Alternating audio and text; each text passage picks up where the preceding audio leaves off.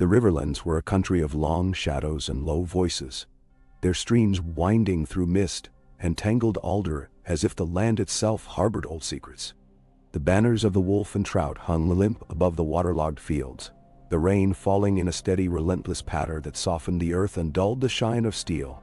The twins rose above the green fork, both towers stark and unmoving, stones darkened by the storm. Not far off, tents sprouted in muddy rows, gray, blue, green, and gold, banners furled tight, flames guttering against the night wind. In the king's pavilion, the torches hissed and sputtered, casting firelight on oiled mail and the battered wolf's head nailed above the entrance. Inside, Robb Stark sat at the edge of a rough-hewn table, a goblet of watered wine between his hands. His face was leaner than it had once been, the jaw sharper, his eyes the color of storm-riled ice, but in the flicker of the torches, the shadow of boyhood lingered. Beside him, Caitlyn's red hair had gone streaked with iron, her hands never still. Outside, the rain sounded like distant hooves. Roose Bolton stood by the fire, his pale eyes fixed on the flames. His voice was measured as ever. "Lord Walder makes a show of hospitality, your grace, but the wine is poor, and his sons have been sharpened by hunger. I would trust a starving dog before a fray." Robb studied the contents of his cup. "He holds the bridge. We have no choice." Caitlyn's hand closed on his wrist. "We always have choices. The Freys have a reputation, Robb. Your father did not trust easily." The flap opened with a gust, and a heavy figure ducked into the gloom, dripping water onto the rushes. Great John Umber shook out his mane, nostrils flaring. "The old weasel wants to see the king," he rumbled, voice rough as a grindstone. "Sends his skinny whelp to ask for a word. Alone. Says it is urgent." Robb nodded, rising in a sweep. "I'll go." Caitlyn's grip tightened. "Robb." He looked down, the shadow of a smile on his mouth. "If I turn aside from every slander and slight, we'll be here a year. I'll hear what he says. I'll return soon." He took Grey Wind with him, the direwolf's eyes glowing silver in the dark. The mud clung to his boots as he strode past lines of guards, some carrying northern shields, some with the silver trout of River Run, others, new to the camp, bearing banners of the Crannog and the Boar, the Sunburst and the Rose. Word had spread quickly these past weeks. The young wolf, undefeated in battle, king in the north, king of Trident, unbowed. The storm had driven more than crows to his cause. He reached the inner bailey, where torchlight burned in the sodden courtyard. Perched beneath an archway, two of Walder Frey's grandsons waited, lean and nervous as hounds. One pressed his hands together, bowing too low. "His Grace, King Robb. Lord Grandfather begs your pardon. He would speak with you." "Alone," he said. Robb inclined his head. "Grey Wind remains." The Freys hesitated, but in the end, they led him up the winding stair, across cold stone passageways and high-beamed halls that smelled of old meat and wet wool. At the solar, Walder Frey awaited, sunken in a heavy chair, bones like old driftwood, his eyes glittering from beneath hooded lids. "Your Grace." His mouth twisted, and Robb could not say if it was a smile or the tick of some half-remembered pain. "Come sit, boy." Robb sat, folding his hands atop his knees. The fire popped, sending sparks upward. "My son," Walder began, "tells me there are whispers you mean to wed again." Robb kept his face still. "I have no wish to break faith again, my lord. Lady Jane is my wife." Walder's lips peeled back. "A southern wife for a northern king. Your father's bones are barely cold. And yet, I see you here, the rivers swelling with knights and banners not your own. And I wonder how many oaths will you keep when the songs are done?" "None?" Robb leaned forward, voice steady. "I did not come for old wounds, Lord Walder. Perhaps you should have. Perhaps you should beg forgiveness for what you have done. Do you know what forgiveness costs, boy? My men are outside your walls. You gave safe passage. You have my word I will honor your house with the respect it is due." The old man wheezed a laugh. "Your word? How far does a king's word travel, I wonder? Does it cross rivers or does it drown?" His eyes narrowed. You lost the crag, you lost Winterfell. Yet here you sit, still king in the north. Robb rose. I am what my men say I am. And I will not beg. I came to treat, not to grovel. Walder Frey's gaze lingered. Then, with a flutter of his hands, he gestured dismissal. Go then, enjoy my meat and my wine. But mark me, Wolf. A king's life hangs by a thread. Robb left without another word, the doors echoing behind him. Outside, Grey Wind paced the hall. Hackles stiff, tails slashing the flagstones. Back in the courtyard, the torches spat their welcome. The camp seemed quieter than before, the air charged with something tense and silent, like the hush before a charge. Above, the clouds churned low, heavy with unshed rain. He returned to his pavilion and found Catelyn speaking with Edmure, her brother. The Lord of Riverrun had always been quick with laughter, but now his face was drawn. The familiar blue eyes ringed with sleeplessness. Walder Frey will have us for dinner tomorrow, Edmure said. He is giving us every sign of welcome. Robb poured himself another cup. He's not the only one playing a game. Lord Tyrell's riders arrived this morning. Sir Garland brings word from Highgarden. Mace Tyrell means to move north. Greatjon snorted. The Rose in the north? He'll freeze his fat arse off. But Catelyn's eyes sharpened. They bring their strength to us. The Tyrells and their grain. If they march, the Lannisters cannot sit idle. Robb drank, feeling the press of eyes on him. His mother's, his uncle's, the loyal lords who had bled and lost with him since Whispering Wood and Oxcross. He spoke softly. We have lost much. We will lose more if we cannot turn our enemies into friends. The Freys must be kept close, the Tyrells closer. If we are to survive, we must be more than wolves. No. The night grew deeper, the sound of rain swelling into a steady roar. Robb sat long after the others had retired. The candles flame a tiny island in the gloom. Grey Wind lay at his feet, eyes never closing, nose twitching at the scents beneath the tent. The young king stared at the map before him. Ink splotched and creased. A scattering of tokens marked the positions of his enemies, the spaces between them wide and uncertain. He had survived every trap, every ambush. But this was not the field of battle. This was the field of men's hearts, shifting as water. Dawn came with a pale, sickly light. The feast was set in the twins' great hall, banners of every color draped above long trestle tables. The Freys were everywhere, sons and daughters, grandsons and bastards, their eyes sharp and restless. Robb entered in mail and wool, the dire wolf close at his heels. He smiled when he must, bowed when it was expected, watched always for the flicker of movement, the scrape of a dagger drawn too soon. Walder Frey presided at the head of the hall, hands folded like bird claws. The first cup was poured, to peace between their houses. The second, to the seven, the old gods, the drowned and the many-faced, all in their turn. By the third, the wine had loosened the tongues of even the tightest Frey. As meat was carved, Robb turned to Catelyn. Watch Lord Roose. She nodded, lips thin. The Leech Lord would cut your throat to gain a lordship, but he is too cold for the Freys. He would have sent word ahead if there were a trap. Robb chewed slowly. I trust him as far as I trust any man who smiles too little. Keep your eyes open. He passed from table to table, exchanging words with every lord who had followed him since the banners had been raised. Smuljan Umber, roaring with laughter, his voice echoing off the rafters. Galbart Glover, stiff and quiet, eyes flicking from face to face. Sir Wendell Manderley, broad as a boulder, eating enough for 3 men. As the day wore on, the rain faded to mist, then to sunlight. The mud outside steamed as the storm broke, and for a moment the river shone like silver. The tension in the hall eased, replaced by the dull weight of food and drink. Robb found himself on a balcony above the courtyard. The wind brisk and fresh. He leaned on the stone balustrade, watching men-at-arms drill in the square below. Grey Wind prowled beside him, nose to the air. A voice stirred behind him, soft, yet familiar. My lord. He turned. Rosalind Frey stood in the doorway, face pale, eyes lowered. Lady Rosalind, Robb said. She curtsied, hands trembling. My father has told me you are a man of honor. Robb studied her, seeing the fear in her stance, the tension in every line.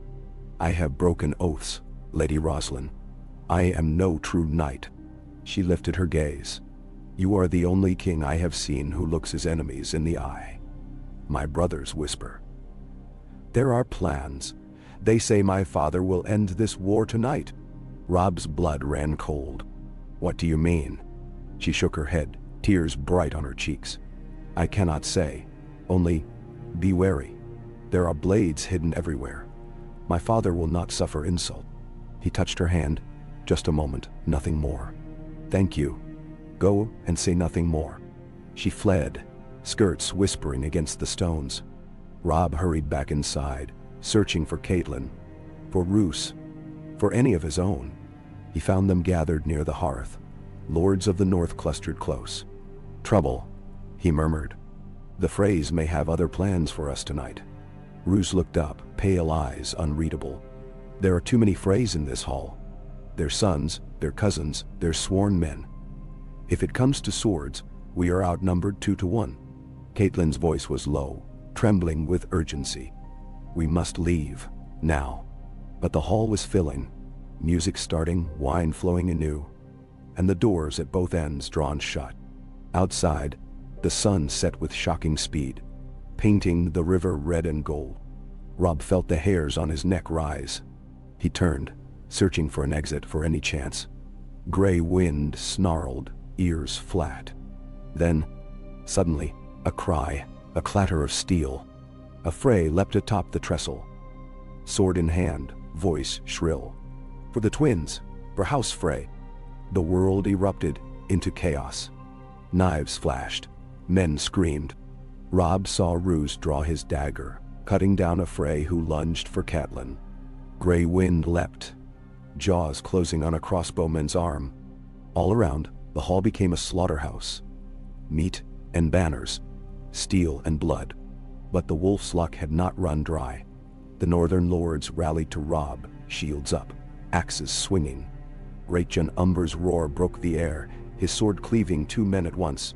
Galbart Glover grabbed a candelabra and set the tapestries alight, sending thick smoke curling to the rafters. Robb shoved Caitlin behind him, blade drawn. To me! To me! He shouted. Northern men with me. They fought their way to the doors, cutting down Freys with desperate fury. The music became a scream, the banners burning, the wine and blood mingling on the stones. At last, they reached the great doors, barred shut from outside. Wendell Manderly threw his weight against them, roaring, while Robb and Roose guarded his back. A crossbow bolt struck Robb's mail, sliding off with a screech. Gray wind tore a man's throat, red staining his muzzle. The doors gave way with a shudder. The night air hit them. Cold, sweet, alive. They spilled out into the courtyard, half their number gone, the rest bloodied but breathing. Above, arrows hissed from the ramparts. Robb shouted, "To the river! Form up! Shields over!" Nanan? The survivors staggered toward the green fork, the riverbank a tangle of mud and corpses. The sun had vanished, leaving only the pale gleam of moonlight on water.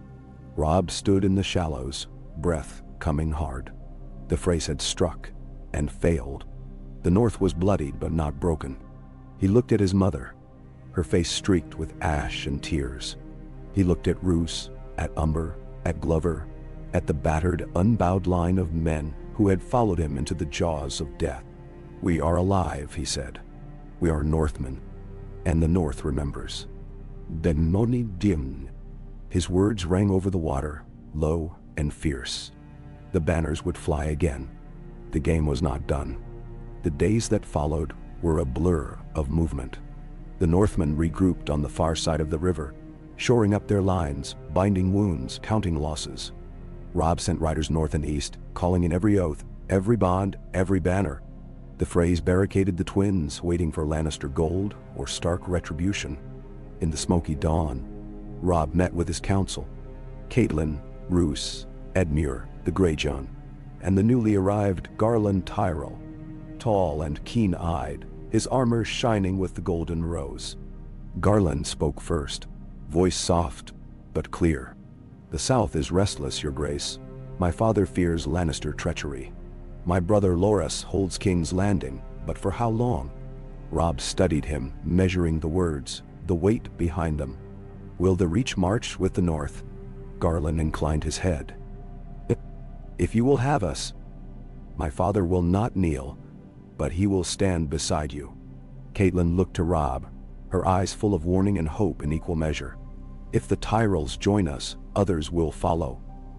The Vale, perhaps. The Riverlands are already yours." Rooz's voice was quiet. "We are strongest when we unite our enemies' foes. But be wary, Your Grace. Every ally brings their own price." Robb nodded, feeling the press of fate. "We must send word to the Eyrie. The Vale has knights and eagles. If we bring Lady Arryn to our cause, the Lannisters will have no friends left." Garland smiled, thin and thoughtful. "And what of the Southrons who fear the wolves?" Robb smiled, the edge of the old wolf showing through. "Let them tremble. Winter is not finished with them yet." Nah. The summons went out, borne by swift riders. North to White Harbor, east to the Bloody Gate, south to Highgarden and beyond. In the camps, men sharpened blades, fletched arrows, whispered of revenge and renewal. The Wolf King had survived, and with him, the hope of all those broken by Lannister chains. In the nights that followed, Robb walked the lines of tents, Grey Wind a silent shadow at his side. The wounded hailed him. The newcome men of the Reach bowed low. The small folk came with bread and salt, and the blessings of the old gods. Once by the river he found Catelyn alone, staring into the dark. "Mother," he said quietly. She looked up, the lines of grief softened by the firelight. "Your father would be proud." Robb sat beside her, silent a long while.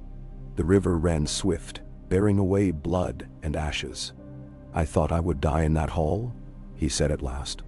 "I thought we all would." She laid her hand on his. "You lived. You saved us all." "Not all," he said. "Never all." She squeezed his fingers. "No king can save everyone. But you have given them hope, Robb. Hope is a weapon, sharper than any sword." "And it came us." He looked at her, the torchlight flickering in his eyes. "Hope must be earned. I will not rest until the North is whole again." She smiled, faint and fierce. "Then let us see it done." Far to the east, in the shadowed halls of the Eyrie, a pale boy king played with a wooden falcon, watched always by his mother's keen blue eyes. Letters arrived by raven, heavy with wax and threat. But Lysa Arryn held her silence, her counsel colder than the stones beneath her feet. To the south, Mace Tyrell gathered his banners, weighing gold against blood. The Dornish watched, sun-bleached and silent, their daggers ready for the turn. In King's Landing, the Lannisters heard the news. The young wolf lived. The Queen Regent's mouth tightened, her hands never still. Jaime sharpened his blade, Tyrion counted coins and spies. And in the north, at Winterfell's shattered gates, ravens circled, and the snows began to fall once more. The hour was late, and the king in the north stood alone on the riverbank, the stars cold and bright above him. Grey Wind raised his muzzle, scenting something distant, wild. Robb closed his eyes, feeling the pull of destiny, old and inexorable. He would not break. He would not yield. He would gather the broken, the lost, the hungry, and forge them into something new, something unbreakable. The North remembered, and so would all the realms of men. June Day. A half-moon rode high over the riverlands, silvering the slow-moving waters and limning every blade of grass with cold light. The air was heavy with the scent of trampled earth, blood, and wood smoke. Around the remains of the Stark camp, torches guttered and snapped, holding the dark at bay, but only just. Somewhere beyond the perimeter, an owl called, sharp and mournful.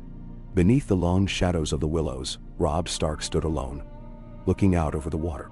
He could not sleep. Each time he closed his eyes, the carnage in the twins' great hall replayed itself in the darkness behind his eyelids. Free swarming over the tables, his own men dying with blades in their bellies, Catelyn's desperate cry, the stink of burning banners. The taste of betrayal was as bitter as the blood on his tongue. Yet the dawn had come, and the wolf's head still flew above the riverbank. He had not failed, not utterly.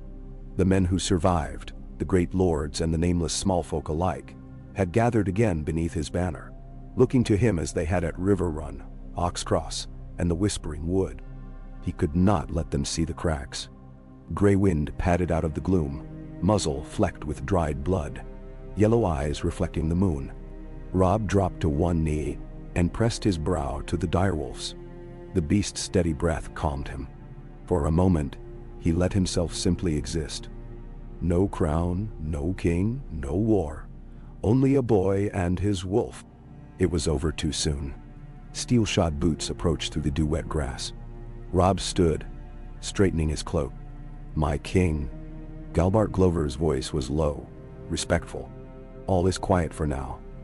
The Freys do not stir behind their walls, and our scouts report no sign of Lannister banners west of the river." Robb nodded. "Thank you, Lord Galbart. Rouse the watch at the third hour, and double the sentries on the south ridge. If Lord Frey means to strike again, he will not find us sleeping." Glover hesitated. "There are rumors in the camp.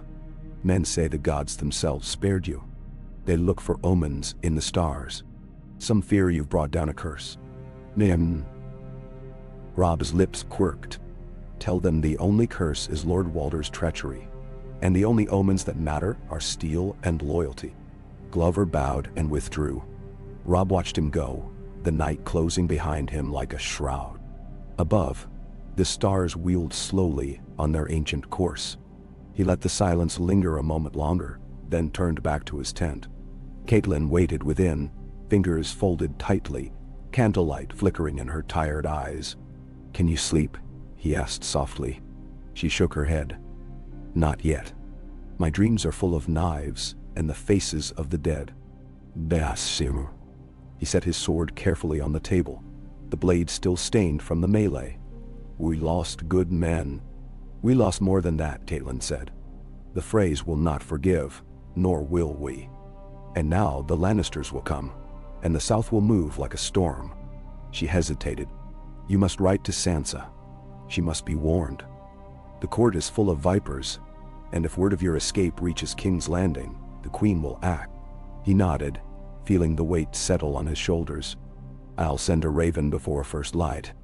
Arya too, if she's truly alive." "Nah." Catelyn's mouth trembled. "I pray for her each night." He hesitated. "Mother, I nearly died tonight. I may yet, if anything happens." She cut him off, voice fierce as a wolf's. "You are the blood of the North. We do not die so easily." He smiled, and for a moment he was a boy again, safe within the walls of Winterfell. Dawn crept over the camp, pale and cold. The survivors gathered before the king's tent, armor dented, faces drawn, weapons oiled and ready. Greyjohn Umber stood near the front, his beard wild and thick as a bear's pelt, arms crossed over his chest. Roose Bolton lingered in the shadows, silent as ever, eyes glinting in the new light. Behind them, Galbart Glover, the Manderley brothers, Rickard Karstark, Sir Edmure Tully, and a score of lesser lords, all waiting for the king's word. Robb mounted a tree stump, gray wind at his feet. He looked out at the men arrayed before him. Bloodied, battered, unbroken. "We have seen treachery," he said, his voice carrying in the stillness. "But we are not broken. The North remembers, and the North endures.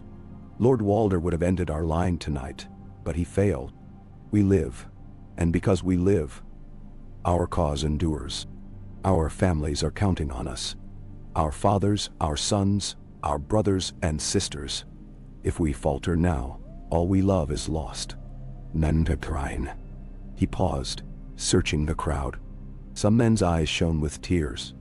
Others clenched their jaws and stared at the earth. "We march east," Robb declared. "We cross the Trident and make for River Run.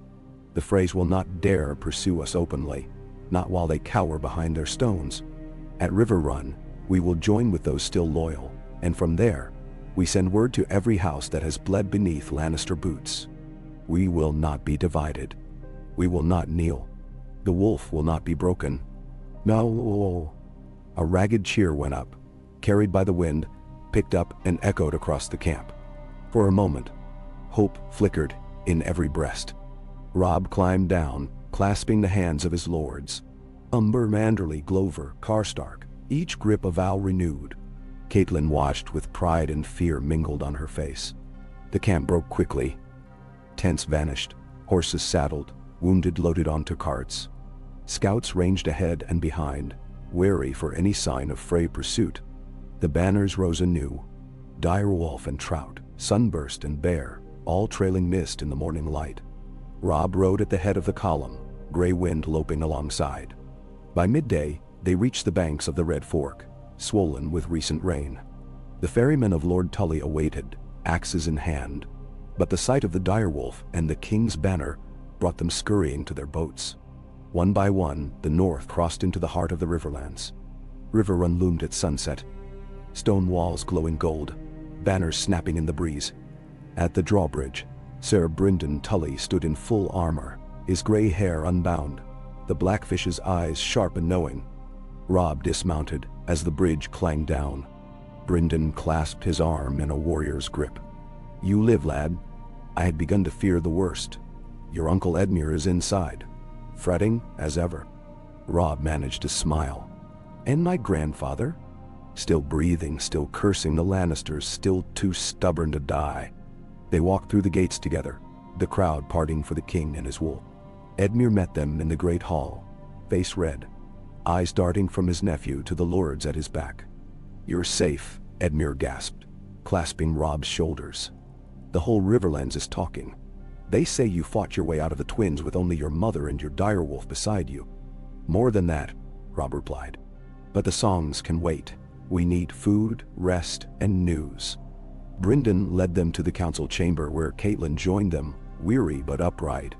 Roose Bolton, the Manderless, Glover, and the rest took seats along the walls, guards posted at every door. The room smelled of wax and parchment, old wood and hope. Edmure poured wine, hands shaking only a little. "The Lannisters are massing at Harrenhal. Sir Gregor Clegane rides with 3,000 men, burning villages from the Blackwater to the Tumblestone. Word is, Tywin Lannister means to sweep the Riverlands clean before winter." Robb's jaw tightened. "And the Tyrells?" Brynden grimaced. "Highgarden is quiet. Too quiet. Garland Tyrell rode north with you, but his father keeps his banners close. Some say Mace waits to see which way the wind blows." "Nah." Robb looked to Roose, whose pale eyes flickered in the lamplight. "Lord Bolton, there is discontent in the west. The Lannisters squeeze their bannermen hard. Lady Westerling has sent feelers through the crag. She remembers your kindness to her kin. In the north, White Harbor stirs. Lord Wyman sends ships, though the Dreadfort remains silent." Catelyn's voice cut through the gloom. "Then we must move quickly. If the Lannisters break the Riverlands, all hope of union is lost. We need allies, Robb. Not just banners, but true friends. The Tyrells, the Arryns, the Martells. If even one joins us openly, the others may follow." "Namen." Brynden nodded. "The Eyrie is well defended, but Lysa is ever fearful. Still, I have friends among the Knights of the Vale. Letters might do what swords cannot." Robb's mind raced. "We send ravens tonight. To White Harbor, the Eyrie, Highgarden, Sunspear. Promise them all a seat at the table. Promise them peace, lands, vengeance, whatever they crave. But make it clear, only together do we have hope." Roose Bolton's thin mouth curled. "United, yes, but not yet united under one crown. The Southron lords will not kneel to a king in the north." Robb met his gaze. "Then I'll not ask it. Let them keep their titles. Let the Riverlands, the North, and the Reach stand as brothers, not master and servant." Edmure grinned, the old Tully confidence flickering back. "A council of kings?" "A council of equals," Robb said. "If the Lannisters can unite the West and the South, we must do better. The Iron Throne is a poison thing. I want no part of it. Let them fight for gold and glory. We fight for our people." A murmur of approval spread through the room. Brendan's smile was wolfish. "Well said, lad. Now let us send those ravens and see what answer the world gives us." Days passed in a fever of activity. Ravens flew from every tower, messengers riding day and night.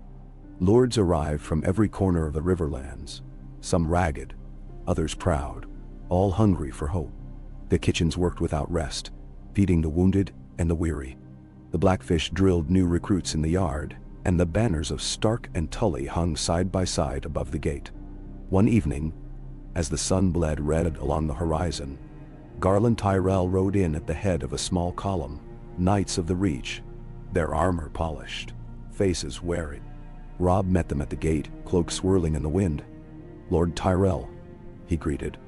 Garland dismounted, removing his helm. His hair was gold, eyes keen. "Your Grace. High Garden has watched with interest. My father would have sent more, but the Queen in King's Landing holds his granddaughter. Still, my sword is yours, and more may follow." Robb clasped his hand. "You are welcome here, Sir Garland. Sit at my council, and help us forge what is to come." "Nan?" They entered the great hall together, where music played, and the scent of roast boar filled the air. Caitlin welcomed Garland with grace, and the Manderleys and Umbers toasted him loudly. As the night wore on, Robb and Garland sat apart, speaking in low voices. "The Reach has always looked north with caution," Garland said. "But the Lannisters grow greedy. They squeeze the west and south. My father is no fool. If you offer peace, grain, and fair dealing, the Reach may throw off Lannister chains." Robb nodded. "I have no wish to rule the south. The north is my home, the Riverlands my kin. But if your father brings his banners, the Lannisters will fall. I will grant any honest man the freedom to govern his own. All I ask is alliance, and the end of this war." Garland's eyes gleamed. "I will carry your offer south, and I will speak for you, your grace. The bards already sing of the Wolf King who will not die." Robb smiled, though the weight of the crown pressed heavier than ever. The days blurred into one another. Councils, drills, letters, meetings with lords and envoys, all clamoring for the king's time. Yet hope grew, slow and stubborn, taking root where despair had been. In the north, word came that Lord Wyman Manderley had driven the Lannister garrison from White Harbor, raising the Stark banner again over the city's walls. In the Vale, Sir Vartus Egan sent secret word. Lysa Arryn wavered, but her knights longed to ride. In the south, Garland Tyrell returned to Highgarden, his company swelling as word of Robb's survival spread. And from Dorne, a raven arrived. Prince Doran Martell's words as careful and slow as honey. Dorne remembers the mountain's crimes. Dorne remembers Elia Doughton. We are watching. Speak again soon. Robb spent many nights at the battlements with Caitlin. They would watch the moon rise, listen to the call of the nightjars, speak of the old gods and the dreams of peace that seemed, at last, less impossible. Father would have been proud, Caitlin whispered once, her head against Robb's shoulder. Robb squeezed her hand. He wanted only to keep his children safe. I failed him in that. No, she said fiercely. You have done all any man could do, more than most. He watched the stars turn overhead and wondered if peace would ever come to this land. The night before the march, Robb called a council of war in the Solar. The lords of the North and Riverlands attended, along with the new envoys from the Vale, the Reach, and even a lean Dornish knight with a sun and spear brooch. The air was tense with possibility. We move at first light, Robb announced. The Lannisters have spread themselves too thin. They hold Harrenhal, but their foragers roam far. We strike east, toward the Tumblestone. We free the towns, drive the lions back to their den, and show all Westeros that our alliance is more than words. No. Lord Umber thumped his fist on the table. Give me 500 spears and I'll ride to Harrenhal's gates myself. Manderley grinned, his jowls quivering. The Wolf King marches, and White Harbor marches with him. The Blackfish's eyes gleamed. "The rivers are with you, boy. The Tullys are yours to command." Robb nodded. "We will not rest until the Lannister yoke is broken. Each of you, send word to your men. Make ready for war, but make ready also for peace. We will not burn what we mean to save." "Nanundere." Roose Bolton spoke, voice low. "Peace must be won with as much care as war. If we press too hard, the Southrons will turn on us the moment we falter." Robb's answer was sure. "Then let us press wisely and offer a hand where we might once have raised a fist." He looked around the table, meeting each lord's gaze in turn. In that moment, the seeds of a new Westeros were planted. Not one ruled by fear and fire, but by hard-won trust. As the meeting broke, Catelyn caught Robb's arm. "You have done it," she whispered. "You have made them believe in something greater than their old grudges." Robb embraced her. "They believe because they must. If we falter, we lose everything." She smiled, fierce and proud. "Then do not falter, my son. The world is watching." Nonente. And so, as the first hints of dawn colored the sky, Robb Stark, King in the North, Lord of Winterfell, Savior of the Riverlands, Uniter of Banners, prepared to lead his host into a future unwritten, where old enemies might yet become allies, and the wolf might learn at last to run with the lion, the eagle, and the stag. Morning in Riverrun was a pale golden hush, broken only by the whicker of horses, the creak of harness, the restless shuffle of men and steel. Fog still curled on the tumblestone, and dew silvered the banners arrayed in the yard. Robb Stark woke early, as always, sleep shallow and dreams troubled. But today his heart was taut with something perilously close to hope. The camp was stirring even before the crow's call. Cookfires sent thin blue smoke drifting above the ramparts, and along the walls, the sentries gripped spear and bow, eyes sharp for Lannister riders, or worse, Frey banners seeking vengeance in the gray of dawn. In the great hall, lords and captains gathered, hunched over platters of black bread and cold venison, their talk low and urgent. Robb found Catelyn already at the board, hands wrapped around a mug of small beer. Her eyes were rimmed with red but watchful all the same. Beside her, Edmure tried to make light talk, but his laughter fell short and faded quickly. "Your men are ready," Catelyn said when Robb entered. Galbard Glover rode the perimeter at first light. "No sign of enemies yet. We ride soon," Robb replied. "They'll have eyes on the road. The Lannisters will have heard of the massacre at the Twins by now. Every day we delay, they draw their nets tighter." Edmure straightened, forced bravado in his tone. "We're not trapped. Not with the river at our backs and friends at every ford." Robb managed a ghost of a smile. "Not trapped. Just beset on all sides." Catelyn pressed her son's hand, fierce in her steadiness. "They have not broken you yet." "I won't let them," he promised, and meant it. A knock at the hall doors interrupted. Sir Brynden strode in, every inch the Blackfish in his burnished mail and deep blue surcoat.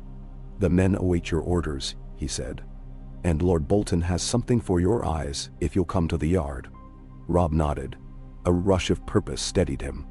He followed Brynden, passing between tables where northern men wolfed down breakfast or checked leathers and straps. Outside, the yard was alive with movement.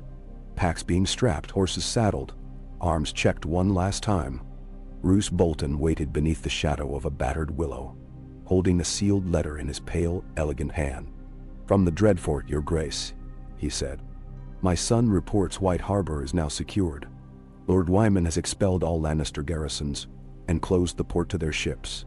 They are building longboats. He suggests you write him, offer terms." "Burn." Robb broke the seal and scanned the crabbed writing, relief and calculation mingling in his chest. "The Manderleys have always been loyal," he said at last. "Write Lord Wyman. Tell him his loyalty will not be forgotten. He is to hold White Harbor, harry any southern ships he finds, and send us word if the Lannisters attempt the sea." Roose bowed, and his eyes gave nothing away. "As you wish, Your Grace." The Blackfish strode to Robb's side. "If White Harbor is safe, our flanks are secure. Only the Dreadfort and Barrowton keep to their own counsel. Bolton's folk and the Barrow Kings? None dis. Robb's gaze met Ruse's. Will they answer the call? Bolton's voice was quiet, measured. They remember Winterfell. But their wounds are deep, and the Lannisters send envoys daily. Give them hope, and they will ride. Threaten them, and they'll dig in like badgers. Robb nodded. Then hope it is.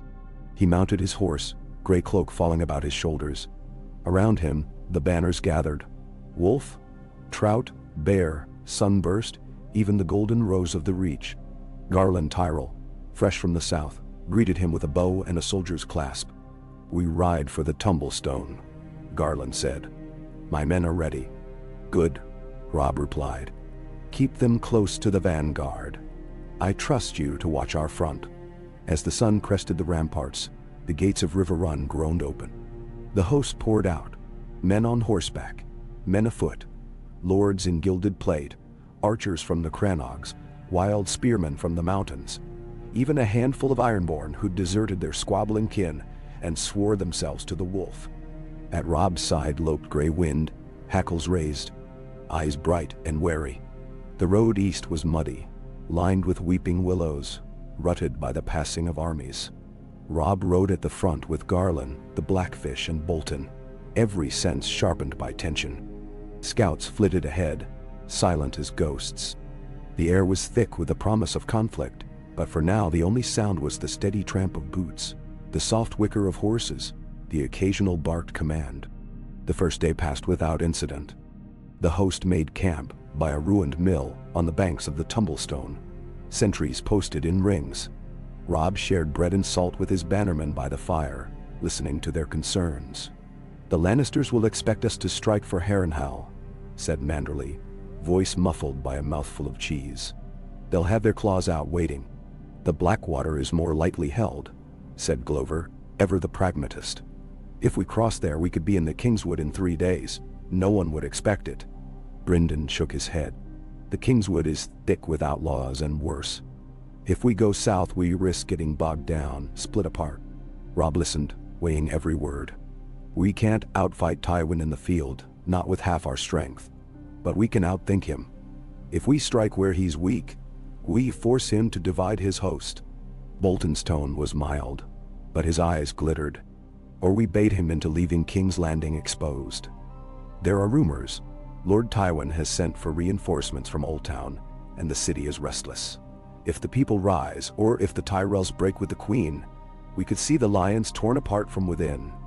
Robb nodded, mind turning over possibilities. We will feint toward Harrenhal, send riders to burn their foraging parties, and cross the Blackwater at night. Garland, can your men ride in silence? Garland's lips curled in a confident smile. The Knights of the Reach are not only good for tournaments, Your Grace. We can move quickly, if you trust us. Then it's settled, Robb said. We move tomorrow. Let the Lannisters wait for us at Harrenhal. We'll not give them the battle they want.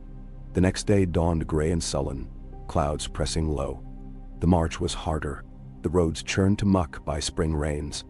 Word reached Robb that the Lannisters had fortified the fords, their banners flying over every bridge. But his men found ways across. A ferryman's skiff, a hidden ford known to a Riverlander lad, a fallen tree spanning the water. Grey Wind scouted ahead, his presence unsettling even to the bravest scouts. On the third night, as campfires burned low, a hooded rider slipped into the king's camp. He was lean and pale, eyes sharp as a crow's. My lord, he said quietly, I bear a message from Petyr Baelish. Lord Baelish claims he is ready to deliver the veil. All he asks is your word that Lady Sansa Stark will be made mistress of her own fate, free from Lannister and Arryn both. Nan. Robb's jaw tightened, and for a moment something fierce flashed in his eyes. Tell Lord Baelish I do not trust him. But tell him Sansa is my sister, and I will see her safe, if it costs me my life. If the Knights of the Vale wish to ride with the North, let them come openly. No more riddles. The rider bowed and vanished as silently as he had come. Catelyn, who had listened from the shadows, drew Robb aside. Petyr Baelish is not to be trusted. I know, Robb said, voice low. But the veil's strength could turn the tide. If Sansa can be freed, if Arya lives, perhaps the old wounds can heal. Just be careful, Robb. A snake does not change its skin. They rode on, deeper into the Riverlands, freeing villages where Lannister men had set up cruel little kingdoms, leaving a trail of justice behind them. For every town liberated, men flocked to Robb's banner. Tully men and Stark men, small folk with little but pitchforks, hedge knights and bastards hungry for honor. Each day the host grew, as if the river itself gave up its strength to the king in the north. In each place, Robb made a point of justice.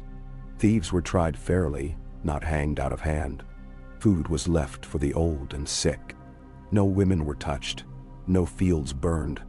The small folk watched in awe as their wolf king passed, and stories spread faster than the wind.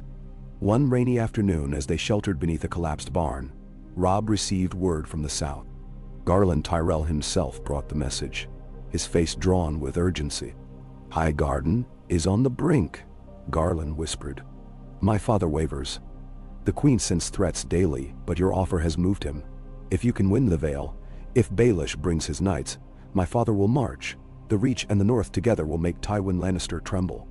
Robb leaned back, staring into the mist. "Then Baelish must be forced to act. Tomorrow we send an envoy to the Bloody Gate. If the Eyrie opens, all the realm will see it." Garland nodded, a gleam of admiration in his eyes. "You are not like the Southern kings, Robb Stark. You fight for your people, not your pride." Robb smiled, but it was weary. "We all fight for something, Sir Garland. I only hope I fight for the right things." The plan unfolded over the next days, with all the tension of a drawn bow. The Stark host feinted north, striking at foragers, skirmishing with Lannister outriders, spreading chaos and rumor.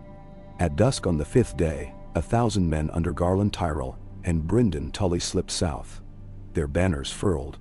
By moonrise, the bulk of the host followed, crossing the Blackwater at a narrow ford, while the Lannisters, certain Robb was bound for Harrenhal, gathered in vain for battle.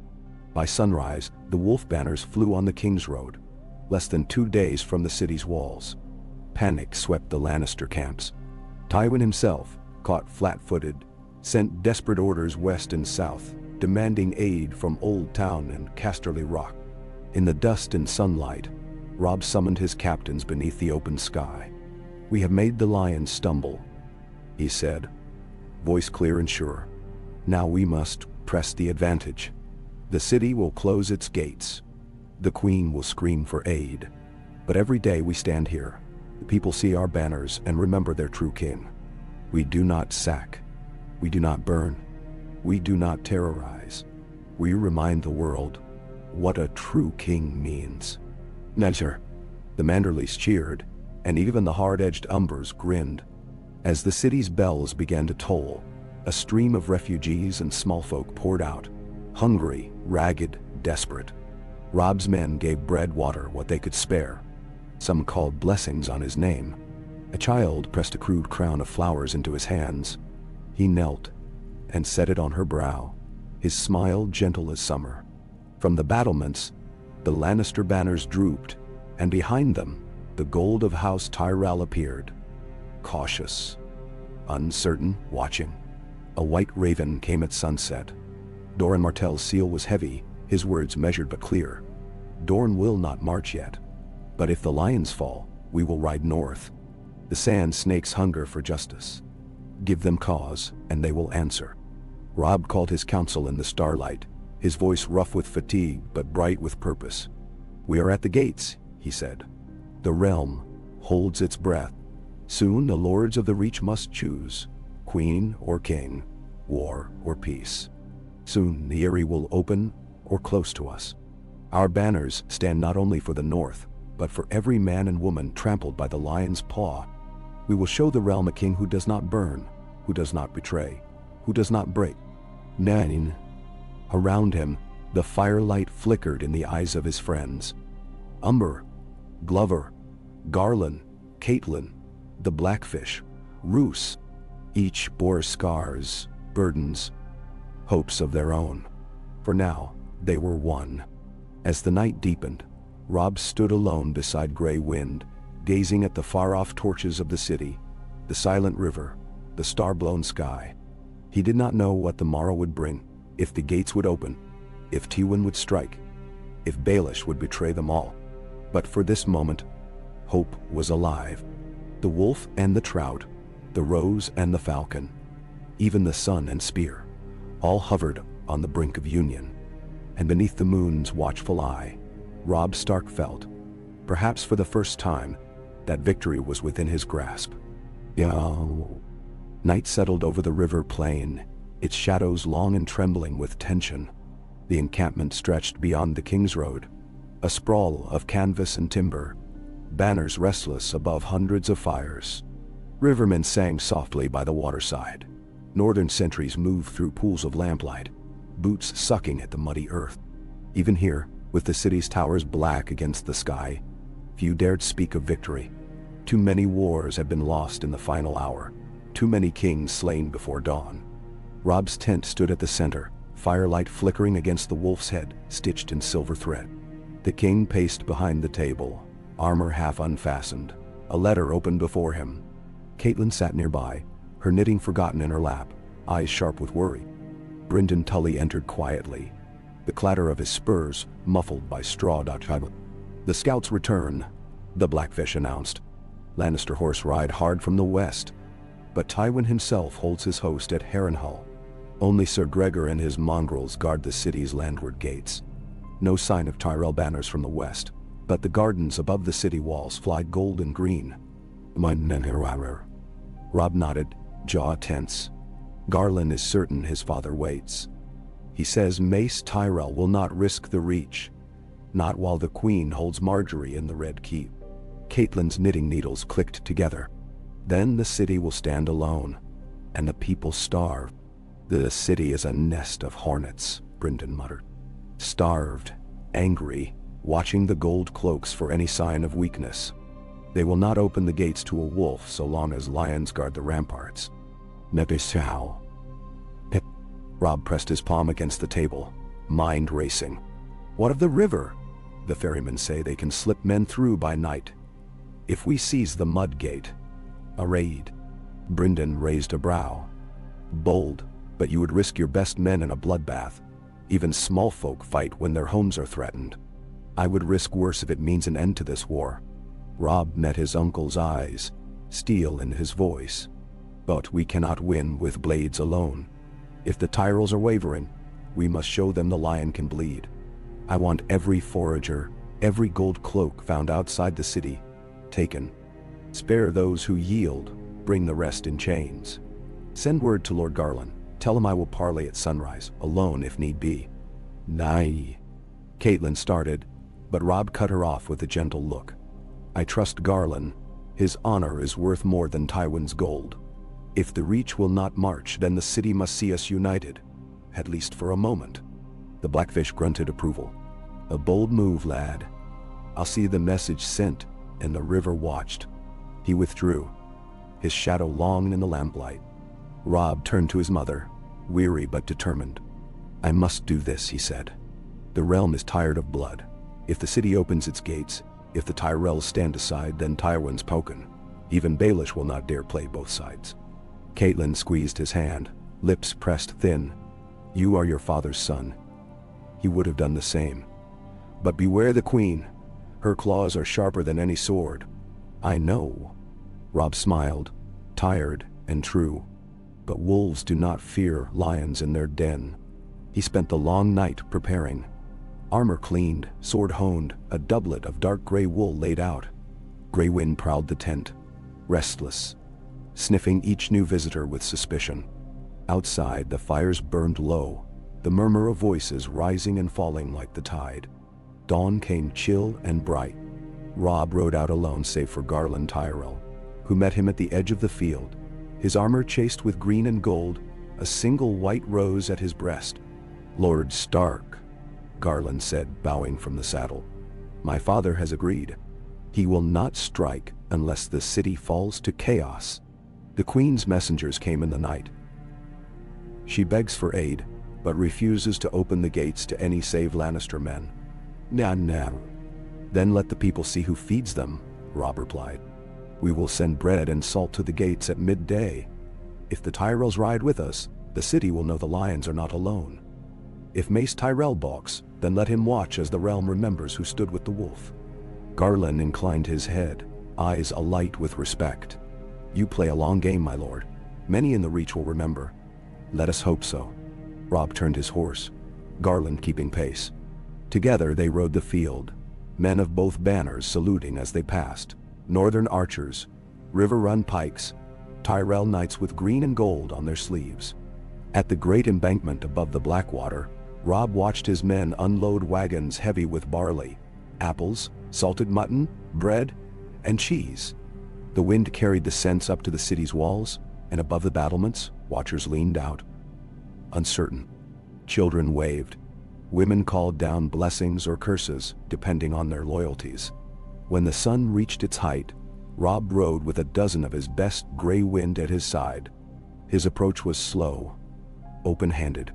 He called out in the king's tongue, his voice carrying, "I am Robb Stark, king in the north, and of the Trident.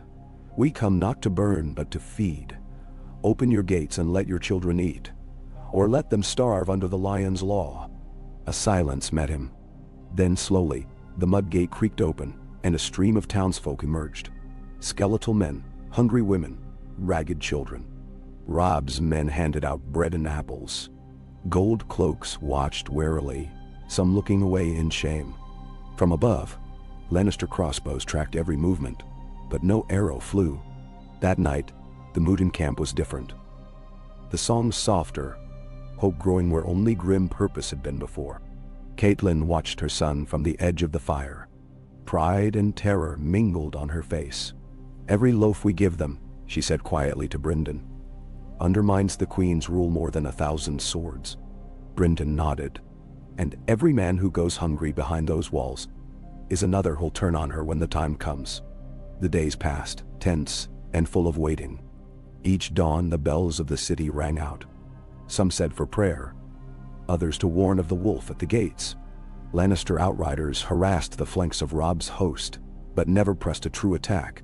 The Queen's envoys came and went, always with demands, never with concessions.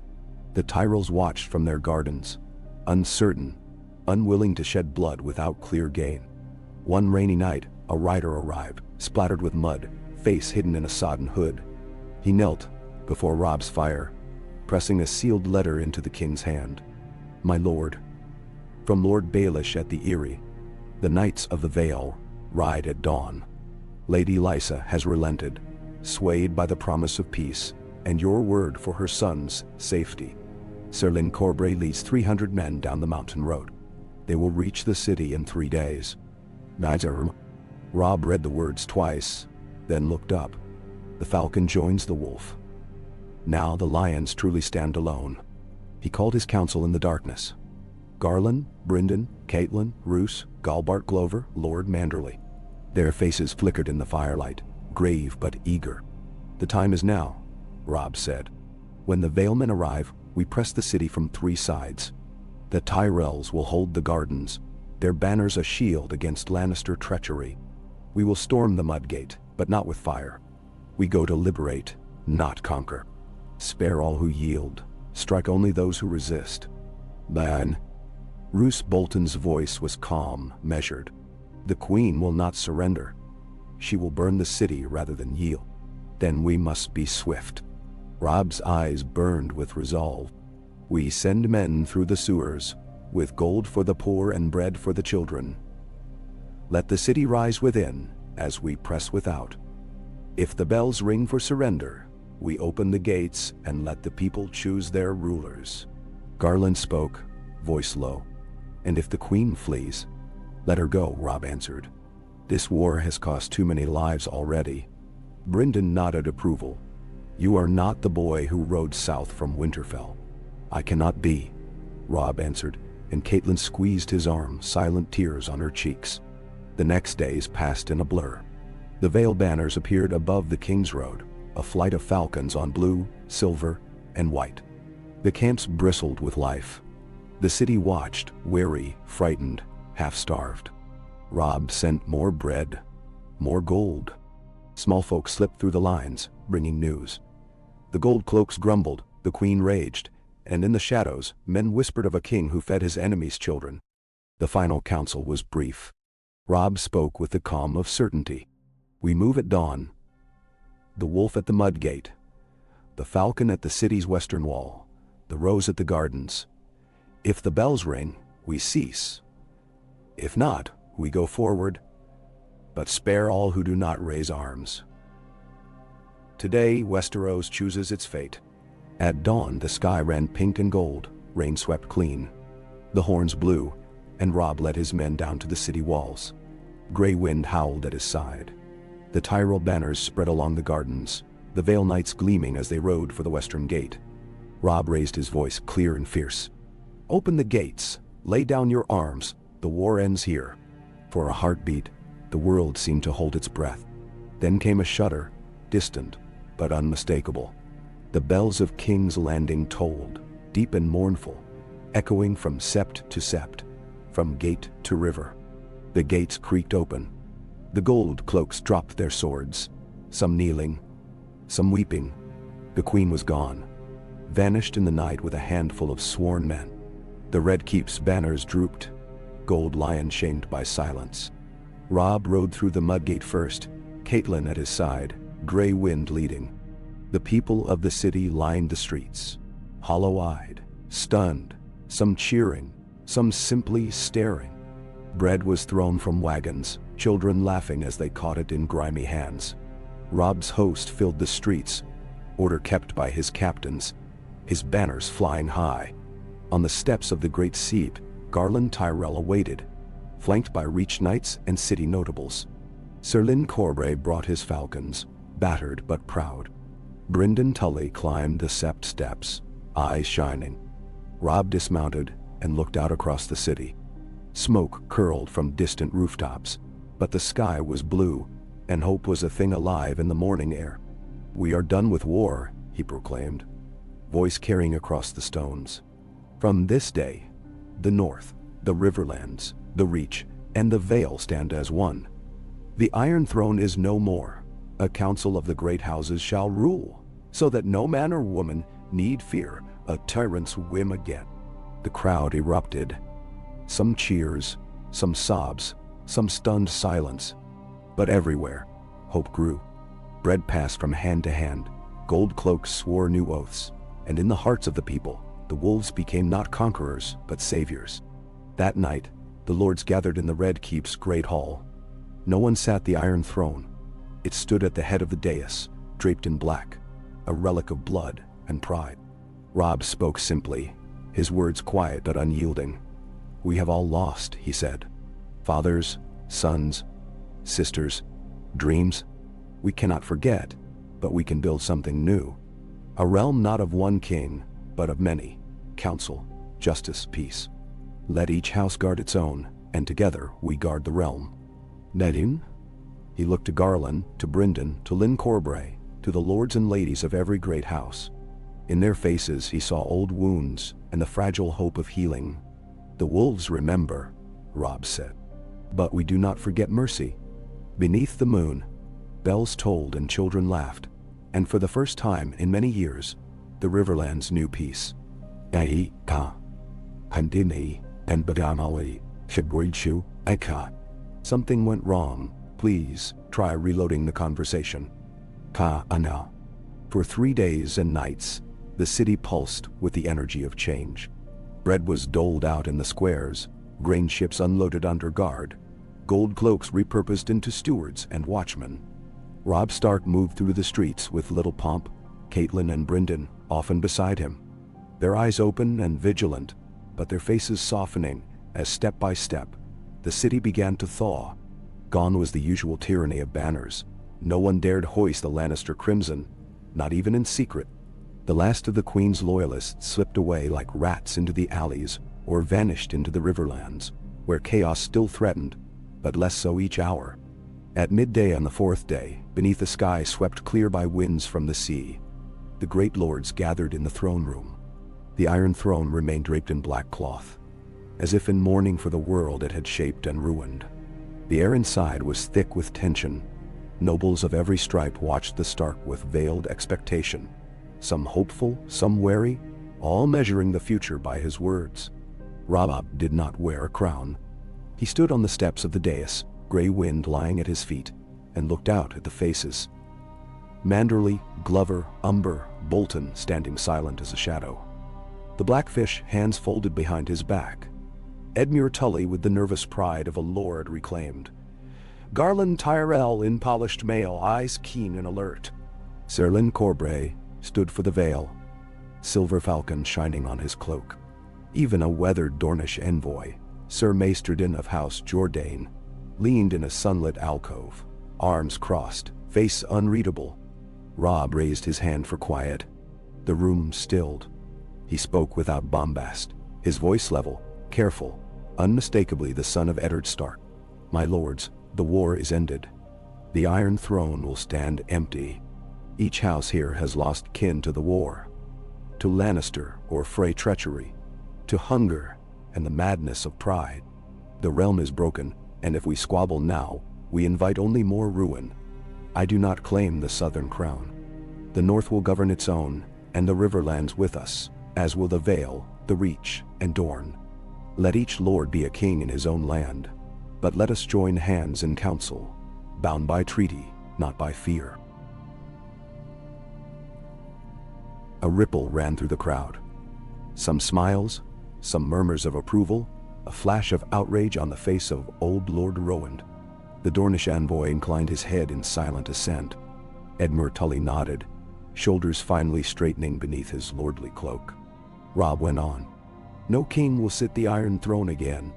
Instead, each year, at midsummer, we will gather in council, each great house sending its lord, or lady, or chosen. Law will be made by vote, not decree. The city will govern itself, led by a council of guildsmen, small folk, and septons. We will pay for what we take. We will keep no standing armies here but the city's own watch. Nani. Manderley's rumble was the first voice to break the silence. A bold plan, your grace. But what of the Lannisters? Will they kneel to peace? Robb's face hardened, the king in him plain as the lines cut deep around his eyes. The lions are broken. Tywin Lannister's hosts are scattered, his gold spent on mercenaries that will not march against 4 realms united. Jaime Lannister is a captive at Riverrun to be ransomed. Cersei is gone, her power ended. If the Lannisters wish to live in peace, they may, so long as they keep to their hills and honor the new law. If not, they will face us all. Nenho. Serlin Corbray spoke next, voice clear. And who rules when the lords quarrel? The realm has seen councils torn by ambition before. Robb met his eyes. We are all wary, but we have a chance now to write a new law, one bound in ink and blood, that all will swear to keep. If a lord breaks with the council, the others will judge him. If 2 houses come to arms, the council will mediate. If any try to seize the throne, all banners will rise together. We will govern not by trust, but by oath, by witness, and by the will of those who bleed for these lands. Magnasia. For a long moment, only the distant shouts in the street, and the gulls over the river disturbed the silence. Then Garland Tyrell, standing tall, broke the quiet. My father will support this council. He will not march on the city, nor claim the South for his own, so long as the Reach rights are honored. My brother Loras will remain as captain of the city watch until the council is established. Nitstoisenan. The Blackfish spoke next, his words short and to the point. The Tullys remember their friends and foes alike. The Riverlands will stand with House Stark in council or in war. Bolton said nothing, his eyes cold and shrewd. Manderley only nodded, a slow, approving gesture. Edmure looked from face to face, then gripped Robb's forearm in open solidarity. The Dornish envoy at last unfolded his arms and stepped forward, his voice soft but carrying. Dorne has long sought justice, not vengeance. My prince asks only that the law be truly equal, and that the mountain's crimes not go unpunished. If this is kept, we will send wine, gold, and peace. And justice for Elia and her children, Robb promised. will be our first act in council, and the guilty will stand trial before all the realm." So it was agreed, treaty signed and sealed, swords sheathed, and the lords of Westeros united in wary hope. Word spread through the city by nightfall. At the steps of the great sept, bakers and butchers, smiths and goldsmiths, old crones and ragged boys, all gathered to hear the proclamation. There would be no more kings, no more war. Bread would be delivered, grain prices set by law. The city guard rebuilt from the best of every host, answerable to the council. The city, for the first time in living memory, began to breathe. For Robb, the first days were a blur of negotiation, settlement, and sudden moments of peace. He met with the guildmasters and city elders, heard the pleas of former gold cloaks, sat in council to judge minor disputes. Each morning, he rode north to Winterfell and White Harbor, urging the remaining Stark bannermen to lay down arms and prepare for winter. Each night, he walked the city walls with Catelyn, watching the lights spread across the river and listening to the quiet that, day by day, replaced the anxious muttering of unrest. But peace was a thing easily broken. The first challenge came on the 6th day, as dusk bled gold across the city. A Lannister envoy arrived beneath the banner of truce, flanked by 2 silent knights. He was young, golden-haired, his voice heavy with pride and dread. "Lord Robb Stark," he said, bowing. "I am Sir Martin Lannister, sent by my uncle Sir Kevin. He offers terms. The Lannisters will recognize the council and renounce claim to the city if their kin are released and the lands of the West left unspoiled. He swears by the old gods and the new that no Lannister sword will be drawn against you if Cersei is allowed to take ship for Essos, never to return." Madam. Robb studied the boy, measuring both the offer and the risk behind it. "The Lannisters have given oaths before," he said, voice flat. "But so long as Tywin lives, I will hold Jaime as a surety, and Cersei as an exile. The gold of the West will be taxed in fair share to feed the city and pay reparations. If your house breaks the pact, the Riverlands and the North will ride together, and the Reach and Dorne besides. Go to your uncle and tell him Robb Stark's word is as strong as the wall." "Don." Martin bowed, relief visible in the line of his shoulders. "I will carry your words, your grace, and I thank you as a son and as a brother." So the Lannister threat, for now, was defanged. The queen was gone. Rumors put her aboard a Braavosi galley, disguised, bitter, alone. The Iron Bank had sent word, as well, offering terms of credit and the hope of stability for a city that had not seen it in decades. The gold cloaks were retrained, their numbers reduced, their new captains drawn from across the kingdoms. The first Council of Lords met that night in the solar of Maegor's Holdfast. Stark, Tully, Tyrell, Corbray, Manderley, with the Dornish envoy and even representatives from the Stormlands. Robb presided but did not rule.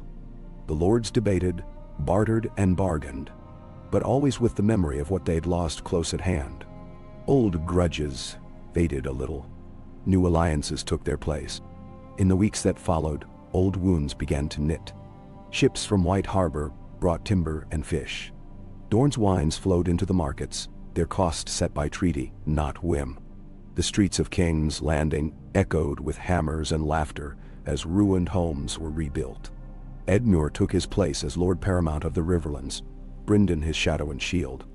Garland Tyrell rode west to Highgarden with 100 men-at-arms, bearing the first grain of the new alliance and the promise of peace to his father. Robb sent riders north and east, letters to the Barrowlands, the Rills, the Dreadfort, the mountains. Some lords hesitated, waiting for signs of weakness, but most saw what the South had become and bent the knee, not to a king, but to the future itself. One evening, Robb stood atop the gatehouse, watching the sun slip behind the city. Gray wind pressed against his side, breath steaming in the cooling air. Catelyn joined him, hands folded, her hair threaded with silver and gold. "The snows will come soon," she said softly. "Will you return north when the council meets in midsummer?" He nodded, eyes on the river. "The north needs its lord, but I will come, each year. And if the council fails, if the realm falls back to war, then I will fight again. But not for a crown, only for peace." She smiled, tears bright, but unshed. "Your father would have been proud." He put his arm around her shoulders, watching the torches spring to life in the streets below. "Perhaps, but I wish he could see it himself." Now, as the sky darkened and the city lights glimmered, the peace Robb Stark had forged felt fragile but real, a hope no longer born of desperation, but of something enduring, as strong as the wall and as wide as the river. For the first time, in a city built for kings and ruined by their pride, the people looked forward to the morrow, and not back to the past. Late summer heat pressed against the city's stones, sticky and relentless, driving the stink of the river deep into every square and alley. But in King's Landing, no one complained. They remembered too clearly the terror of fire and sword, the long hunger that gnawed through siege and riot. Now, the markets buzzed with the living. Sellers haggled, children chased dogs, minstrels sang again. Robb Stark, walking the city's broadest streets with his guard no larger than a handful of silent northerners and one enormous wolf, saw hope flickering in windows and doorways, in the smiles of the bread girls and the nods of dusty craftsmen. He had won a peace, at least for now. Gray wind trotted at his side, head up, nose testing every gust of air. Robb's presence was no longer enough to make people run or kneel, but everywhere he passed, heads turned. He stopped at the baker's stall, spoke with the woman whose hands were white with flour, accepted a small warm loaf and paid for it himself. The city watched, wordless, as their new protector moved among them with neither crown nor retinue. That evening, the council met in Maegor's Holdfast, where the ancient stones seemed to hold memory of both violence and quiet resolve. Garland Tyrell returned from Highgarden with letters sealed in green and gold, the promise of ships and fresh wheat for the city. Sir Lyn Corbray, straight-backed and sharp-eyed, carried news from the Eyrie, where Lady Lysa fretted over her boy, but had agreed to send both knights and silver for the coming winter. Edmure Tully, freshly shaven and red-eyed, brought order to the tangled politics of the Riverlands, negotiating new trade with Dorne and the Reach. Robb sat at the head of the table, not as king but as chair, the oaths they had sworn to council still holding. The city's guildmasters filled the back benches, watching, murmuring, as the great lords set their plans. "The harbor is secured," Garland reported, voice calm and sure. "The Iron Bank is satisfied, for now. We have agreements with Lys, Volantis, and Old Town. The price for grain is fair." Manderley added, "White Harbor's catch was heavy this season. Salted cod and smoked herring are ready for the city. Our ships ride high with timber and wool." Edmure's tone was careful. "The Riverlands still see bandits on the roads, but the old Freymen are leaderless and few. With winter coming, the people want peace more than vengeance." "Nestai." The Dornish envoy listened, face unreadable, his wine untouched. "My prince asks when justice for Elia Martell will be met. The mountain still breathes, somewhere in the west. Our banners remain at the ready." Robb nodded. "Justice will be done. Not in haste, not in blood, but in truth before all the realm. Let the new council judge, and the guilty answer for what they've wrought." Bolton's eyes glittered, inscrutable. "Peace is easier forged than kept. There are those who will test your resolve, your grace. Old enmities linger. Houses broken do not forget."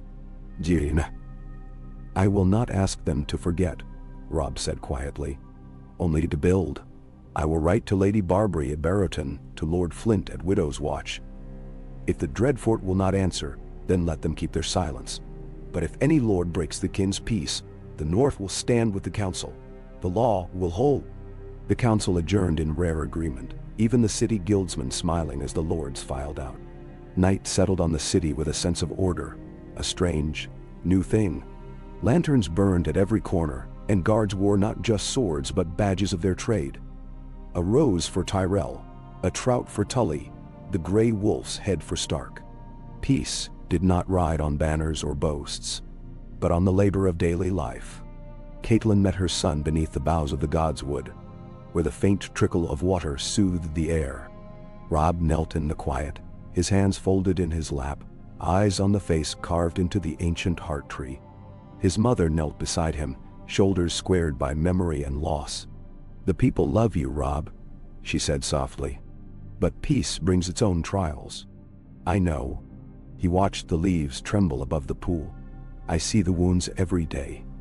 The old knights who lost sons, the mothers who can't bear to trust again, the hungry who still remember Lannister goldcloaks riding them down.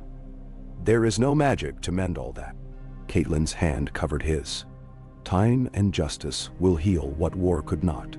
You must give the people patience, and give yourself the same." He nodded, voice quiet. "When winter comes, the peace will be tested. But for now we must live. That is all I ask." "No." They rose and walked back toward the lights, gray wind circling in the dark, silent and sure. Winter's first breath crept over the city a fortnight later, a cold snap out of the mountains that stiffened banners and chased the last of the roses from the Reachman's gardens. The Northmen wore it well. Umber and Glover led patrols along the city walls, laughing as the Southerners shivered in their cloaks. In the taverns, Riverlanders spoke of rebuilding, of new mills and bridges. The Tyrell men boasted of the harvest. At the Sept, the Silent Sisters knelt in prayer for peace. Word came then, swift as a raven in storm. A force of Lannister banners gathered at Golden Tooth, led by Sir Kevin himself. The Queen's men, it was said, had joined with outlaws in the hills, and there were whispers that Cersei Lannister plotted with cell sails in the narrow sea. Robb summoned the council, their voices rising and falling in debate through the long night. Some urged war, others patience. Garland Tyrell, thoughtful and keen, suggested an envoy, Sir Wendell Manderley. Large and bluff, known for his skill at negotiation as much as the table. Sir Kevin was always the most reasonable of them, Garland said. "If he truly seeks peace, let us find it. If not, let the world see who breaks the council's law." Robb agreed. "Send Sir Wendell with 50 men. Let them see our banners, and let the West remember what we can do if provoked." As the Manderley column rode out, the city watched, anxious. Days passed with no word. Then, one evening, Sir Wendell returned, fat and cheerful, bearing a letter in Kevin Lannister's neat hand. The Lannisters would hold to the peace, but demanded a trial for their kin. Robb read the letter by candlelight, weighing each word. He sent reply at once. Jaime would be returned, ransomed by gold, not by blood. If any Lannister banner crossed the border without leave of council, the Riverlands would burn. Kevin answered with simple terms. Peace or nothing. That night, Robb called for Edmure and Garland, and sat with them beside the fire. "The Lannisters have always trusted gold more than honor," he mused. "But Kevin may keep the peace, if only for his own sake." Edmure's face was grave. "The Riverlands need this peace, Robb. Our fields are sown, but half our people still hunger." "No," Garland agreed. "Let us give them the benefit of the doubt. If the West keeps the law, we will not cross their borders." So the council's peace held, even as small wars flickered at the edges. Bandits haunted the hills. The Dreadfort sent no answer to Robb's letters, but made no move against his men. The Vale's knights began to ride patrols on the King's Road. The Dornish ships sailed up the river, their holds full of fruit and wine. The city's children played in the streets, and the merchants grumbled at the taxes, but paid them all the same. One morning, Robb walked the markets with Grey Wind and Sir Lyn Corbray, listening to the vendors and the small folk. He stopped at a smith's stall, hefted a sword with a narrow fuller, admired the curve of the guard. "Your work?" he asked the smith, a big man with hands blackened by years at the forge. "Aye, lord. The city's better for peace, I say that for true. Not that I trust all those southern gold cloaks, but your wolves keep them in line." Robb smiled. "Keep your hammer sharp, friend. You never know when you might be needed." In the evening, he met with the city's council, the master of the fishmongers, a gray-haired septon, a woman who ran the city's largest bakery. They spoke of roads to be repaired, bridges to be built, the need for more healers and fewer swords. Robb listened, made notes, and promised them what help he could spare. When he rose to go, the baker's daughter pressed a small loaf into his hand, warm and sweet with honey. "Thank you, my lord," she whispered, "for bringing the spring back to the city." He ate the bread as he walked, Grey Wind trotting beside him, and for a moment he allowed himself the hope that this peace would last. The seasons turned. Snow fell in the hills beyond the Trident. The first ravens arrived from the north, bearing word of White Harbor's icebound docks, the long dark descending over Winterfell and Last Hearth. Robb called his bannermen to him one last time before the council's first midsummer. The air in Maegor's holdfast thick with anticipation and fear. He spoke plainly, as was his way. "We have kept the peace through winter. The council's laws have been obeyed in the main. But the cold is not yet done. If the West marches or the Dreadfort breaks faith, we must ride as one. If the small folk go hungry, the peace will not hold. We are not kings, but stewards of land and law and hope. Remember that when we return to our homes." Each lord answered in turn, even Bolton, whose eyes lingered a little too long on the shadows of the fire. When the council met at midsummer, the lords of Westeros came in force. Manderley from the north, Edmure and Brynden from the Riverlands, Tyrells from the south, the Vale's high banners flying silver and blue. Dorne sent a princess, fierce and clever, her hair black as midnight. Even the Iron Island sent a lone captain, Victarion Greyjoy, bearing gifts of salt and promise. The hall was bright with banners, the city alive with the sound of voices. The council's first act was to enshrine the new law. No lord would raise an army without council's leave. The city would govern itself. The harvest was to be shared in years of want. Justice would be meted out before all the lords, not behind closed doors. That night, Robb stood on the city's highest tower, watching the fires on the river. Catelyn stood beside him, face turned to the wind. "Will it last?" she asked. "It must," Robb replied. "If it fails, the world will break again, and all we have gained will be lost." He looked to the stars, thinking of his father, of Bran and Rickon far in the snows of Winterfell, of Arya lost somewhere in the world, of Sansa, safe perhaps, in the Vale. He thought of the children laughing in the city, the bread passed from hand to hand, the banners that flew not for one king, but for peace. And in the darkness, Robb Stark allowed himself to hope, not for glory or for songs, but for the quiet, ordinary future that he had given his life to win. K. Kan Denkanida. Summer's breath faded into memory. The sun became pale and shy, only rarely banishing the mist that curled from the river, and the chill that clung to every stone in King's Landing. Still, the city endured, shaped by routines of bread and barter, the pulse of feet and voices that echoed across the squares. Robb Stark walked its streets each morning, a living legend grown oddly plain in leather boots, woolen tunic, and a northern cloak lined with gray fur. He greeted the fishmongers along the riverbank, the dyers near the Blackwater Rush, the tired apprentices and weary widows and quick-eyed children who had learned to trust the wolf badge pinned to his breast. Grey Wind shadowed him, no longer a beast of terror but a companion whose amber eyes watched every corner. Sometimes a child would reach a hand to his shaggy flank, and Grey Wind would bow his head, tail wagging gently. Word spread through the city that the North direwolf was a guardian, not a monster, and in the night, where cut purses once ruled, the shadow of his passing made the lawless think twice.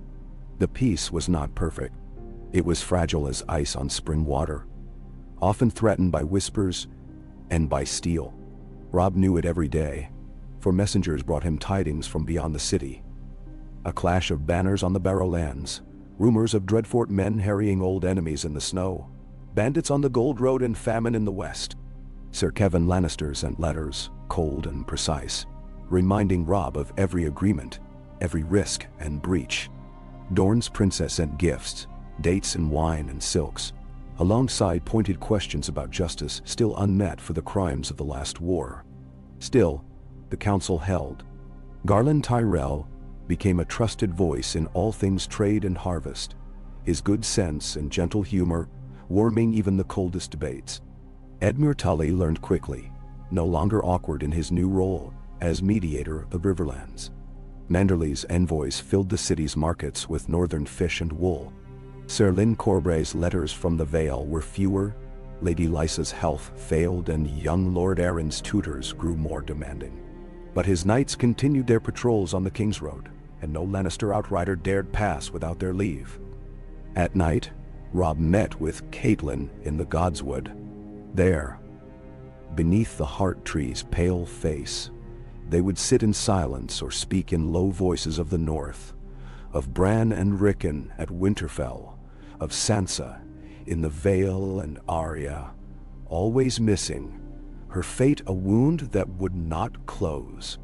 "Do you think she lives?" Catelyn whispered, once, as leaves drifted onto the pool. Robb answered as he always did, his voice sure, even if hope was worn thin inside him. "Arya is stronger than any of us. She'll find her way home, if the world gives her half a chance." That night, after his mother slept, Robb walked the walls with Grey Wind. He watched the torches burning along the riverside, the starlight caught on slate roofs, and the restless dance of shadows on the streets below. He thought of his father, of Winterfell's gray stones beneath the snow, and the burden of all he had chosen: peace, not glory; counsel, not crown. He did not regret it. Though some nights the longing for home ached sharper than any wound. Trouble came not with a storm or the march of banners, but with a whisper from the east. Merchants from the narrow sea arrived with tales of new dragons in Essos, of war in the free cities, and of sell sales gathering at Tyrosh and Pentos.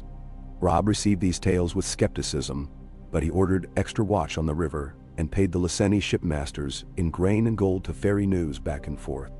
At the council, the Dornish princess leaned forward, her eyes dark and sharp. "War will come again. If not from Lannister, then from across the sea. Your counsel must be strong, or it will shatter."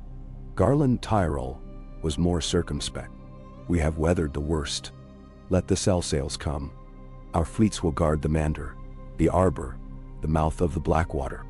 Nebenoir, Bolton, silent as ever, studied Robb with his pale eyes. "It is not ships that undo a kingdom, but hunger and betrayal. See that the small folk have bread, and the captains will have no cause for mutiny." Edmure Tully raised a new concern. If the Freys rally, they may find friends in the hills. The old wounds are not healed. Robb listened, nodded, weighed every word. He did not promise more than he could give. "Let us keep our eyes open," he said. "If ships come from the east, or Freys rise in the west, we will answer together. The council is our shield, and the city will not fall while we stand." As spring returned, the city grew busy with renewal. Cobblers and masons rebuilt the walls, carpenters repaired the bridges, and new markets sprang up where fire had blackened streets years before. Robb walked among the laborers with Garland, listening to their troubles and their dreams. Once, in the shadow of the sept, an old woman pressed a blue winter rose into his hand. "For your father," she said, and Robb carried it all that day. The scent stirring memories of Winterfell's glass gardens. The Midsummer Council gathered in high spirits. Lords from every corner of the realm came to King's Landing. Lord Waymon Manderley himself, enormous and merry, arrived in a barge filled with smoked eel and casks of strong spirits. Garland rode at the head of a column of reachmen, their banners green and gold. Edmure brought gifts of barley and river trout, his face open. Even the Ironborn sent a ship, Asha Greyjoy, laughing, hair-shorn, with a dagger at her belt and a silver tongue. The council debated law and trade, judged disputes between lords, and heard appeals from the city's small folk. They established a fund to repair orphanages, set new terms for trade with the free cities, and named healers and scholars to oversee the city's health and learning. The Iron Bank sent envoys, curious and cautious. Each decision was voted on, not decreed. For the first time in living memory, power was shared. One evening, as the council feasted in the old throne room, now lined with tapestries instead of blades, Garland Tyrell proposed a toast to Robb Stark, who won the peace and kept it, when all others would have ruled with fire. The lords raised their cups, but Robb shook his head. "To counsel," he said. "To every man and woman who stood for hope when war was easier." The cheer that followed was loud and true. Peace, as always, demanded vigilance. In the north, an early snow brought hardship, and Robb wrote to Winterfell with promises of grain and help for the hill clans. In the west, Kevin Lannister's health began to fail, and his nephew Martin proved more hot-tempered than wise. Robb sent letters, reminders of the law, and prepared for trouble should the old lord die. There were nights when the city stirred with rumor, a riot in Flea Bottom, a knife in a dark alley, the cry of lion or wolf or rose as old fears rose to the surface. Robb never hid in those moments. He walked with the watch, spoke to the frightened and the angry, and made it known that justice would be done, regardless of name or coin. In spring's waning, a raven came from the Vale. Lysa Arryn had died, and young Lord Robert was named Lord of the Eyrie. Sir Len Corbray brought the boy to King's Landing under guard, presenting him to the council. The city marveled at the pale, uncertain child, and Robb knelt to speak to him quietly, promising protection and friendship. "Your mother loved you," Robb told him. "The realm is wide, and now you have friends everywhere." The Riverlands bloomed again, and Edmure's wife bore him a son. A feast was held in the city, banners bright and music sweet, and Robb lifted the boy, smiling as the lords cheered. Garland Tyrell returned to Highgarden, now acting as his father's right hand, but promised his banners and his friendship. Manderley lingered in the city, growing rounder and more jovial each year. The Dornish princess rode north to Sunspear, sending letters filled with news and honeyed threats. Catelyn returned home to Winterfell for a time, to see her youngest sons and lay fresh flowers on Ned Stark's tomb. She wrote to Robb every week, her letters full of pride and memories and questions about Arya. Robb replied faithfully, "The city endures. The council holds. I will come north when I am able. Until then, know I am well." Years passed. The council became a fixture, its law holding in the hearts of lords and small folk alike. There were wars on the distant borders, rebellions smothered by the unity of the new realm, but nothing like the chaos that had reigned before. The city grew richer, its children surer, its nights safer. Robb grew older, the first streaks of silver appearing in his beard, but his stride never faltered, nor did his resolve. One morning, as dawn broke over the city, he walked alone along the ramparts. Gray wind, long in the muzzle, kept pace beside him. The bells rang out from the septs, calling the faithful to prayer, and below, the river shone gold with promise. Robb watched the sun rise, thinking of all that had been lost, and all that had been saved. He thought of the path that had brought him here, through battle and heartbreak, and of the peace forged not by sword, but by counsel. He thought of the children of King's Landing, running in the streets, laughing in a city where their laughter was no longer a dangerous thing. As the sun climbed higher, Robb Stark lifted his head to the wind, feeling the weight of memory and hope, and the knowledge that the peace he had built was not perfect, but it was real, and it was his. Ika. The wind off the Blackwater was brisk and clean, carrying the last smells of summer out to sea, and drawing the salt up through the streets of King's Landing. Robb Stark stood on the ramparts before dawn, cloak wrapped close, his eyes tracing the first glimmer of sun where it broke the horizon, pale gold over dark water. The city lay quiet below, roofs washed in gray light, banners limp in the half-light. Gray wind pressed against his leg, a steady warmth, amber eyes calm and wise after so many years among men. He'd been dreaming of Winterfell again. Snow in the courtyards, the echo of laughter in the godswood. His brothers' faces fading in and out of sight. It never left him, not truly, even as the city remade itself in the image of peace. He closed his eyes, breathing the wind, letting himself feel, for a moment, both the ache of longing and the weight of contentment that had come to rest on his shoulders. It was not happiness, not entirely, but it was enough. The realm endured, and that had become everything. Robb descended the ramparts as the city woke. Down past the bakeries where ovens roared, and the smell of yeast rolled over the cobbles, through the maze of stalls where the first voices of the day bargained for mackerel and onions, into the shade of the old sept where candles flickered in colored glass. He moved without escort. None was needed. Every face he passed he had seen before. The grinning potboy, the woman who wove baskets, the one-eyed butcher who called him Wolf Lord with a wink. It was not so much a king's progress as a habit, a ritual of belonging. He made his way to Maegor's Holdfast, where the council was gathering. The guards at the door saluted, but he waved them off with a nod, and entered the great hall where banners hung in colors bright as flame. The green and gold of Tyrell, the blue of Erin, the silver fish of Tully, the pale sun of Dorne, the grey dire wolf for the north. The Iron Islands Kraken and the golden lion of Lannister hung there too, not in triumph, but as emblems of the peace they'd all been forced to swallow. Inside, the council was already abuzz with morning news. Edmure Tully leaned across the table, arguing gently with Sir Lyn Corbray about the tolls on the river. Garland Tyrell laughed with a merchant, his wit easing tension.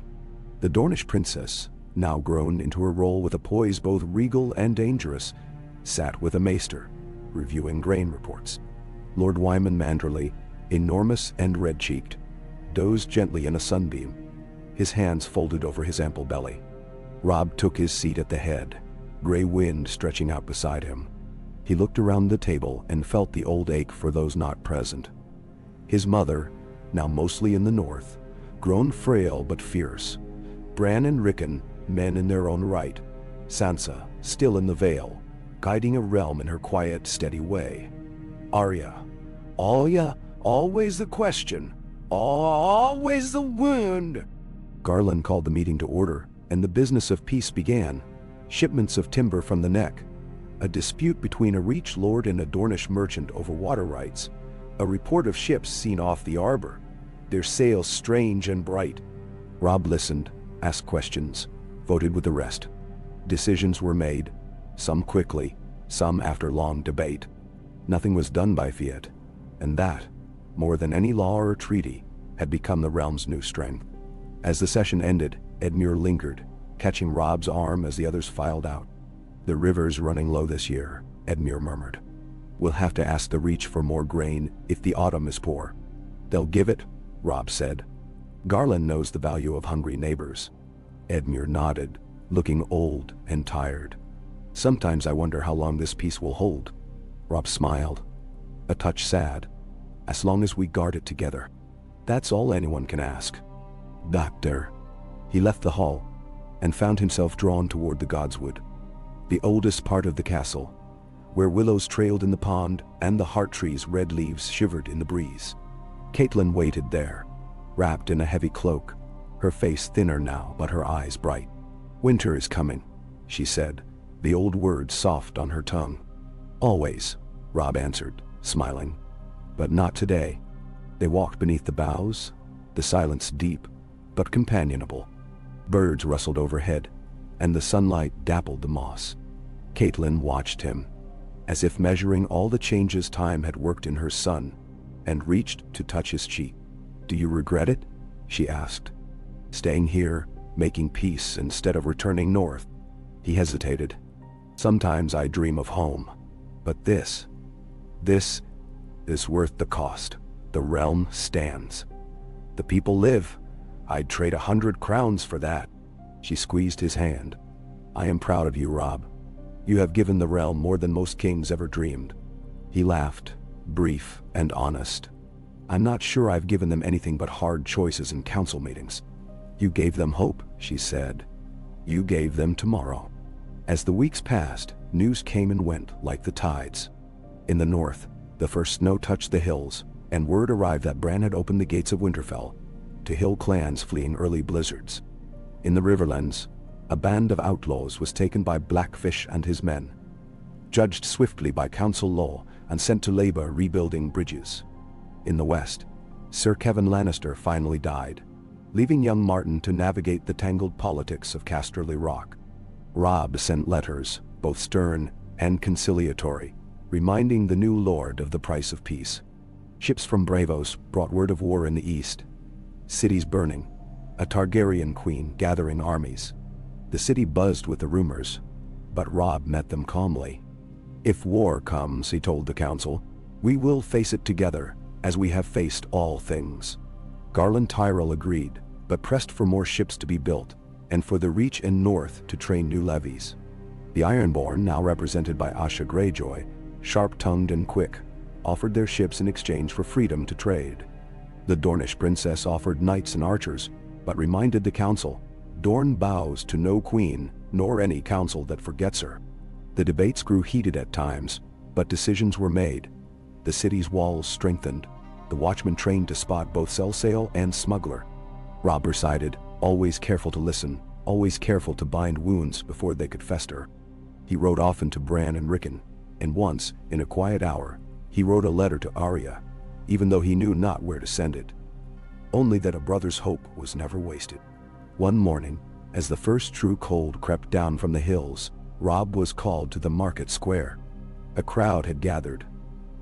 City folk, fishermen, a dozen of the city watch. In their midst was a gaunt man, chained and bloodied, hair matted with mud. He was a thief, a petty criminal, but his crimes had turned ugly. Assault, murder, the kind of violence that peace was meant to end. The crowd wanted blood. Old voices rose. Wolf's justice. Let him hang. And anger shimmered in the air. Robb stood before the crowd, calm and quiet. He asked for the facts, listened to the watch, questioned the wounded. He spoke to the thief, heard his pleas, weighed the fear and hunger behind the crimes. Then he pronounced judgment as the council's laws required. Exile, not death, but hard labor in the fields beyond the city. Bread for the hungry, a place for the lost, but no mercy for the unrepentant. The crowd grumbled, but no one protested when the thief was led away. Later, Garland found Robb near the river, tossing pebbles into the water. Gray wind sprawled at his feet. "You're soft, stark," Garland teased, but there was no malice in it. Some lords would have hanged him for the crowd's favor. Robb shook his head. "We made these laws to stop the killing. If I can't abide by them, how can I ask others to do the same?" Garland's smile was easy. "That's why we follow you, even when we grumble." Robb smiled back, then stared out across the black water, watching gulls wheel and dive. He thought of the years ahead, the work still to be done, the dangers that might come from east or west or north. The peace would not last unless they built it, stone by stone, every day. Winter tightened its grip, but life in the city went on. Fires burned in every hearth, and smoke curled from chimneys night and day. In the north, Bran sent word that the wall still stood, and the Night's Watch, battered but alive, had turned back a wildling raid. Manderley's ships brought fish, Garland sent wheat, and the market stalls groaned with goods. The city grew fat and noisy, the laughter of children ringing in the alleys where once only hunger and fear had dwelled. The council met by candlelight, debating law and trade, hearing grievances, sending envoys and letters. Robb kept his own counsel, relying on friends and lords alike.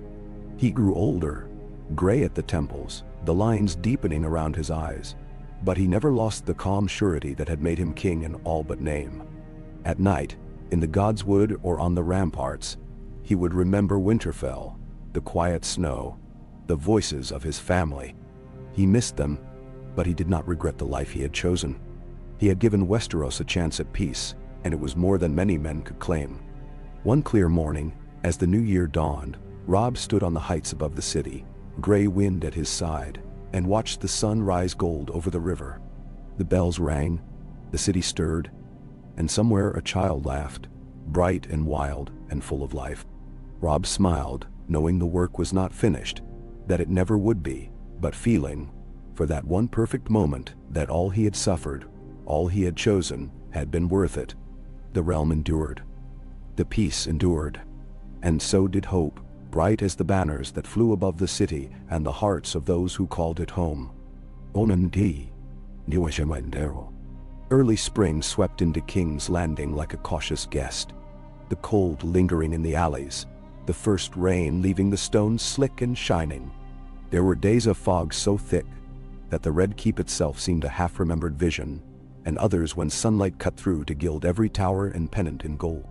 On those mornings Robb Stark stood atop the ramparts, watching the city wake, smoke and voices rising together, feeling the familiar ache for the north, for Winterfell's clean wind and the press of snow against stone.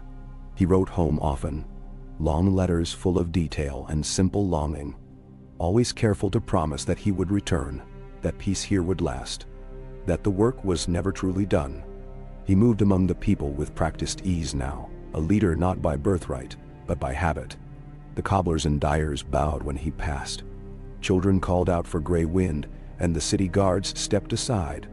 Sometimes he brought gifts from the north, smoked fish, a length of blue wool, honey from the moors, and left them at the sept, or at the doors of the poorest houses, or in the kitchens where old women remembered better times. He met with the bakers at dawn, the smiths at dusk, listened to stories and complaints, and let them know he was there. It was not king's work, but it was the work that made a king's peace last. In council, the routine was never dull.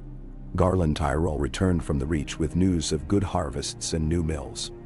Edmure Tully's messengers brought tidings of a rebuilt bridge, a market founded where war had once left only ashes. Sir Lyn Corbray read letters from the Vale, telling of Lord Robert's progress and the quiet strength of their mountain knights. The Dornish princess, now nearly a woman grown, wise and sly, reported that the passes were clear and trade with the Stormlands was better than ever. Manderley's beard grew longer, his stories taller, but his ledgers were always in perfect order. Robb presided quietly, content to listen. Most disputes were settled by careful talk and compromise, but sometimes the old wounds bled anew. A quarrel between Frey and Tully men in the Riverlands, a northern bannerman with a grievance against the Dreadfort, a Reach lord pressing for more say in city matters. Each time Robb called for reason, pressed for justice, and reminded the council that the price of war had been too high to bear again. The peace held, but always at a cost. Raiders tested the coast, and cell sails appeared on the horizon more often now, their flags unfamiliar. There were rumors from the east, of dragons, of new armies gathering, of wild prophecies whispered by sailors in the taverns. The city grew restless at such tales, but Robb met each threat with the same careful hand. Watchful patrols, honest coin for news, alliances tended as one would tend a garden in a harsh spring. The people began to say that nothing moved on sea or road without the Wolf Lords knowing. Winter had been hard in the north, and when the first thaw came, letters arrived from White Harbor and Winterfell. Bran sent word that the snows had nearly buried the Heart Tree, but that his bannermen had survived, and the stores were enough for all.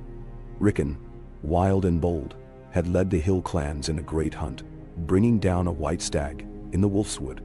Catelyn wrote with love and gentle warning, news of House Bolton's silence, of bandits on the Barrowlands, of the uneasy peace that settled across the moors. Robb read her words in the privacy of the Godswood, sitting beneath the city's heart tree, its carved face worn smooth by time. Grey Wind lay beside him, muzzle on his paws, and Robb felt the old quiet ache. Home always just out of reach, the peace he'd made always trembling on the edge of the knife. He found solace in work. Each day there were walls to repair, hungry mouths to feed, old wrongs to right. He met with the city council, fishmongers, cobblers, bakers, healers, men and women who cared for kings, landing in ways that no lord ever could.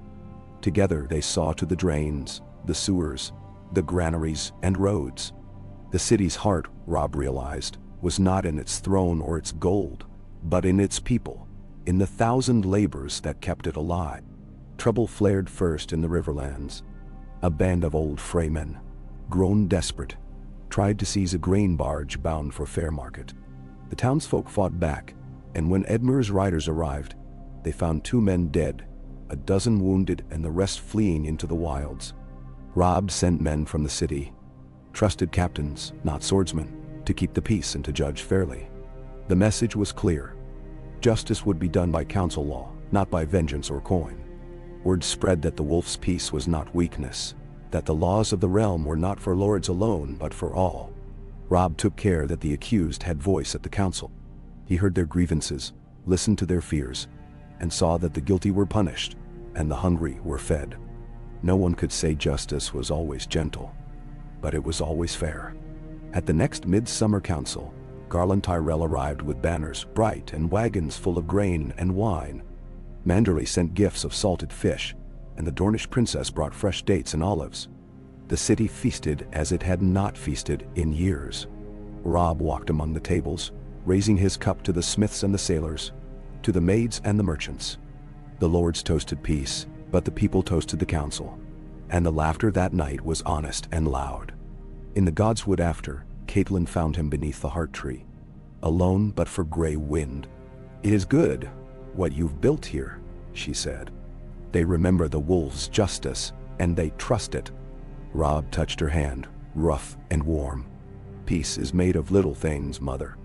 Of bread and stone, of kindness and law. It is hard, but it endures." "Yeah." She smiled. "Your father would have said the same." He nodded, thinking of Ned Stark and all that had been lost, and of the small good he could do with every day given. The years turned, and with them came changes.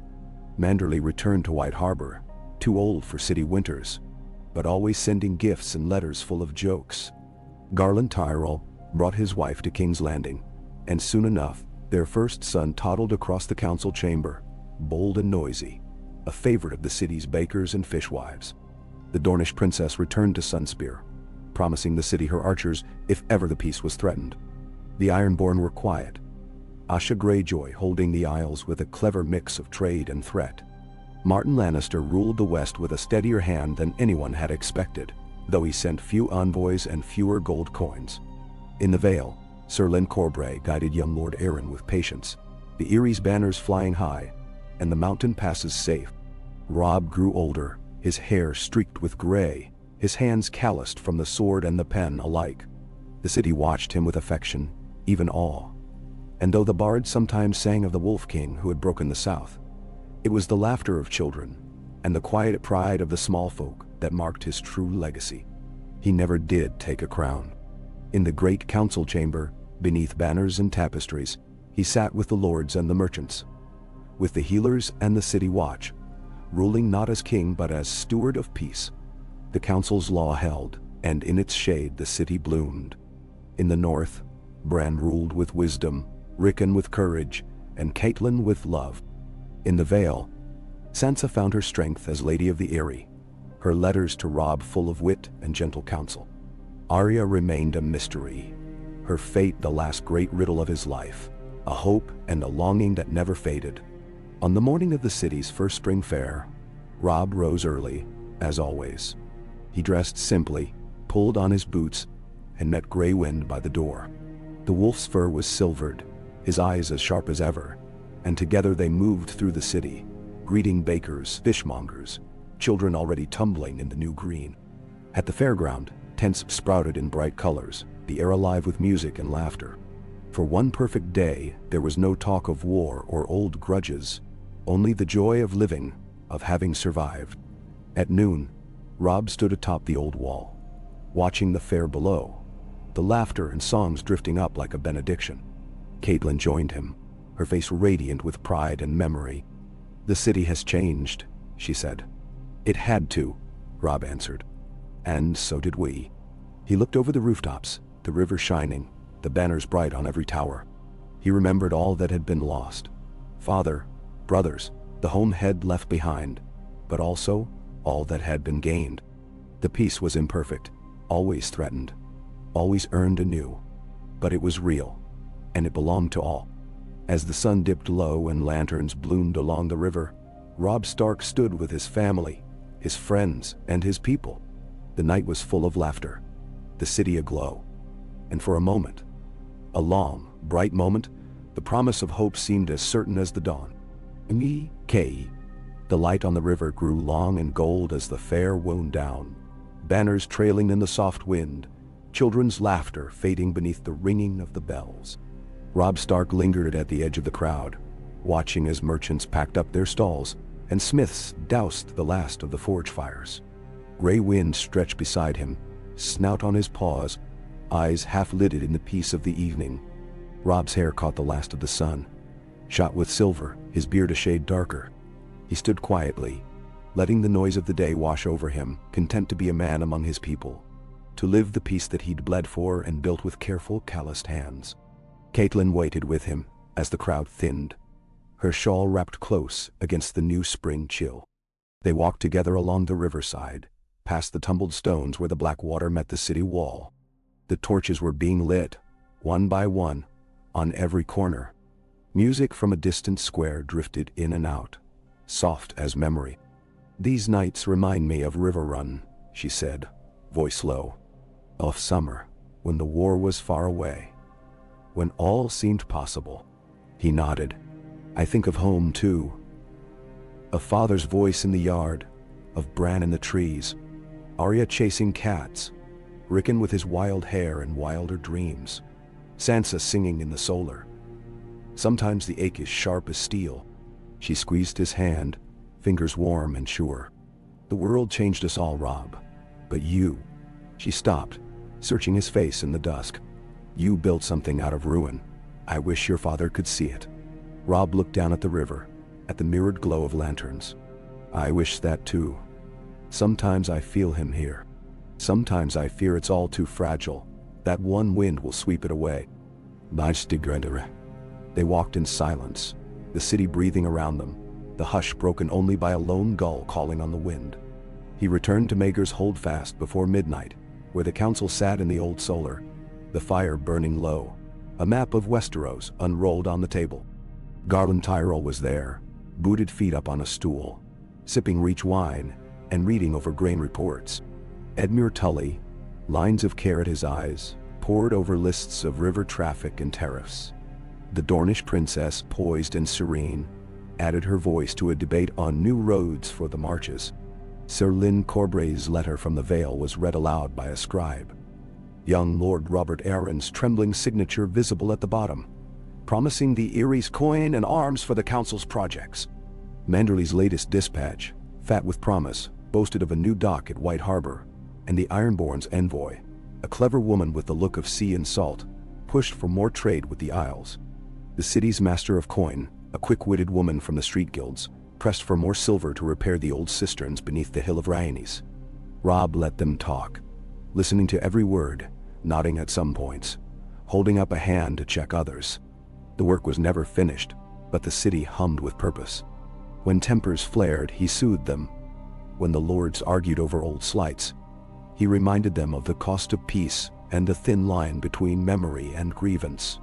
"We've come too far to falter now," he said once, as Garland and the Dornish envoy clashed over the width of a road to the Stormlands. "Let the council rule as one. Compromise is the heart of peace." The others laughed or grumbled, but they followed his lead. In the end, a new road was agreed upon, paid for half by a Reach coin, half by Dornish gold, with the Riverlands to oversee its building and the city to manage its markets. When the fire burned low and the business was done, Robb lingered at the window, watching the lanterns on the river, and thinking of the days when he would have ridden into battle instead of arguing for cobblestones and bridges. Grey wind brushed against his knee, and Robb smiled, finding a kind of strength in the wolf's unwavering loyalty. Word came from the north as the first true buds appeared in the city's gardens. Bran wrote of a late snow, of the rebuilding at Winterfell nearly finished. Rickon sent a message with no words at all, only the charcoal drawing of a wolf and a moon, the lions wild and strong. Caitlyn's letters were careful and loving, speaking of the clans and the harvests, of the quiet in the halls, of how the north was healing.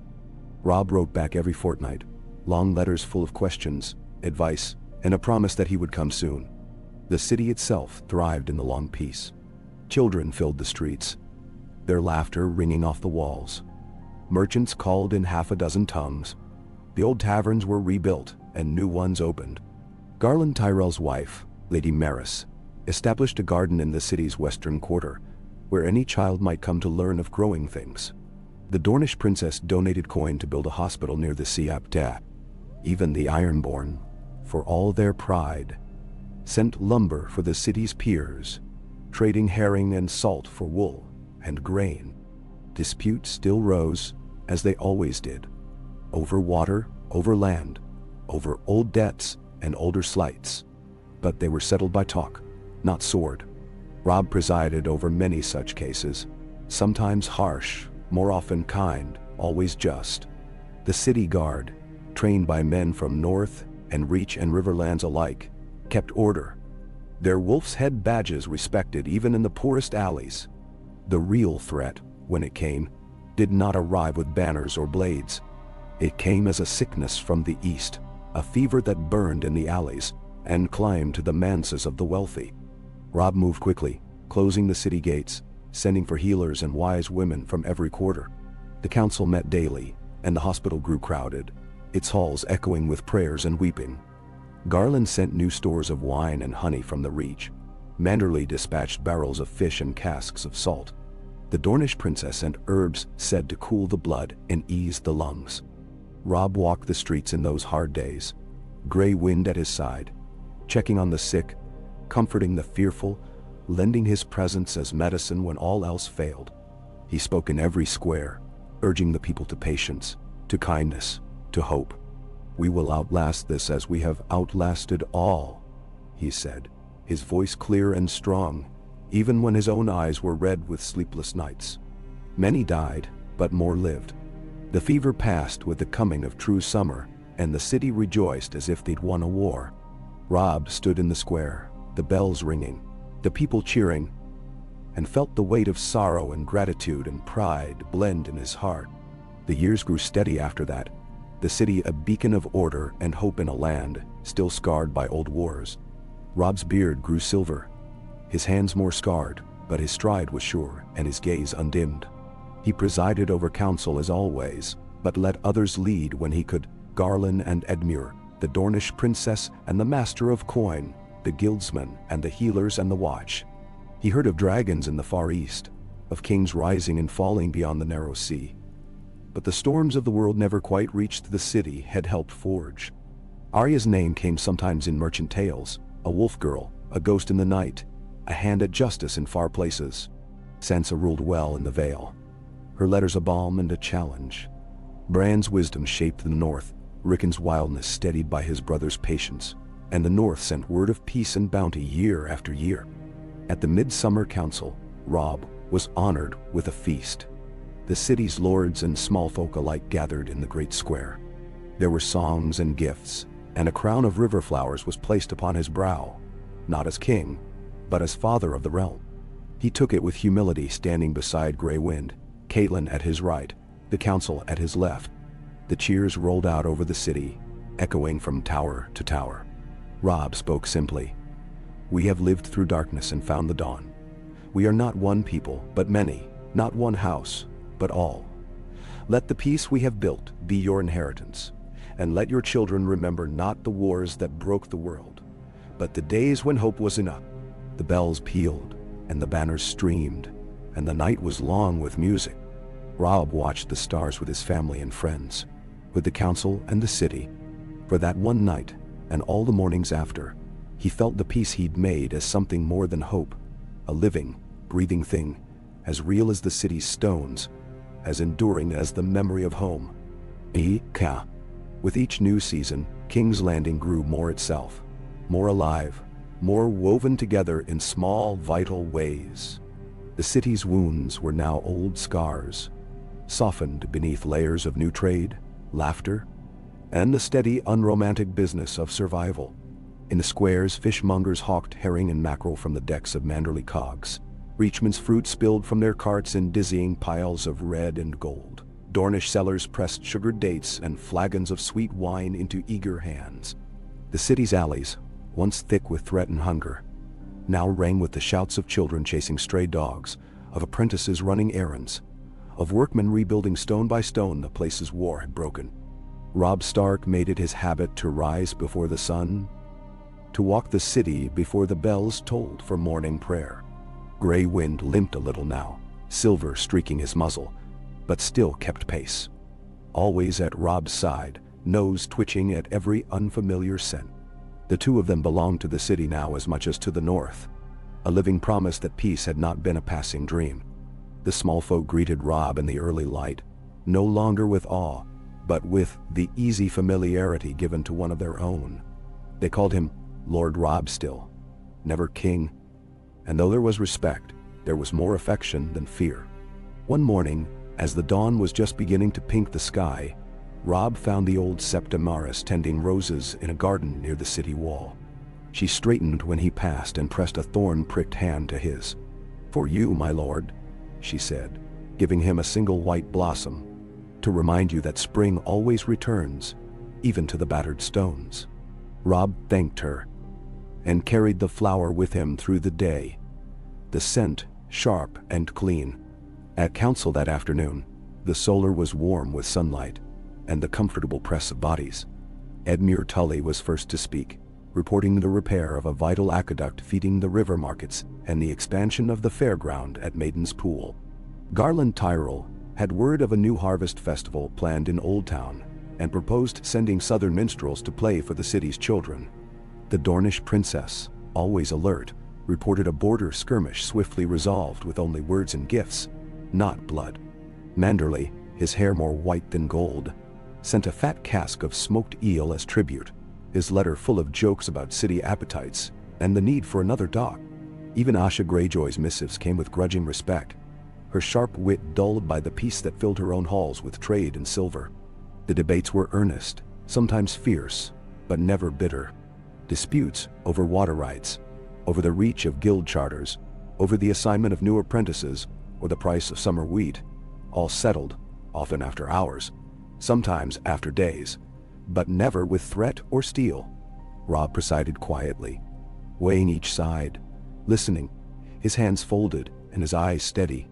When there was argument, he found the heart of it, coaxing compromise as he'd once coaxed horses in Winterfell's yard. When the sun dipped low, he joined Garland and Edmure for a quiet meal in the castle's small dining hall, a space now often filled with laughter and the comfort of well-worn friendships. Garland's son, a gangly youth with his father's green eyes and his mother's wit, served the meal with the solemn gravity of a page, spilling wine and dropping a loaf, much to the men's amusement. After supper, Robb returned to the Godswood, where the heart tree was beginning to bud in the mild spring air. Caitlin, wrapped in a heavy shawl, sat waiting, hands folded in her lap, her eyes distant but not unkind. "It's good to see you laugh," she said softly, as Robb sat beside her.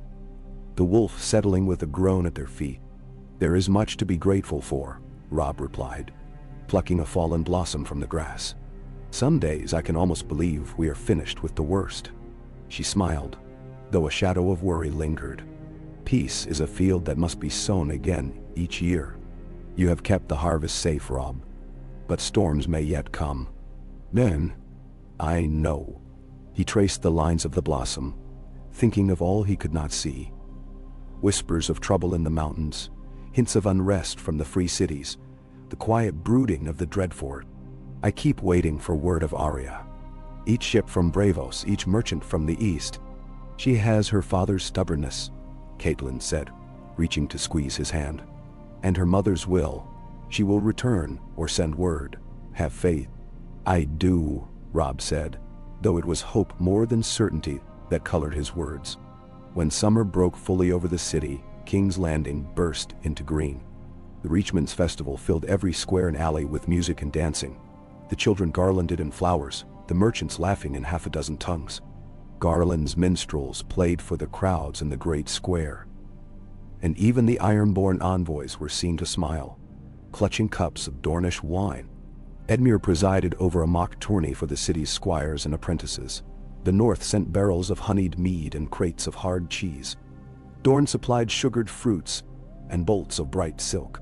Robb stood among his people, not at the high table, but beside the bakers and cobblers, the children and old men. Gray wind lulled in the shade, a gentle giant for the day, letting toddlers pet his ears and tug his tail. In the midst of celebration, news came from the east.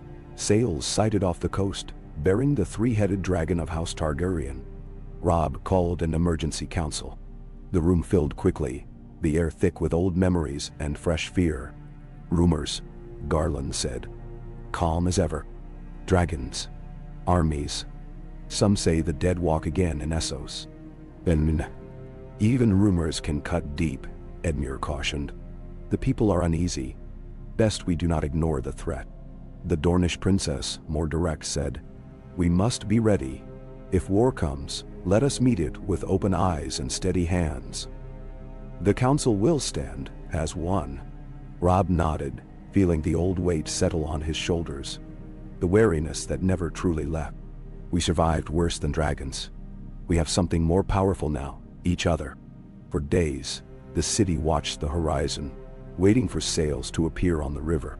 Robb ordered the harbor fortified, the city's garrison placed on alert, healers and builders readied for any emergency. But the weeks passed, and the sails did not come. Word arrived that the Dragon Queen's ships had turned south, bound for Lys and then for Slaver's Bay. The city exhaled as one, the tension melting away, leaving only relief and a lingering sense of pride. Midsummer came, and with it, the annual council. Lords and ladies arrived from every corner of the realm. Manderley from the north, Tully from the Riverlands, Tyrells and Rudwines and Redwines from the south. The Dornish princess, with her retinue, even Asha Greyjoy, hard-eyed but respectful. The council chamber was hung with fresh banners, flowers spilling from every ledge and sill. The business of the realm unfolded, laws debated, taxes levied, alliances forged and reaffirmed. Disputes were settled, oaths renewed. Robb listened, mediated, set down the law with care. The city hummed with order, the small folk proud of their own place in the shaping of the realm.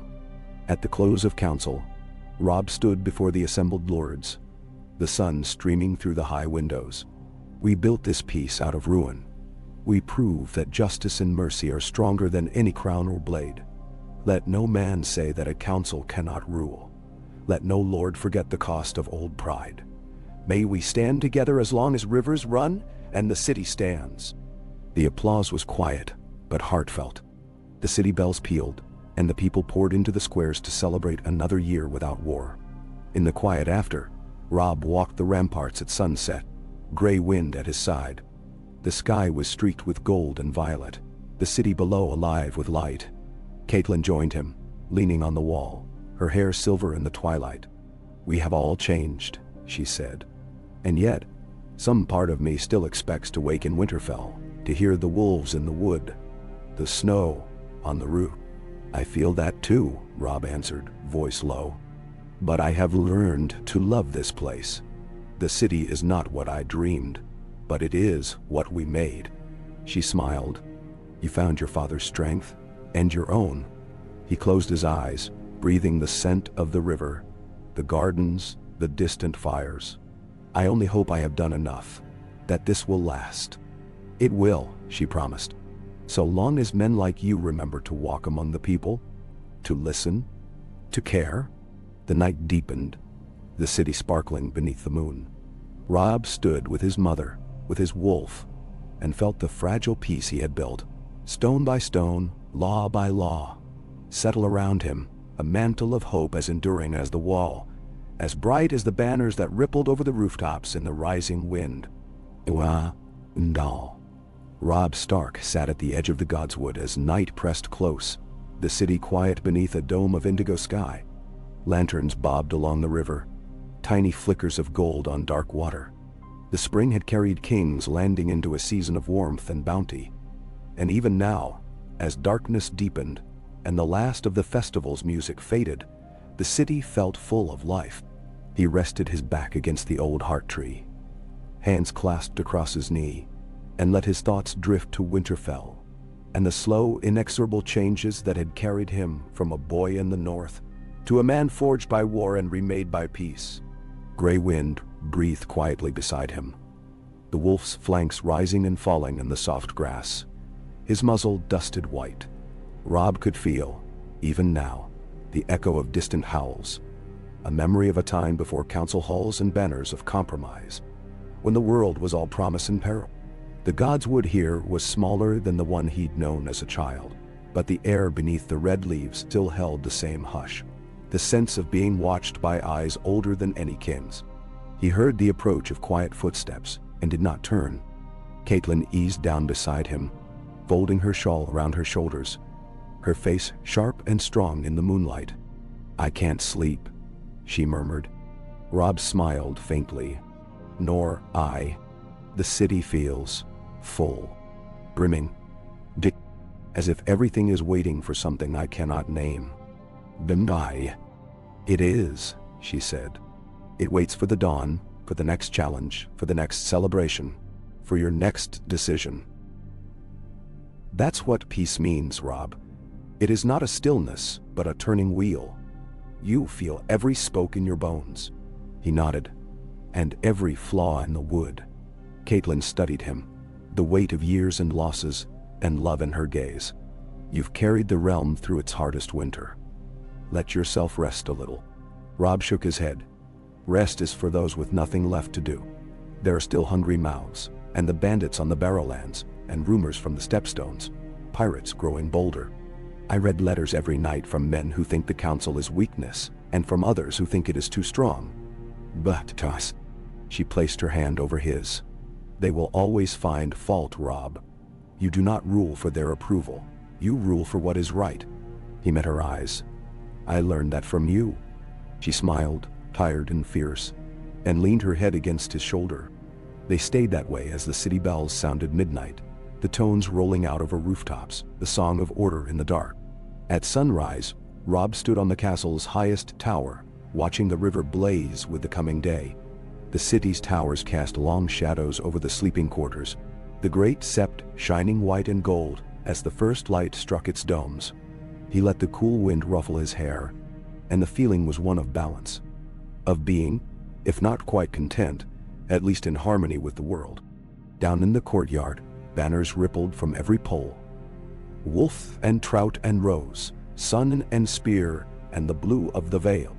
The Midsummer Council had scattered the great lords across the city, and now, as the city woke, the banners of lesser houses flew too, bees and stags, towers and ships, signifying 1,000 small ties that bound Westeros together, not with fear, but with custom and shared law.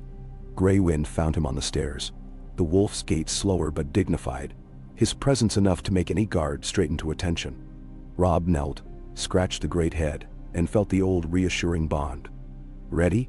he asked quietly, and Grey Wind's ears flicked in answer. The day's business was steady and diverse. In the council solar, the chamber was crowded. Edmure Tully, cheeks ruddy from the festival, gave report of river trade, his numbers rising with every barge and ferry.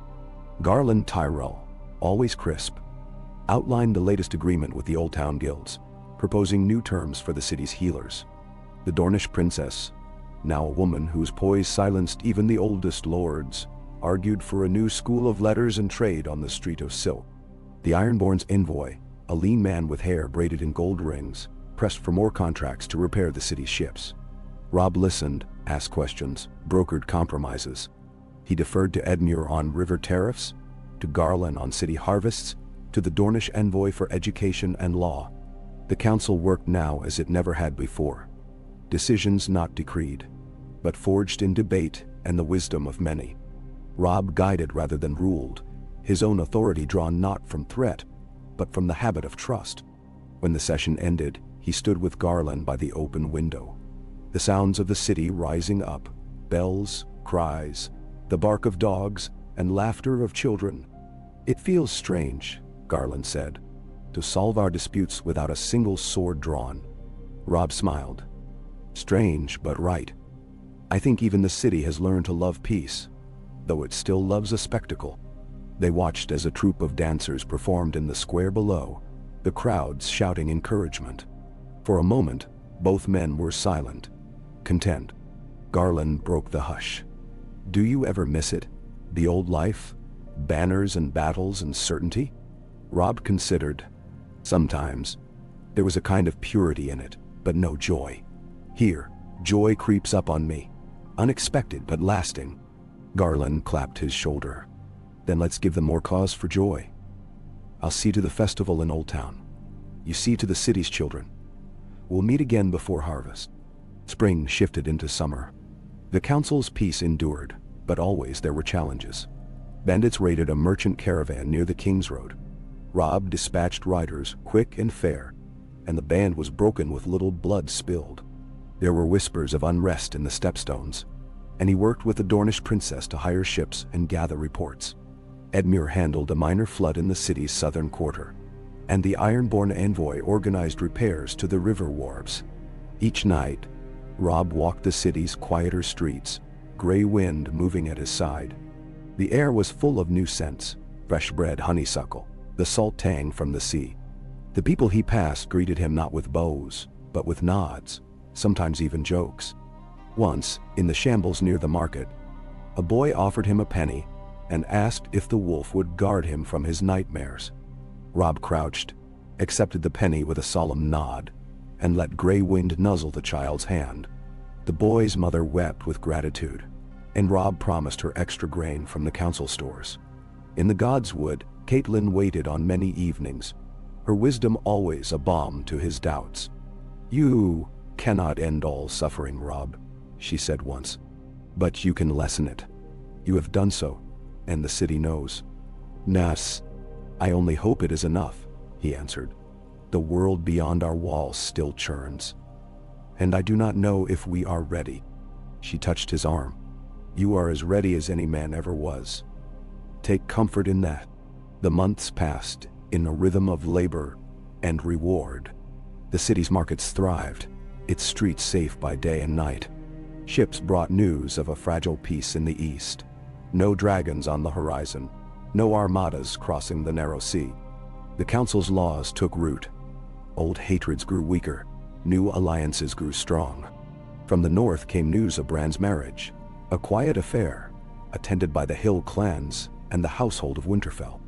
Rickon sent word of a great hunt, the forests full and wild. Sansa's letters spoke of the Erie's prosperity, her rule fair and patient. Still, no word of Arya, though rumors from the east sometimes named her as a shadow in a far city, a whisper of justice and vengeance abroad. The city's people remembered the old days, but did not dwell on them.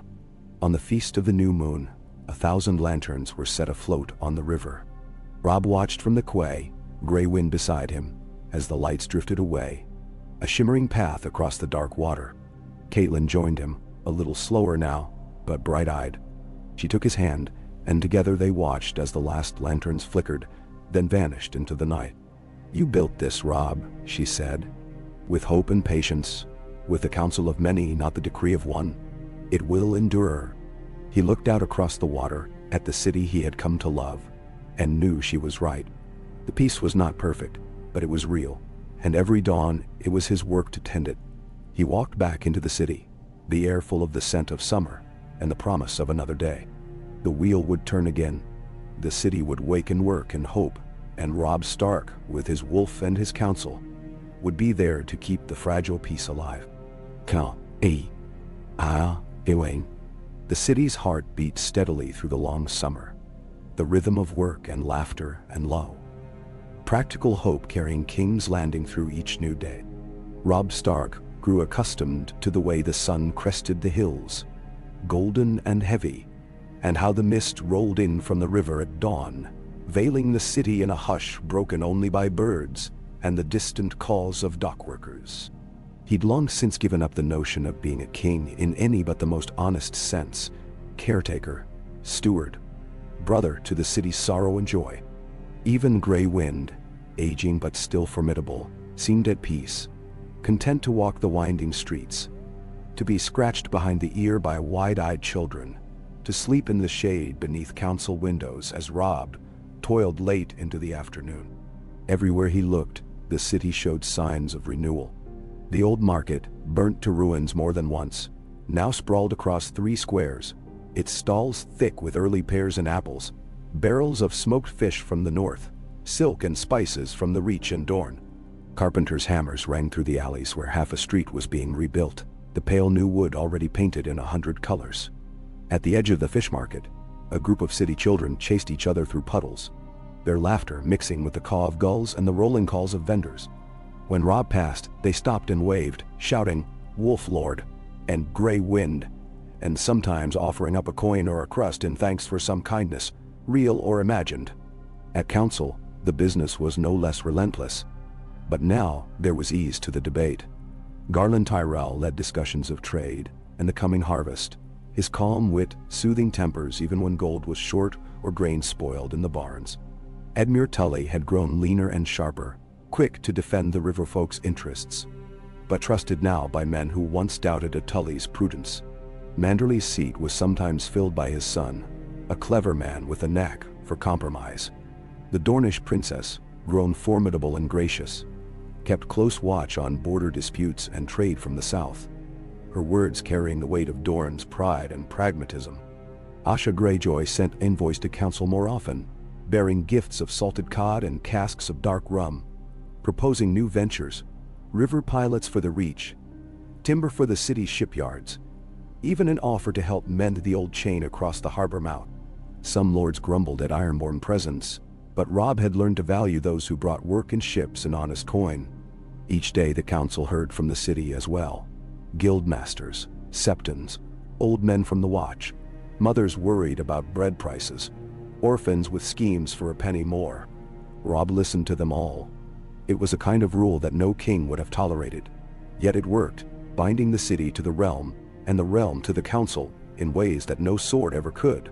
One bright morning as the bells rang for the first trade barges, Robb found himself summoned to the new school on the Street of Silk, a project championed by the Dornish princess and the city's Bakers' Guild.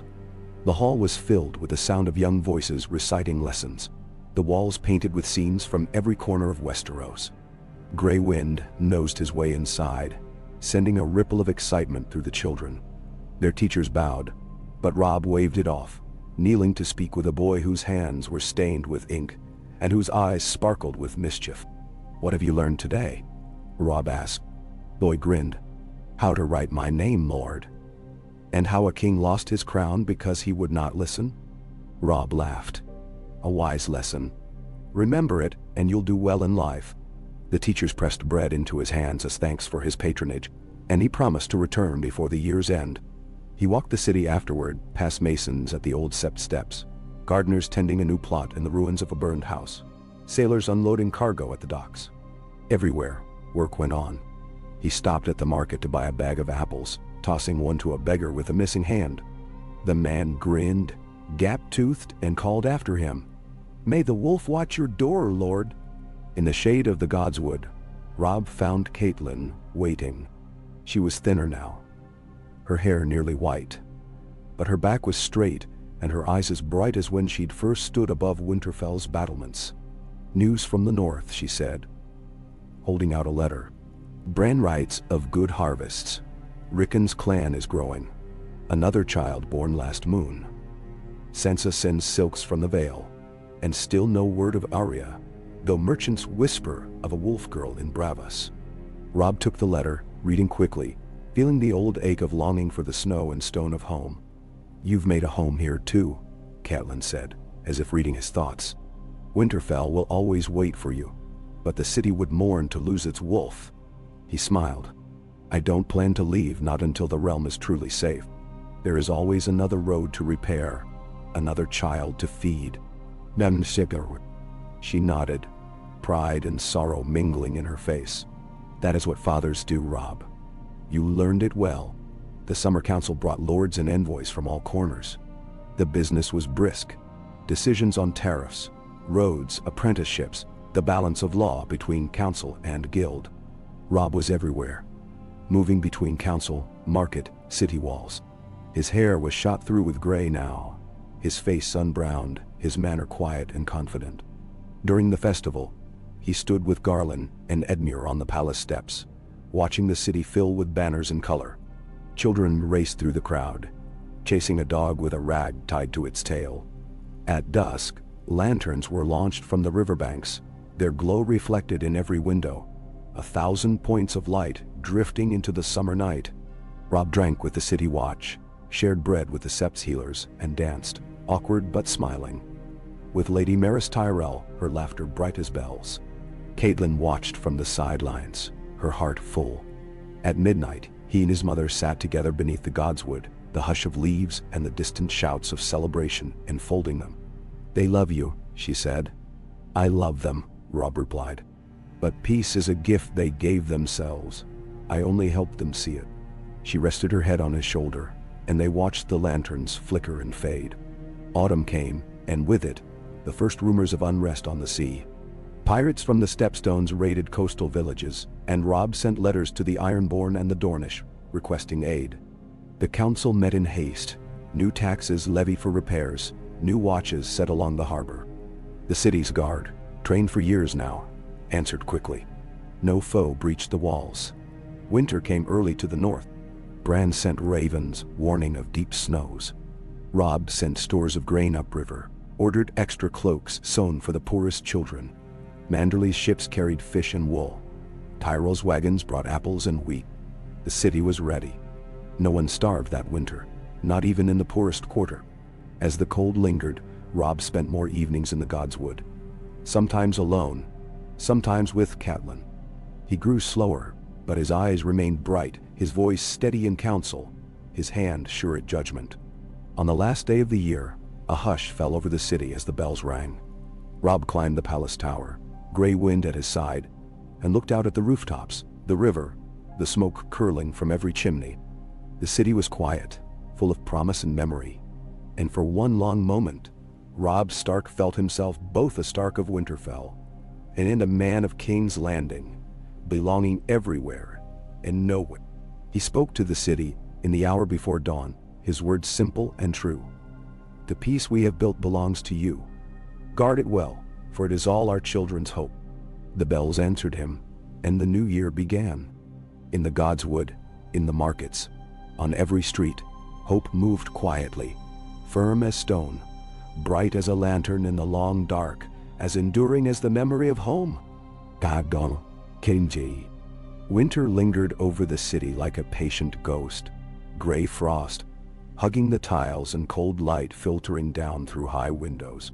The wind from the river carried the promise of more snow in the hills, but in King's Landing, the chill was kept at bay by 1,000 small labors, smoke rising from every chimney, bakeries alive with early risers, the sound of wood being chopped and carried. Robb Stark felt the cold in his bones more with each passing year, but he did not begrudge it. The world had changed, and he with it. Every ache, every thread of silver in his hair, felt earned, a badge of the city's endurance. Gray wind was old now, slow to rise, but still rose when Robb did.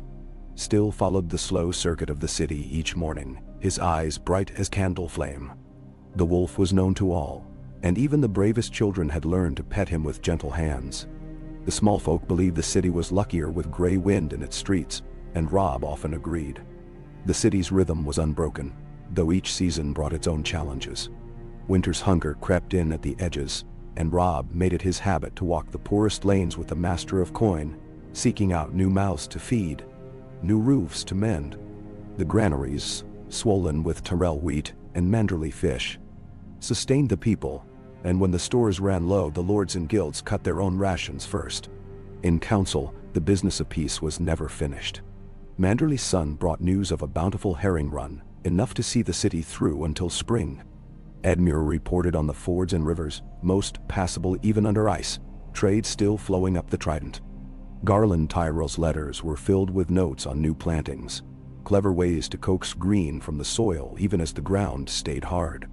The Dornish princess, now the mother of a daughter of her own, sent casks of wine and jars of pickled lemons, and her envoys spoke of new wells sunk in the southern quarter, fresh water to keep the fever at bay. One morning, a knock at Robb's door brought a boy no older than 9, a thin cloak wrapped around his shoulders, clutching a letter sealed with wax. "It's from the Vale, my lord," the boy said, eyes wide as he stared at gray wind. Robb took the message, breaking the seal with care. Sansa's hand was unmistakable, firm, flowing, a line of calm amid the city's constant noise. "My dearest brother, the snows have been gentle here, the mountain quiet. The Eyrie as well. Lord Robert grows into his role, slowly but surely, and I am proud to guide him, as I know you are proud to guide your city. I hear stories of your peace at every market and from every merchant. The world is not yet healed, But I believe, as I always have, that we are building something lasting, something worthy of our father's hopes. Arya remains a rumor, a whisper on the wind. I think sometimes that's how she means to live, and I pray she is safe, wherever her journey takes her. I miss you and Mother, and all the voices of Winterfell. I think of you often as the snow falls. Your loving sister, Sansa. Robb read it twice, then folded the letter with care, tucking it inside his coat. He pressed a coin into the boy's palm and sent him to the kitchens for warm bread and honey, then sat by the hearth a while, the fire crackling, gray wind's muzzle on his knee. He let the ache of missing home settle alongside the pride he felt for the life he had made here. Sometimes he dreamed of the north, but the city was as much his now as the snowbound halls of his childhood. When the sun at last broke through, it was as if spring had come at once to every square. The city poured into the streets. Market stalls appeared overnight, loaded with dried apples, hard cheese, the first green shoots from the south. Bakers carried baskets to every corner, and the orphanage children, cheeks rosy, ran to the palace with handfuls of early violets. Robb knelt to thank them all, listened to their stories, promised the city's stores would always be open to them. At council, the city's business changed with the weather. The roads needed mending, the drains clearing, new bricks laid where winter's storms had battered the city's flanks. The Watch, half made up of northern men and riverfolk now, reported peace in every quarter, with only the smallest quarrels left to solve. Manderley's son and Garland Tyrell discussed the opening of a new market at the foot of the hill, a place for North and South to trade without tariff or toll, and Robb gave his blessing, reminding them both that every merchant, highborn or low, must be treated fairly. The Dornish princess daughter visited the council, a bright-eyed girl with her mother's smile and her father's bold tongue. She brought gifts of glass and copper from Sunspear, and a plan to build a new well in the city's poorest ward. The council listened, asked questions, and gave her the same respect they gave her elders. Robb found himself smiling, pride and hope warring in his heart, as the next generation took up the work he had carried so long. In the north, Bran wrote of a mild thaw, of wolves thick in the woods, of the first buds pushing up through the snow. Rickon sent a battered pelt and a story of a wild hunt, his laughter echoing through the letter. Catelyn wrote with news of neighbors reunited, of children born and old men passing, the endless cycle of Winterfell's life, undiminished. Robb wrote back, his words careful but full of longing, promising to come home with the turning of the year. As the days grew warmer, Robb felt his own strength returning. He walked the city's walls with gray wind each morning, stopping to watch the ships in the harbor, to speak with the masons on the walls, to share bread with the guards. At the hospital, he thanked the healers and watched as the last of winter's sick recovered, sent home with baskets of food and woolen cloaks. He sat with Catelyn in the Godswood on quiet evenings, her head on his shoulder, her eyes drifting shut as the sun fell behind the towers. "You've done well, Robb," she murmured once, her voice softer than the wind. "The city is better than it was, better than it has ever been." "I had help," he replied. "From you, from the council, from every woman who bakes bread, every man who sweeps the streets. I only hope it will last." She squeezed his hand. "It will last because it belongs to them. That's the peace you made." He kissed her brow and sat in silence, listening to the night, the soft sounds of the city at peace. Summer came with slow certainty, the fields outside the city greening, the river high and clear. Garland Tyrell arrived with his son and daughter, bearing gifts of cheese and sweetmeats. News of the reached bounty, promises of help with the next planting. Edmure brought word of fish running thick in the river, of new bridges completed, and of a festival planned for the first day of harvest. Asha Greyjoy sent a ship, its decks laden with wool and salt, and a letter written in her bold hand. "The seas are quiet. For now. Enjoy the peace, Wolf. It will not last forever, but I am content to help you keep it a little longer." Robb replied with thanks, a cask of sweet cider, and a promise to see her in person when next he sailed north. The city prepared for the harvest festival with a kind of joy that felt new, almost fragile. Banners appeared on every street. Bakers began rising even earlier, the smells of spice and honey wafting through the palace. Children wove garlands in the gardens. At council, Robb watched as young and old debated the order of the feast, the procession, the first bread to be broken. The old doubts, the old divisions had faded. What remained was a community. Imperfect, hard-won, but real. On the day of the festival, Robb rose before dawn. Gray wind was slow to wake, but at Robb's urging, roused himself and shook out his thick coat. They walked together to the market square, where people were already gathering, voices raised in anticipation. Musicians tuned their instruments, the bakers' apprentices rushed to and fro with baskets, and the city's banners. Stark and Tully, Tyrell and Martell, Greyjoy and Baratheon, Arryn and Manderley, flew side by side. Catelyn stood at the edge of the crowd, her eyes shining. Robb joined her, taking her arm as the sun broke over the city. The square filled and spilled down the streets, the cheers rising as Edmure led the first toast. Garland presented a loaf of bread, and the Dornish princess poured the first cup of wine. Robb spoke, his voice steady and clear over the gathered crowd. "We have come through winter's shadow and into the light. The peace we keep is not only the work of council or lord, but of every one of you. You built this city, you guard its hope. May the harvest be plenty, and the years ahead be kind." Better. The people cheered, laughter and music filling the air, and the bells rang out over the river, the sound rolling across the city and far beyond. Robb looked out at the crowd, at the banners, the faces, the hope in every eye, and knew the peace would hold, because it was not his alone. It belonged to them all, as enduring and bright as the city itself. In E.K. The festival lingered long into the night, lanterns swinging from every eave, laughter rippling across the squares and alleys, the city's pulse quick and warm beneath the gathering stars.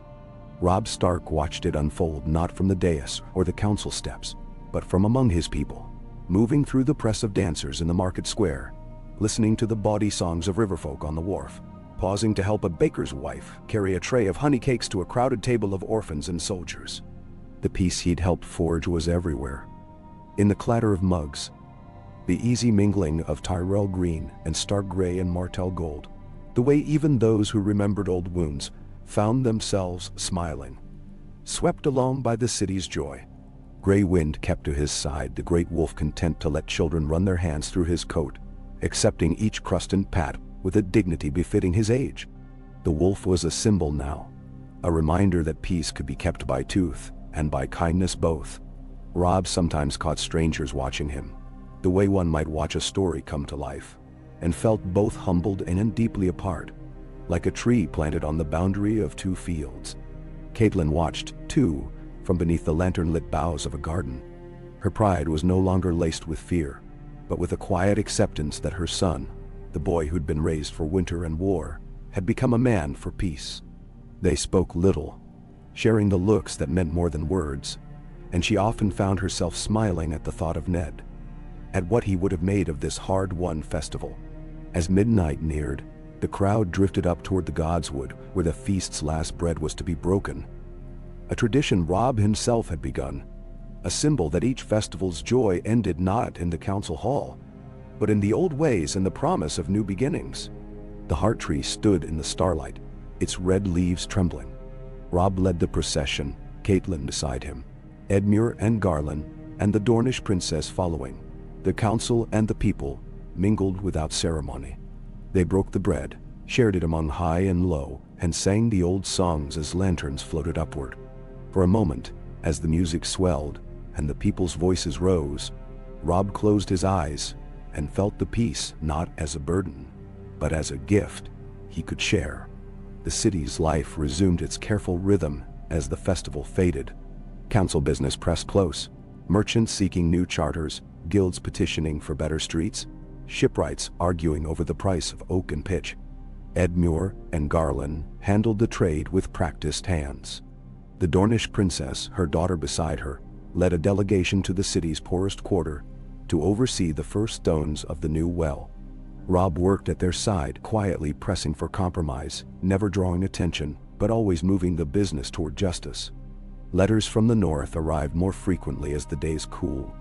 Bran wrote of spring floods and wild deer in the wolfswood. Rickon of new pups in the kennels and the promise of a rich hunt.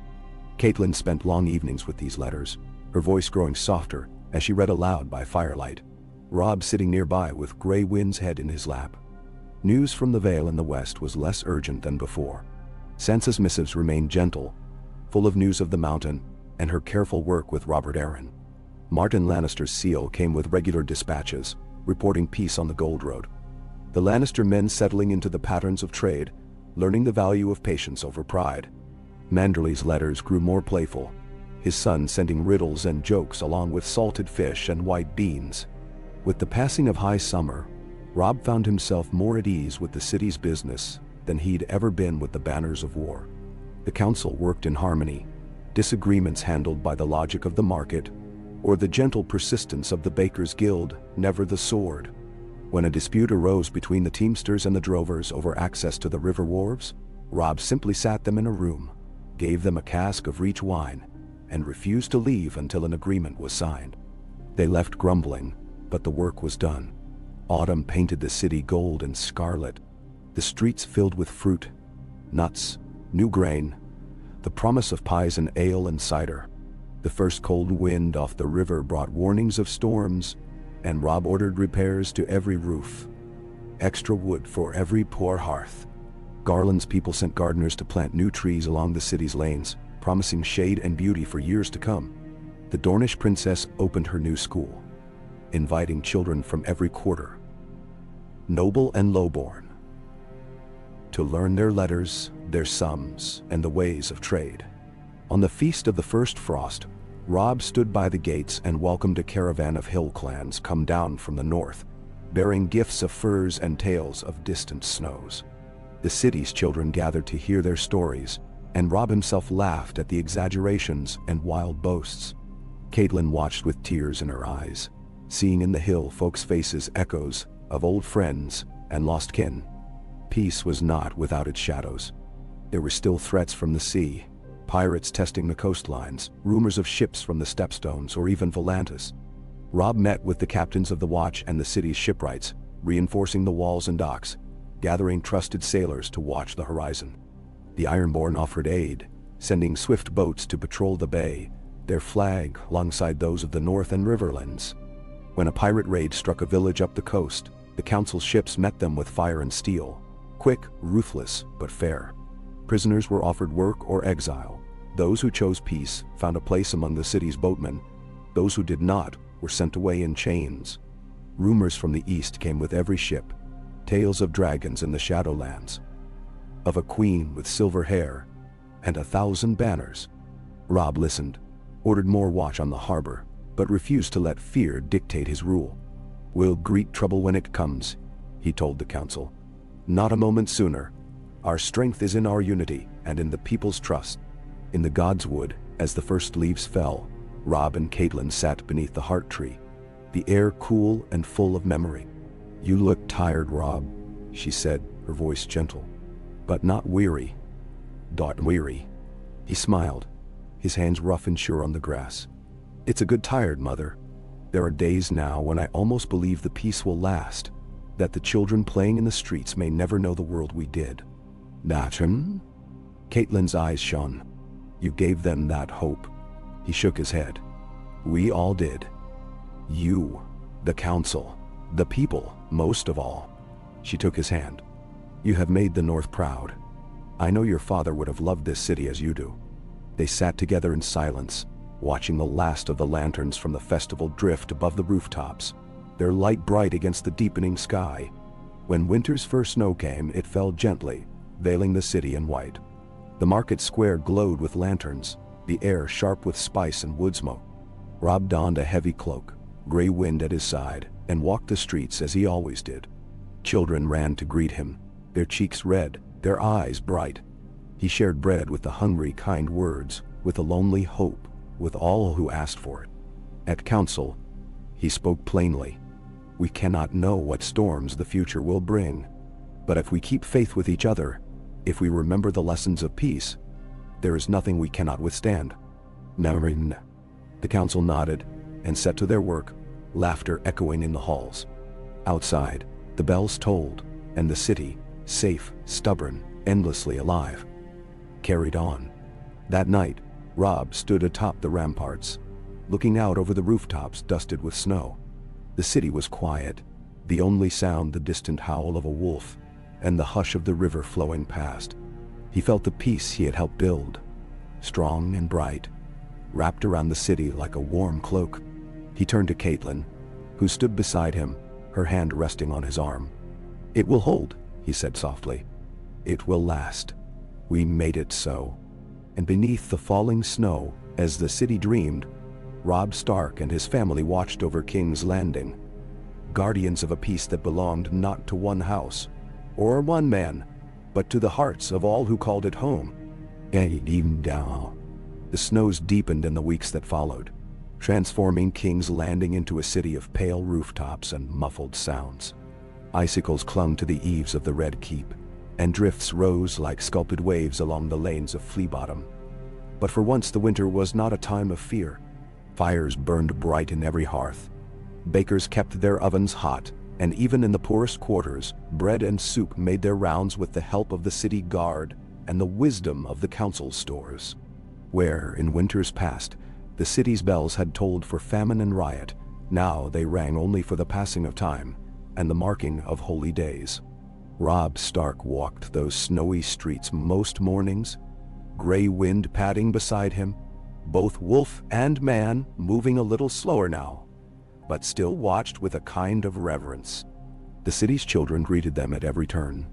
They pelted one another with snow, their laughter trailing up through the crisp air, and brought their smallest troubles: broken sleds, a lost mitten, a squabble over a marble, to Robb as if to a kindly uncle. He listened and resolved each matter with a steady hand, sometimes smiling to himself at the strangeness of such power wielded for such small things. The council met more often through those cold months, gathering in chambers kept warm with braziers and heavy curtains. Edmure Tully was gaunt now, his face lined with age and care, but his voice remained strong as he read reports of bridges holding against the ice, of ferryboats bringing Manderley grain upriver, of wells dug deeper to guard against freezing. Garland Tyrrell, too, bore the weight of years gracefully, his wit still keen, his pride in the Reach undimmed. The Dornish princess sat among them, wrapped in a flame-bright shawl, her daughter taking her place at times, learning the arts of argument and compromise with the same fierce patience. Asha Greyjoy's envoys, hard-eyed and quick-tongued, delivered barrels of salted fish and hard bread, and news that the sea was quiet, save for the restless whales. Even the city's rivals seemed bent toward peace, old grudges softened by the years of shared labor. The watch was strong, the healers tireless, and the guilds ever more bold, proposing new markets and craft halls for the spring. One evening, as Robb walked homeward from the council, he paused by the river. Ice rimed the pilings of the rebuilt wharves, but the water moved swift beneath, never freezing, never still. Gray wind nosed his hand, and Robb watched as a fisherman poled his skiff through the current, his lantern shining a golden path across the black water. A group of children skated clumsily on a shallow flooded patch nearby, shrieking with delight, and the city's bells tolled again, long and slow, announcing the end of day. Caitlin waited for him in the godswood, a heavy cloak around her shoulders. She had grown more frail, her hair a silver veil, but her eyes missed nothing. She reached for his hand as he sat beside her on the bench. "I remember winters when the snow meant hunger," she said quietly. "You changed that, Robb. They will not forget. I did not do it alone." His voice was rough, but honest. "The city is not the work of one man, or even one family." She smiled, and the lines on her face seemed to soften. "You gave them more than grain and peace. You gave them dignity. You gave them pride." He watched the lights flickering in the windows beyond the godswood, the city alive and safe, and let her words settle into his heart. Letters continued to arrive from the north, as steady as the tide. Brand's script was measured, his updates a calm litany of births, hunts, and the unending work of preparing for each new season. Rickon's letters came with blots and laughter, stories of wild rides and the taming of wolves. From the Vale, Sansa's words were full of hope. Robert Arryn growing into his title, the mountain folk sending their own food to the river cities. Even hints that Arya's legend had reached the western passes. A girl with a wolf's grace, her face always hidden. The city grew closer in those dark months. The market became a gathering place by night, with lanterns strung from every arch and musicians playing songs from Dorne, the Reach, the North. There were debates and riddles, tales told beside open fires. Robb walked among his people, joining in their stories, sometimes recounting his own, though he left out the bloodiest bits, and told instead of long rides through winter fields, of wolves howling at the moon, of small joys and quiet victories. On the coldest night of winter, Robb received an urgent message. A merchant ship from Braavos was stranded off Blackwater Bay, battered by storm and ice, its crew sick and desperate. At once, the council met. Edmure proposing a rescue, Garland marshalling carts and healers, the Dornish princess sending her swiftest riders to the shore. Robb led the effort himself, bundled in furs, Grey Wind at his side, and with the help of the city's fisherfolk and the Ironborn pilots, they brought the Braavosi ashore, fed them, and set them to healing. The Braavosi captain wept as he thanked Robb, promising friendship and news from across the sea. He told of dragons seen above the ruins of Valyria, of free cities still at war, and of a lone girl with hair like midnight, who fought for justice in the alleyways of Pentos. Robb heard the tale and smiled, feeling a wild, stubborn hope take root in his chest. "The world is wide," he said quietly to Catelyn that night. "Perhaps Arya has found her own peace." "She is your father's daughter," Catelyn replied, "and yours as well. Whatever world she makes, it will be her own." When spring finally broke the city's winter, the change was as sudden as it was complete. The river, freed from ice, ran fast and bright. The market filled with wild onions and the first early greens. Children spilled out onto the streets, playing games among the half-melted piles of snow. The council set to work at once, repairing roads, readying new docks, and planning the annual fair. The school on the Street of Silk celebrated its first graduating class, children from every house and quarter reciting their lessons in 3 languages, their families crowding the yard with pride. The guilds built a new hall, inviting apprentices to learn craft and trade. The city's healers, working with the Dornish, established a clinic for mothers and children, and Robb attended the opening, shaking hands, listening to laughter, and making promises that for once he knew he could keep. Garland and Edmure, Manderly and the Dornish princess, Asha's Ironborn envoy, each lent their strength. When rumors of new pirates reached the coast, they gathered their ships and crushed the threat before it could grow. When the river rose with spring melt, Edmure led the watch in shoring up the banks, saving a dozen homes from the flood. Robb watched all this, feeling a pride deeper than any victory won with swords. He met with Catelyn often in the Godswood, both of them quieter now, content in the simple joy of being part of a world made new.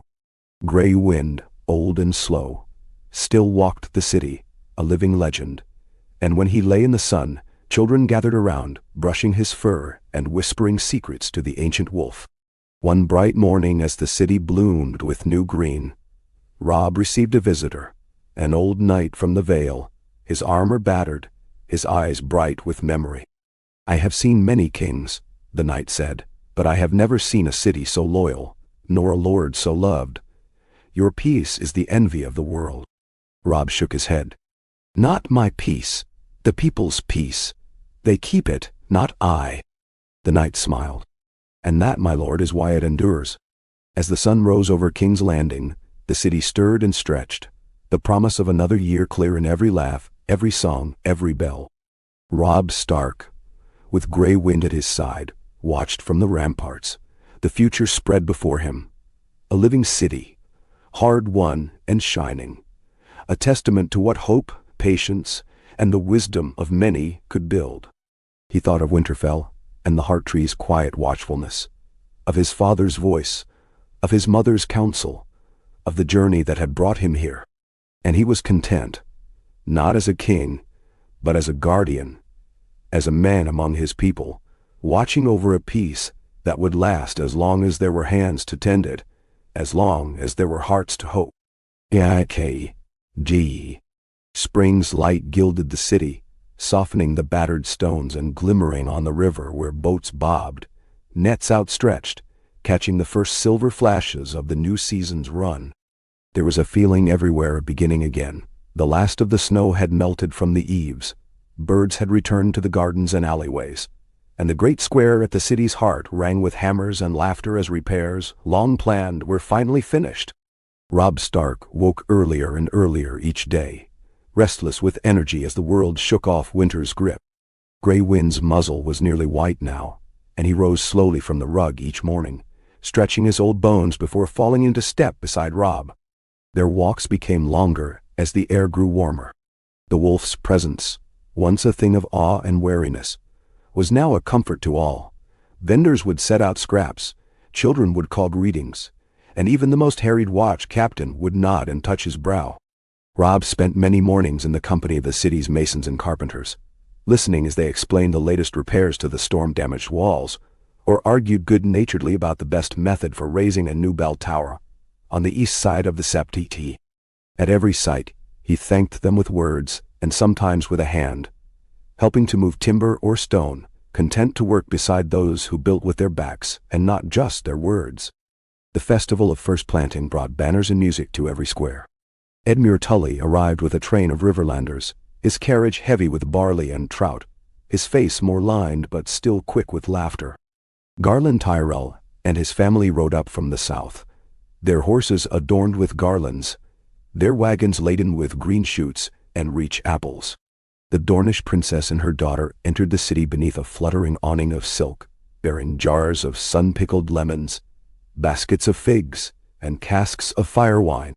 Even the Ironborn sent a ship upriver, its hull bristling with salted cod, wool, and barrels of dark ale, its captain quick to toast the peace of the city and the wolf who keeps it.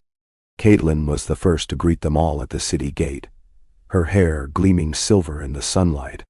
She embraced Edmure as a brother, clasped Garland's hands with a mother's warmth, and kissed the Dornish girl's cheek as if she were her own kin. Robb watched her, heart swelling with the old ache and pride, then joined the crowd, Gray Wind lumbering at his side. The festival lasted 3 days, each one brighter than the last. There were games for the children, tourneys for the squires, songs and stories in every market.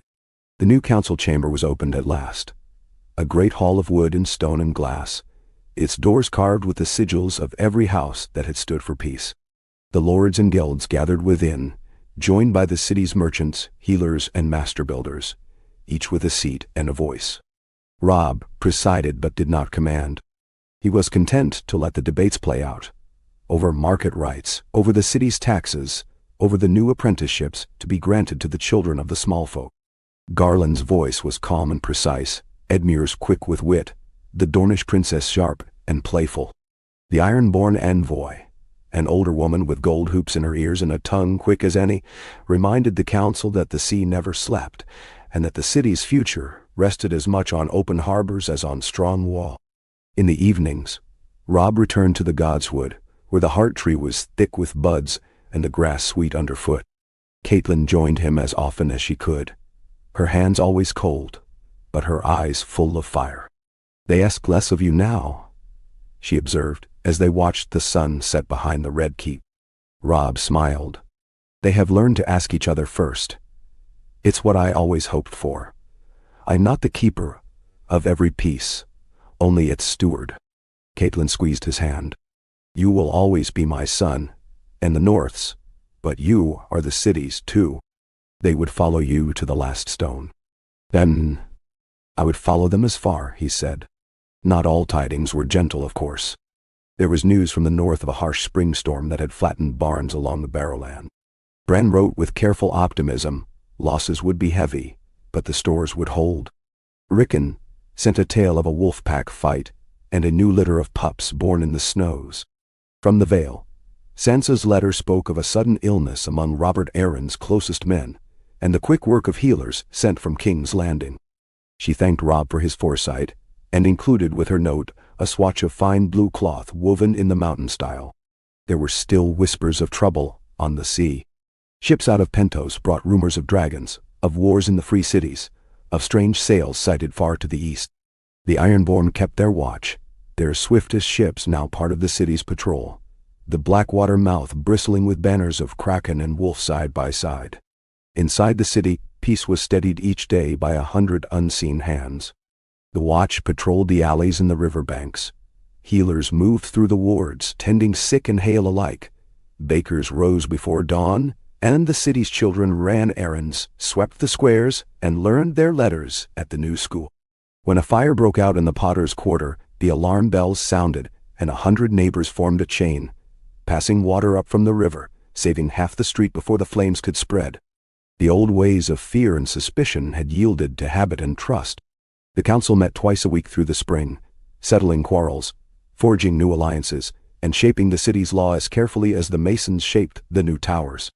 The Dornish girl, now tall and poised, proposed a charter for the healers, granting each apprentice the right to practice in any quarter of the city, so long as they served rich and poor alike. The Ironborn envoy, growing fond of the city, suggested new contracts for the dockworkers, binding North and Isles in shared prosperity. Garland's son, only just a man, proposed a new race on the river for the city's orphans, each to be sponsored by one of the great houses. Robb listened, offering a word here, a question there, always steering gently, but leaving room for others to take up the work. He felt sometimes like a gardener more than a ruler, tending, encouraging, trusting the city's own strength to bear the harvest. When the festival ended and the last banners came down, Robb lingered by the market square, watching as the last of the stalls were packed away, the lanterns snuffed out, the stones swept clean. He thought of all that had changed since he first entered the city as a stranger and an enemy, of the walls that had fallen, the towers rebuilt, the wounds healed by labor and patience. Caitlin joined him, a shawl drawn tight against the evening air. "Do you regret it?" she asked quietly. "All that you have given, all that you have lost." Robb watched the children running, the vendors calling farewells, the slow drift of laughter and song. "Sometimes I miss the North," he said, "but I would not trade what we have built. The city is alive, Mother. It is not perfect. It never will be. But it is ours, and theirs. That is enough." She smiled, and they walked together beneath the new leaves, gray wind trailing behind, the city settling into the first quiet of the year. As the days grew longer, Robb continued his rounds, inspecting repairs, settling disputes, listening to the worries and hopes of the small folk. He met with Edmure by the river, with Garland among the city gardens, with the Dornish princess at the school, with the Ironborn on the wharves. Each was busy, each had their burdens, but all took strength from the city's endurance, from the fact that it was no longer fear or force that held them together, but custom and care, and the stubborn belief that peace could last. Grey Wind's pace slowed, and Robb felt the ache in his own joints, but neither complained. They were as much a part of the city's story as any stone or bell or banner. And as the festival's memory faded into the daily work of summer, Robb Stark knew that the peace they had forged was not a monument, not a triumph to be sung of and forgotten, but a living, breathing thing, tended by many, guarded by all, and as enduring as the city's walls. He stood in the God's Wood at dusk, the heart tree's branches arching above him, and whispered a quiet thanks to the old gods and the new, to his family near and far, to every soul who'd shared in the slow, quiet miracle of rebuilding. The city glowed with lamplight as darkness crept in. Somewhere in the distance a child's voice called out in laughter, and the bells began their slow, measured toll. Robb listened, smiled, and turned to walk home, Grey Wind at his side, the keeper of a peace that belonged, at last, to them all. Ishwand. Nashimad but deader. Summer deepened over King's Landing, bathing the city in golden heat and the long, slow afternoons of a realm at peace. The river shone silver under cloudless skies, ferry boats crossing between the city and the far banks. sails painted in the colors of guild and house, and the bright, hopeful banners of the children's races. Birds nested in the high rafters of the Red Keep. Gardens and market plots burst into bloom, sending the scents of thyme and rose and sweetgrass swirling through the streets. Robb Stark woke with the city each day, greeting the sunrise from his window in Maegor's Holdfast.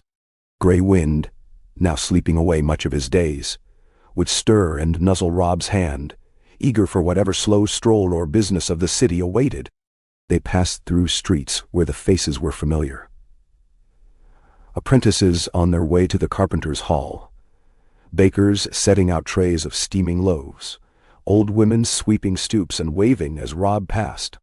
It was not the parade of a king, but the ritual of a man whose presence had become as much a part of the city's rising as the toll of the morning bells. He began his mornings at the market, taking counsel not only from lords and envoys, but from the women who sold greens, the boys who carried baskets, the smiths with their blackened hands. Today, a dispute over the price of salt was settled before the city's old sept. A half-dozen voices shouting, 3 smiling, and Robb's patient question, "What do you say is fair?" By noon, the bargain was struck, and the city's kitchens, noble and humble, were supplied for another week. The new council chamber was never empty now. Garland Tyrrell presided over questions of harvest and stores, his humor turning even the worst news of pests and blight into something manageable. Edmure brought in new river maps each week, showing how the ferry routes shifted with the silt and how best to lay the city's next bridge. The Dornish princess and her daughter debated the cost of new glass for the hospital, and the iron-born envoy, still proudly straight-backed and sharp-eyed, argued for more contracts for the shipwrights. Robb watched it all, content to nudge the conversation here or there, pleased to see that council no longer needed a king, but only its own faith and memory. After council, Robb met Catelyn in the Godswood. She moved more slowly these days, her hair as white as the bark of the heart tree, but her eyes bright. They walked together through the dappled shade, speaking softly of old friends and absent kin. Sometimes they sat in silence, listening to the wind through the leaves, watching as children snuck in to dare one another to touch the red roots or make a wish beneath the tree's carved face. One day, Catelyn placed her hand on Robb's arm and said, "You've grown gentle, my son. This city has done for you what the North never could." "Barn?" He smiled, gazing at the sunlight flickering through green and crimson leaves. "Peace has changed me. I once thought strength was all, the sword, the charge, the cry, the banners. Now I think it's this, listening, giving ground, finding what endures." She nodded. "And what endures is not a crown or a keep. It's laughter, bread shared, the memory of a good harvest, a just counsel, a city where no child goes hungry." He pressed her hand, silent, and together they watched the children run laughing from the trees, scattering sparrows. That summer saw the city's festival of rivers. Stalls lined the banks, their roofs painted blue and white, hawking everything from smoked eel to cherry pastries and fine reach cheese. The Manderleys arrived from the north on a broad-bellied barge, their lord's son leading a parade of cooks who roasted sturgeon on spits and offered thick chowders to all comers. Edmure Tully brought rowers from every village, organizing races that set the whole river shouting and cheering. The Dornish rode in on swift palfreys, handing out jars of pickled lemons and spiced wine. Even the Ironborn were welcomed, their fast boats darting upriver in a show of seamanship and the possibility, still strange to many, of alliance rather than enmity. Robb made the rounds, shaking hands, listening to the jokes and songs, sampling cakes and cider. Gray Wind, too tired for the crowds, watched from the riverbank, eyes bright and tongue lolling. Garland Tyrrell, Edmure, and the Dornish princess joined Robb in opening the council's regatta, the 4 of them waving from the wharf as boys and girls from every quarter raced small, bright-painted skiffs. It was the sort of joy Robb had come to love best. Unplanned, unguarded, belonging to everyone.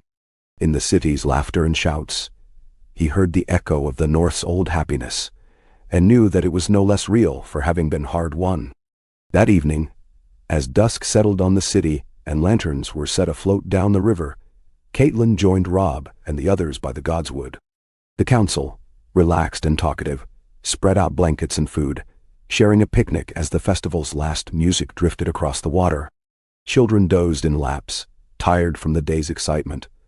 Old men toasted the coming harvest. Garland raised his cup. "To King's Landing, the only city I know where the council outnumbers the lords." The Dornish princess laughed. "And where peace outlives the banners."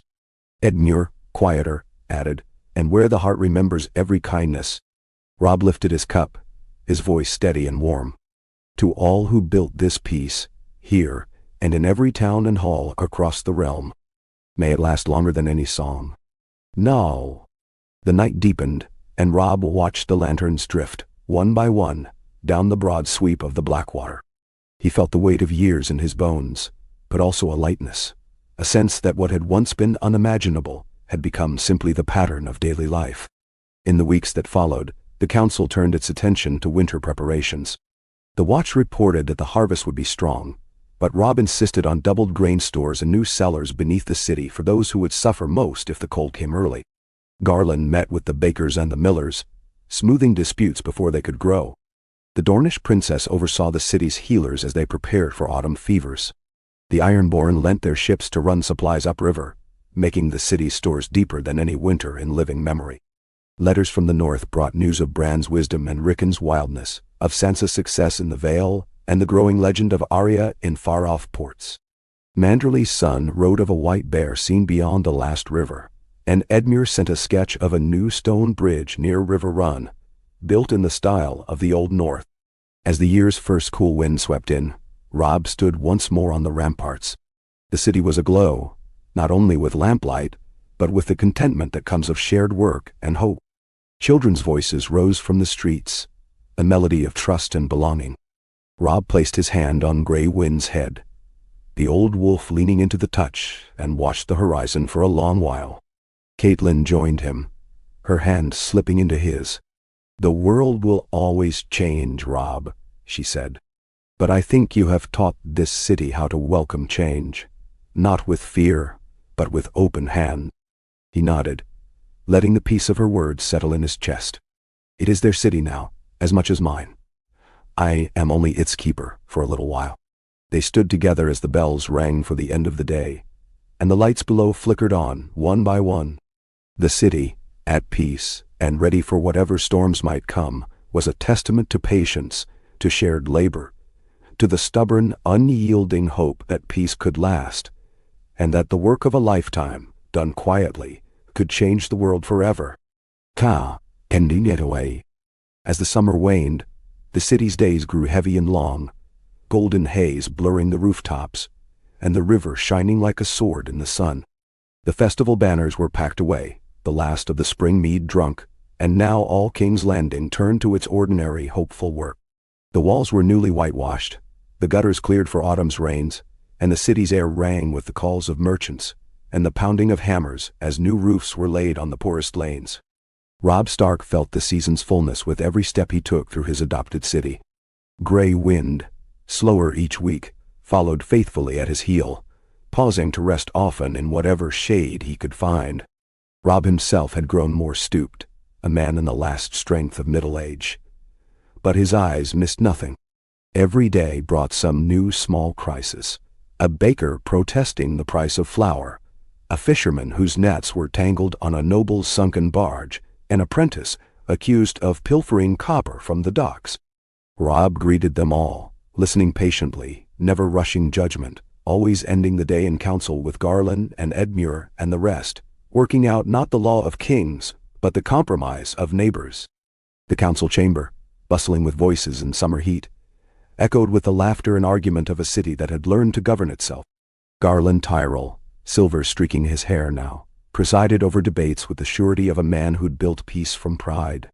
Edmure Tully's laugh was still quick, though his body was leaner, and his letters from the Riverlands, full of jokes, tidings, and warnings about autumn floods, brought news of distant kin. The Dornish princess, regal and sharp-tongued, now brought her own daughter to meetings, training her to the steady, clever ways of city rule. The Ironborn envoy, who had once spoken only of gold and ships, now advocated for apprenticeships and the rebuilding of the old harbors. Letters from the north grew ever more precious. Bran sent careful words of a harvest saved by late rains. Rickon wrote of wolf pups and woodcutters, and from the Vale Sansa's pages arrived bearing tales of Robert Arryn's coming-of-age tour and Sansa's own work to open schools, like those in King's Landing. Manderley's son dispatched salted fish and a riddle. What is both a bridge and a promise? Robb read it out at council and smiled at the laughter it brought. He had learned to love the city as it was, 1,000 details, 1,000 voices. His mornings were spent among the people, walking the rows of the market with a basket on his arm, stooping to check the quality of the year's onions, shaking hands with old guards and young guildmasters. The city's children greeted him with shouts, a new game making the rounds. Who will the wolf help today? Sometimes it was just a skinned knee or a runaway kitten, but always Robb bent to the business, and Grey Wind, white-faced and gentle, accepted the caresses and treats with regal calm. He never wore a crown, never sat on a high dais, and his garments were those of any lord grown old in work. Sturdy boots, a woolen surcoat, the badge of the direwolf brooch silver on his breast. Still, wherever he went, the people parted for him, not in fear but in respect, and he felt it keenly, the honor of trust, the weight of so much hope. The summer's end brought new challenges. Distant news came by ship, trouble in the Stepstones, free cities at war, and rumors of a sellsword company hiring in Bravos. The iron-born envoy counseled readiness. The city watched doubled patrols on the walls, and sent swift boats to watch the river mouth. Garland coordinated with bakers and millers to secure extra stores, and Edmure managed a convoy of grain and cheese from the riverlands. When a fire broke out near the old sept, Robb himself hurried there, bucket in hand, helping form the chain that saved half a street from burning. The city's healers and guilds were there before him, and by dawn, the embers were cold, and the council sat in the open air, drafting new plans for better wells and fire patrols. A day later, as Robb limped home from the docks, he found Catelyn waiting in the shade, her face lit by the last of the evening sun.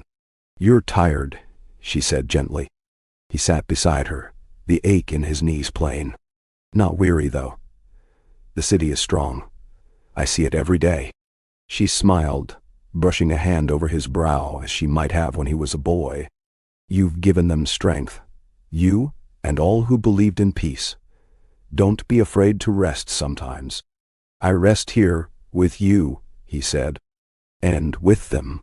He nodded toward the city, where the lights were kindling one by one. They spoke of the north, of Bran's last letter, of Sansa's plans, of Arya's legend that flitted on the lips of sailors. Robb wondered aloud what the next year would bring.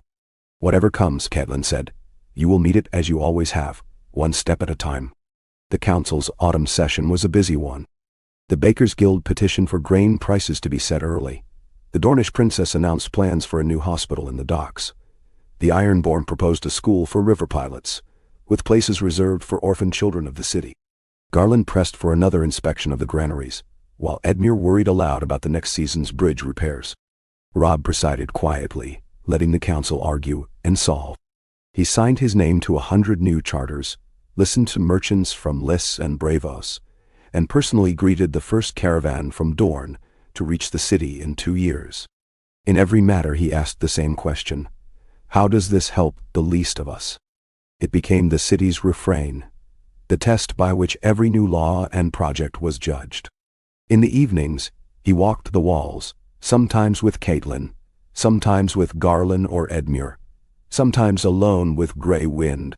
He watched the city's lights, heard the distant laughter, and let himself imagine a future, a city where his work would not be remembered as the rule of one, but as the gift of many.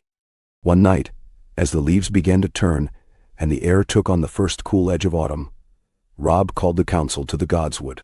The benches were crowded, torches flaring, the heart tree's red leaves falling on shoulders and laps. He spoke simply, his voice carrying over the hush. "We have all come here from different places, with different dreams and wounds. We have known war and grief, and we have built this peace together, one day at a time. I have grown old here, and proud, and grateful. But this peace belongs to you, all of you. To the guilds, to the healers, to the children in the streets, to the lords and ladies who learn to listen as well as rule. Let us keep what we have built. Let us teach our children not of banners and swords, but of bread and justice, of laughter and kindness, and the courage to change. Megan. He looked at Caitlin, at Garland and Edmure and the rest, and then at the youngest among them, a baker's apprentice, a healer's daughter, the iron-born's sharp-eyed nephew, each a living promise of the city's future. That night, beneath the trees, they broke bread and sang, and Robb sat a little apart, listening, content. Gray wind leaned against his leg, warm and steady, a reminder that nothing was ever truly lost. The days grew shorter, the harvest was brought in, and the city settled into its autumn peace. There were storms and brief disputes, a fire here, a fever there, but the city met them all with the strength of habit and community. Robb's hair was white now, his hands calloused, his walk slow, but he never missed a council, never turned away a child, never forgot the duty that had become, at last, his life's joy.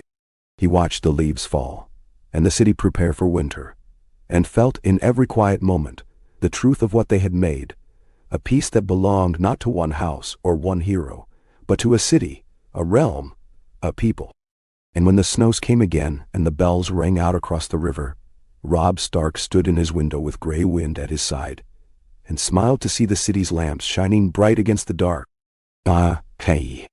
Autumn deepened, bringing a sharper wind down from the river, setting the city's banners to snapping in the pale sunlight. Leaves swirled in the squares, red and gold and brittle brown, chased by laughing children and by Gray Wind's slow, shuffling steps. Robb Stark watched from the old market as vendors packed the last pears and apples of the season into crates, their faces rosy, their words hopeful. Masons worked along the walls, singing as they mended old mortar. At every corner, the lamps were lit earlier, the days shortening as if the city itself braced for the long hush of winter. Robb moved quietly among them, his own hair white now, beard trimmed close, his frame grown lean. Yet his presence was a comfort. When he passed, the apprentices straightened, the mothers offered bread, the old men tipped their caps.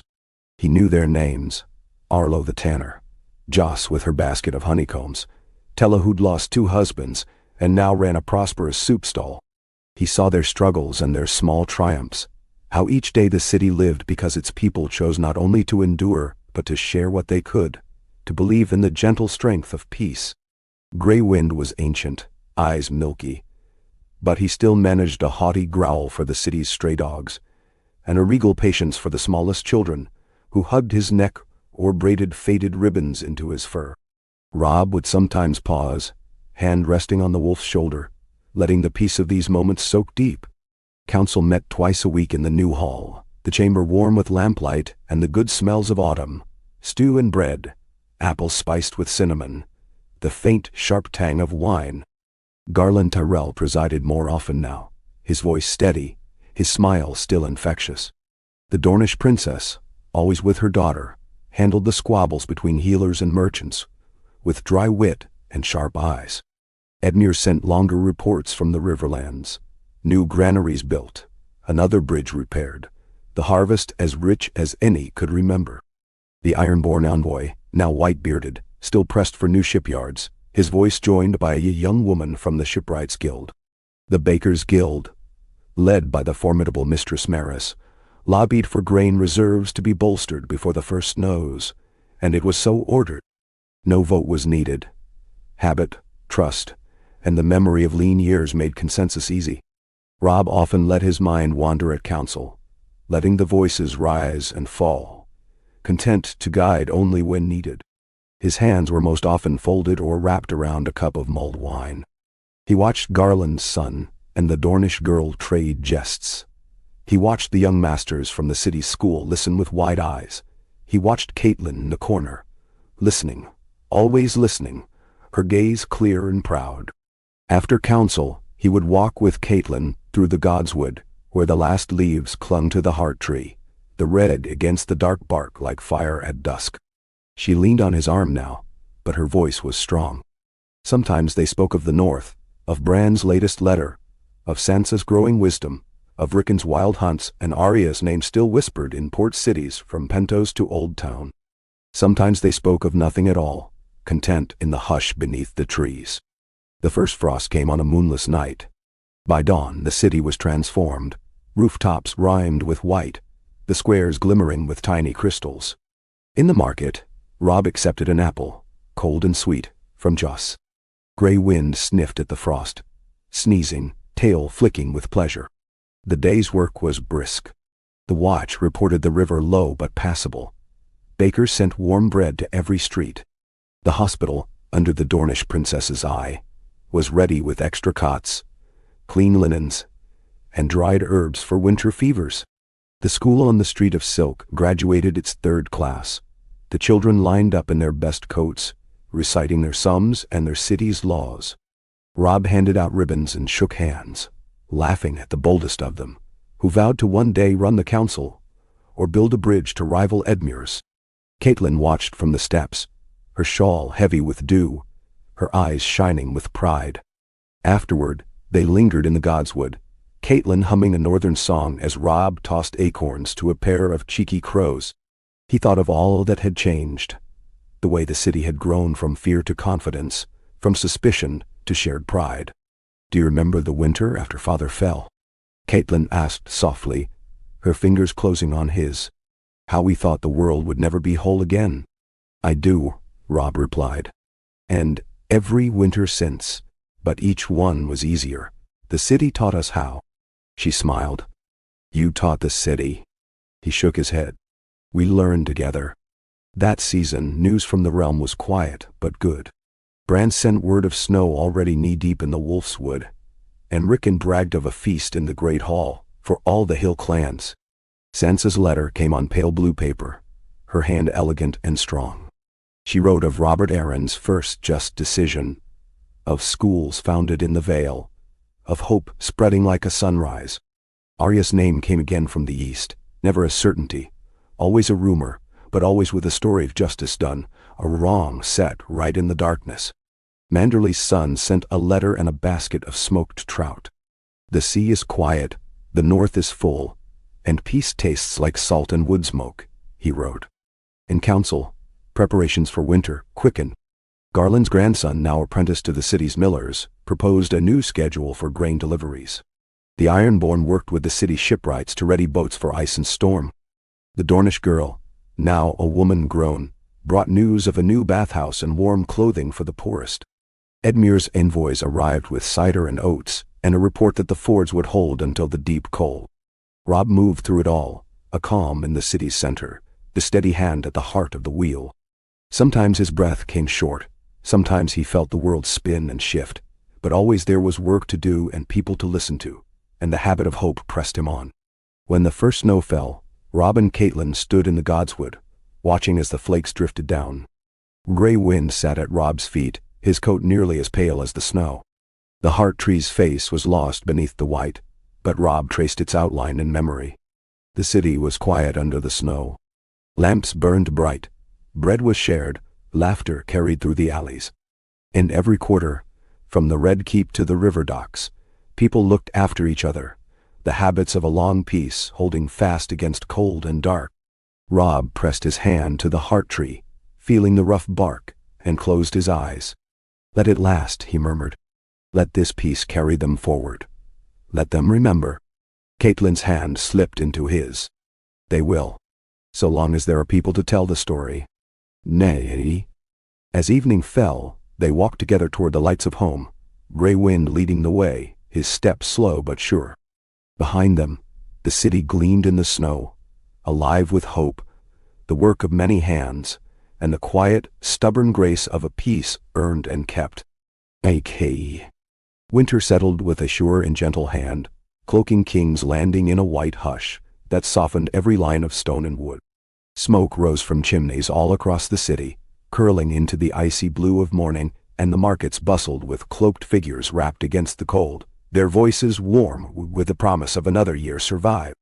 At dawn, the city bells sounded, echoing across the river and the snow-dusted roofs, calling bakers to their ovens, shipwrights to their hammers, children to their errands and games.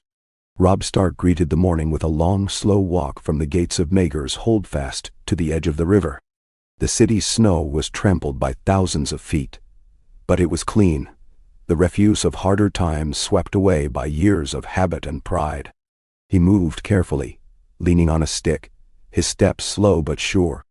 Gray wind followed at his side, his fur thick and white, moving with the careful dignity of great age. The wolf was a legend now, a living emblem of a peace held not by fear, but by shared purpose, and the steady everyday work of hope. Everywhere Robb went, people greeted him with a nod or a word.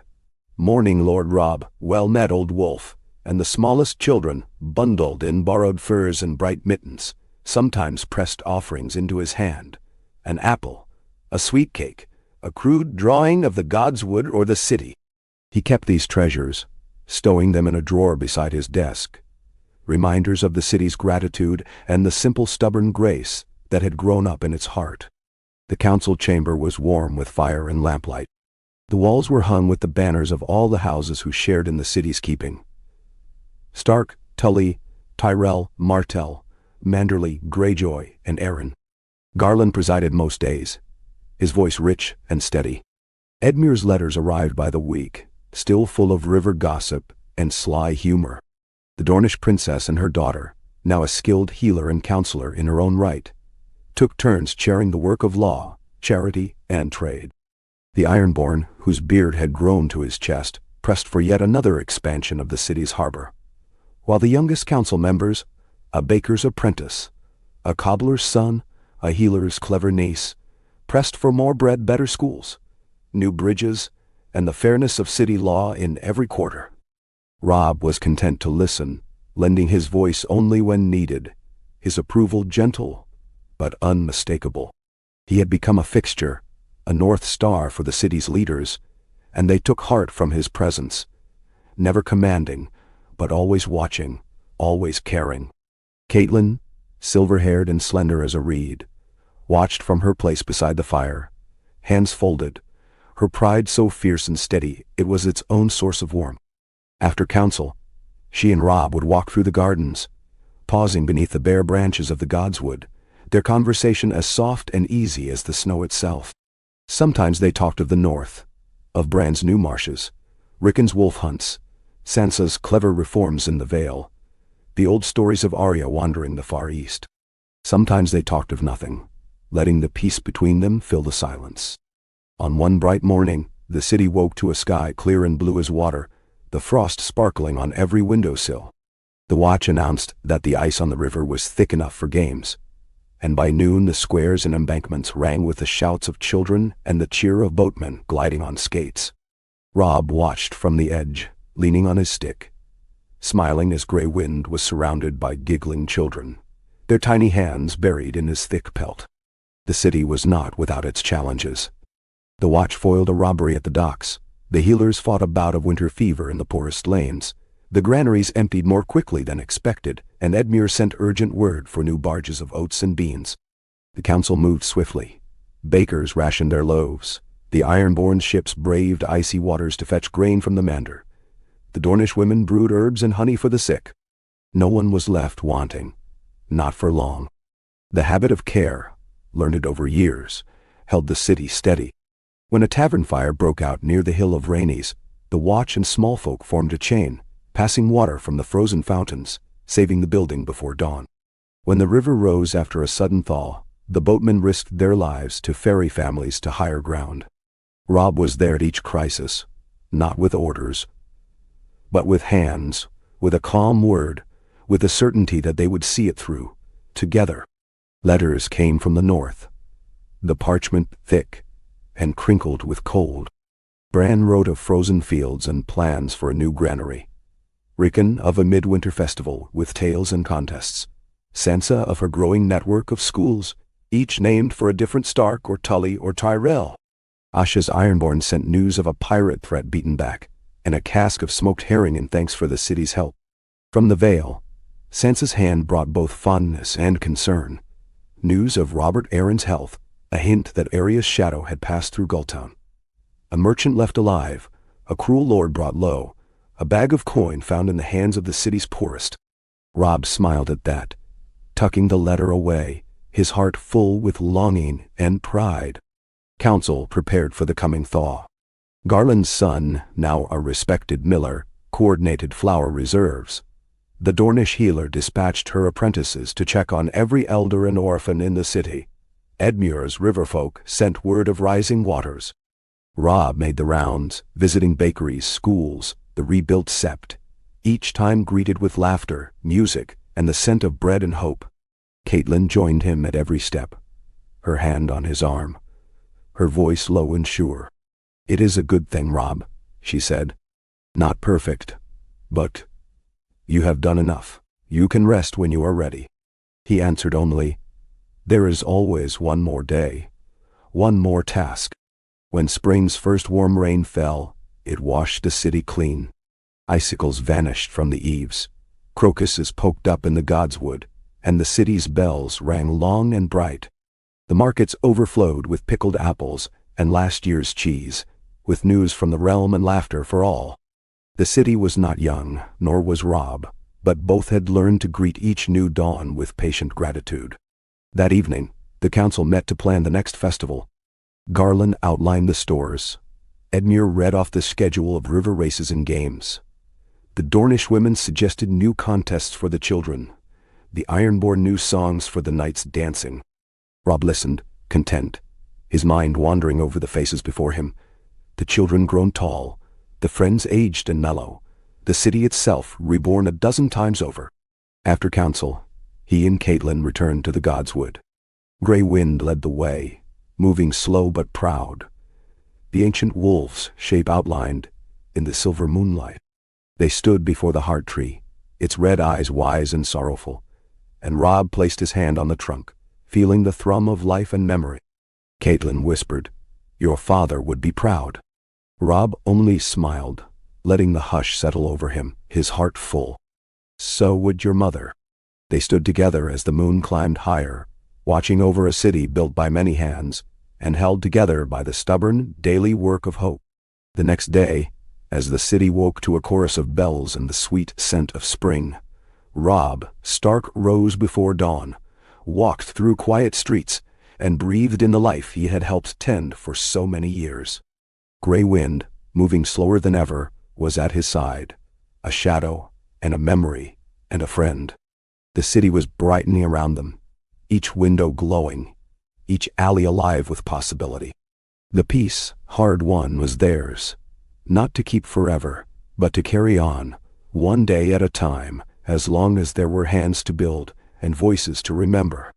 And so Robb walked on, Caitlin beside him, the godswood behind, and all the city's hope before him, a living testament to the truth that what endures is not the might of a king, but the care of many, and the dream, always renewed, of peace. Robb Stark's world was smaller now, but no less alive. Each morning began before the city's bells, when the sky was indigo and the rooftops shimmered with frost. Grey Wind, ancient and slow, would already be waiting by the door, nose to the seam, tail thumping when Robb appeared. Together they made their way through the winding halls of Maegor's Holdfast and out into the Whiteland city, Caitlin sometimes joining with her own soft step, her arm steadying Robb's on slick stone. The city in winter was a tapestry of small kindnesses. A baker with a crust for Grey Wind, a child waving a mitten, the bootmaker's apprentice sweeping the ice from Robb's usual bench in the square. People greeted him not with awe or fear, but with warmth. Lord Robb, Old Wolf, Master Stark, father of the city, names half teasing, half honoring. They watched as he walked the markets, his pace measured, pausing to examine the first tulips of spring, to taste the stews simmering in copper pots, to ask after a new grandchild or the repair of a leaking roof. The council met more often as the year turned, keen to anticipate the city's every need. Garland Tyrell presided with a gentle confidence, his jokes as sharp as ever, his hair gone almost white. Edmure's envoys came with the melt, bringing word of river floods and new stonework. The Dornish princess, always a fire at the table, had yielded more business to her daughter, whose voice was brisk and fair. The Ironborn, gruff but reliable, argued for greater freedom for the city's new pilots, and Manderley's son proposed a plan to send young fishers south each year, strengthening ties between harbor and market. The younger counselors now took up most of the arguments. The old guard, Robb, Caitlin, the Tyrrells, the river folk, offered wisdom, reminders, and when needed, the weight of memory. When a baker's apprentice and a chandler's daughter disputed the price of candles, the council let them speak in their own voices, hammer out their own compromise. Robb watched, sometimes with pride, sometimes with a pang for how quickly time moved. Caitlin was often with him, her hand warm on his, her presence the last anchor to a world that had begun in the north. They still spent every evening in the godswood, even when the snow lay deep, wrapped in furs and lost in the gentle hush beneath the heart tree. Robb spoke less than he once had. Sometimes he let Caitlin read aloud the letters from Winterfell, from the Vale, from the Riverlands and Dorne, even the Iron Islands. The letters were full of life. Bran's lines spoke of new marshes, of a pair of white ravens born in the rookery. Rickon wrote of wild rides, of wolves grown bold in the forest, and of his son's first kill, a boar nearly as big as a pony. Sansa wrote with the crisp, elegant hand of a ruler, news of new roads and laws and her own children, bright and stubborn, who argued with their septa and dreamed of adventure. Sometimes, rarely, a merchant from the east brought a rumor of Araya, a woman with a scar and a wolf's step who settled scores and vanished like mist, leaving behind tales of kindness paid with a knife's edge. When the last snow melted and the city's cobbles ran wet and clean, the market bloomed with color. Tubs of tulips, strings of new onions, trays of tarts and sweets, banners flying high for the annual spring fair.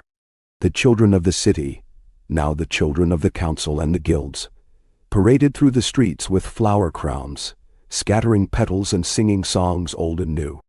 Robb moved among them, his gait careful but proud, gray wind, never far. Caitlin at his side, he watched the city come alive.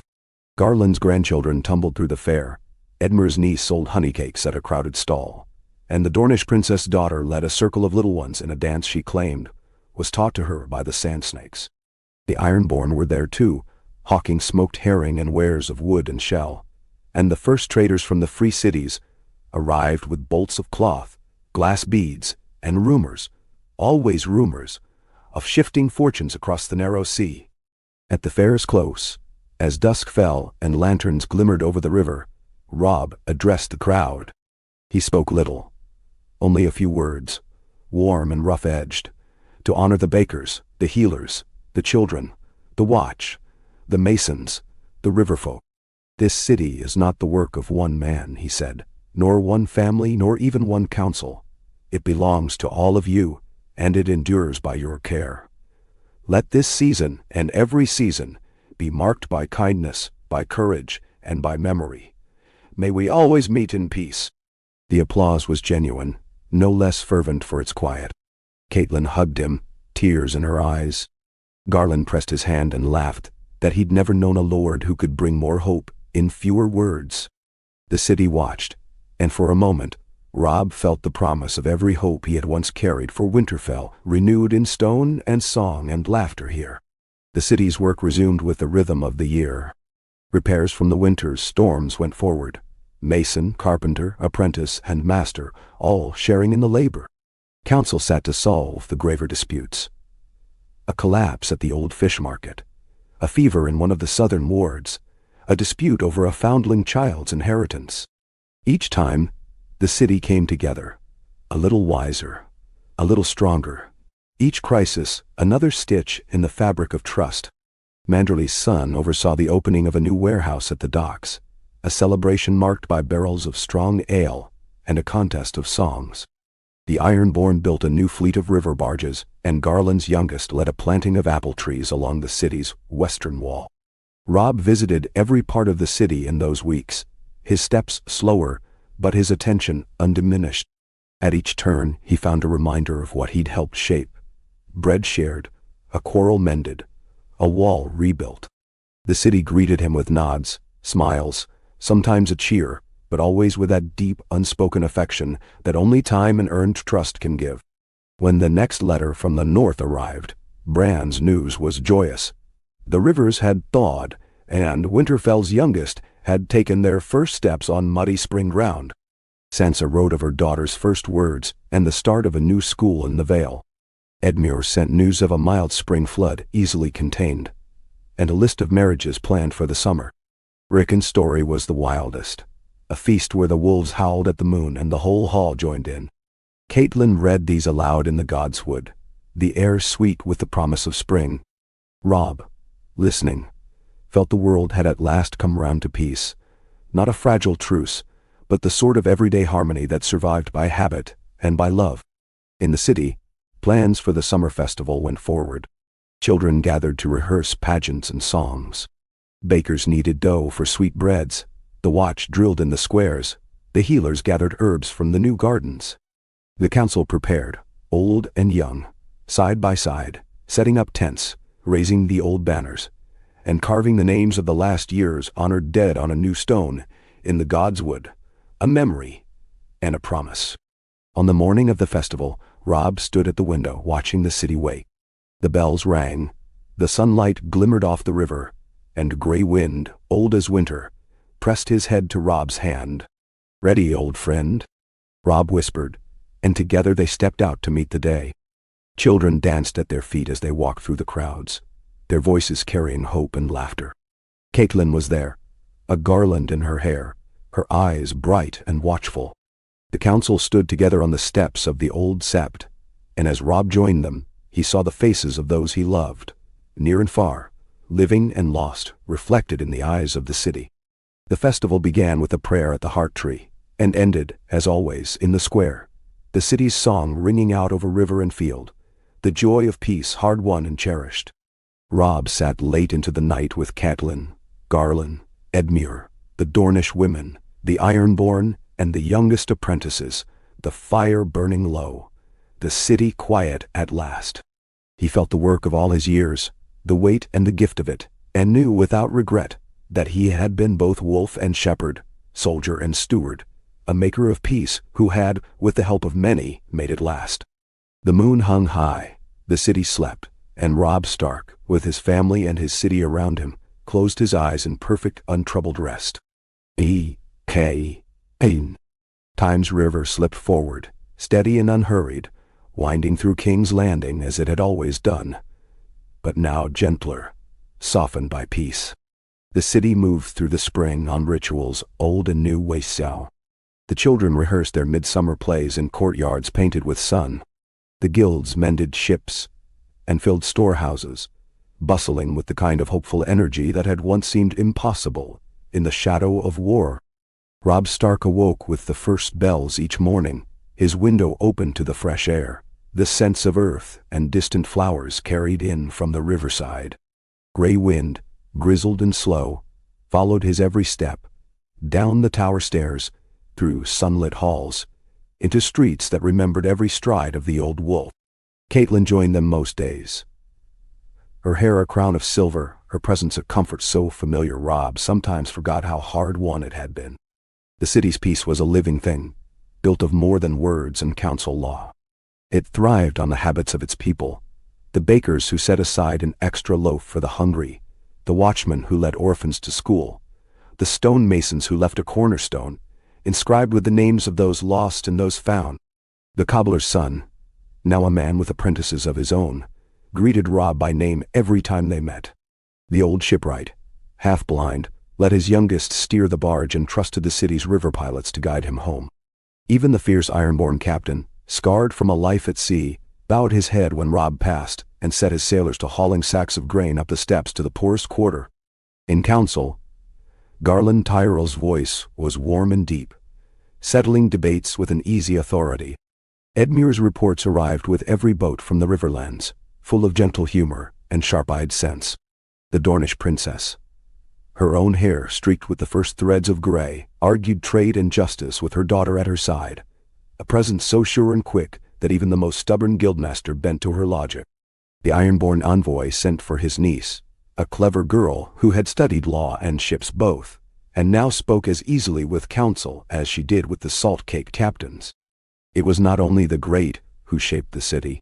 The city's smallest counselors, the baker's apprentice, the washerwoman's son, the teacher from the street of silk, brought news and troubles from every corner.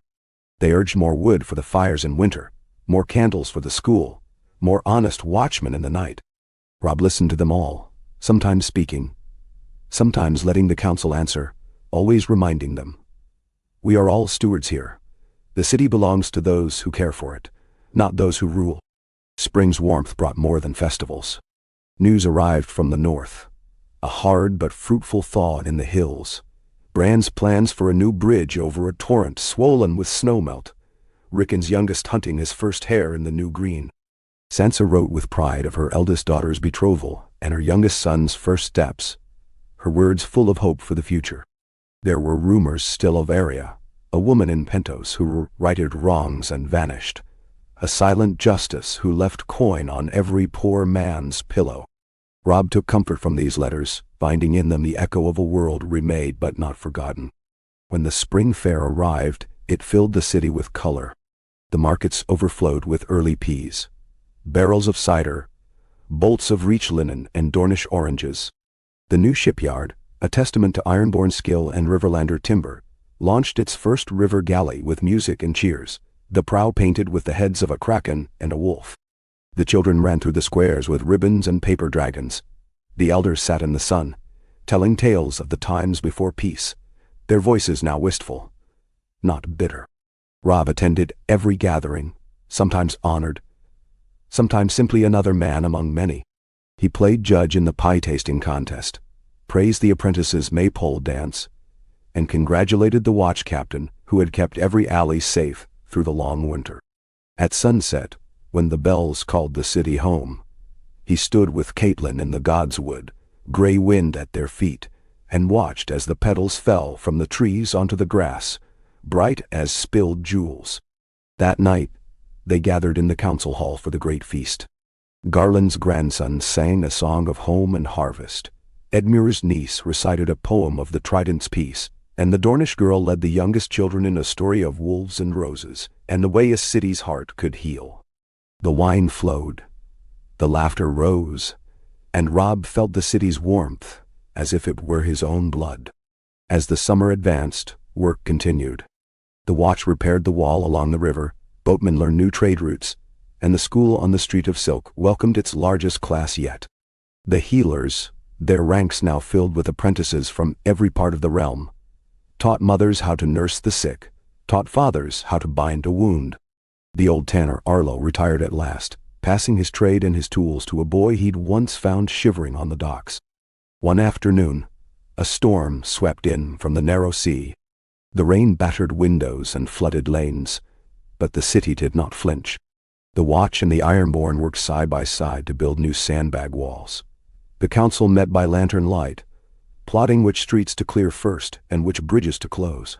Robb himself waded into the lower market, directing a chain of children passing buckets to keep the bakers' ovens dry. When the water receded, not a life had been lost, and the city rejoiced with a dance in the square, lanterns strung from every eave.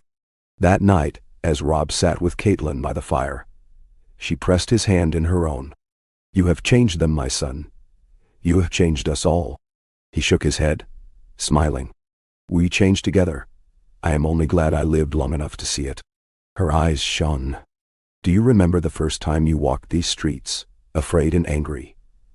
All the world on your shoulders?" "I do.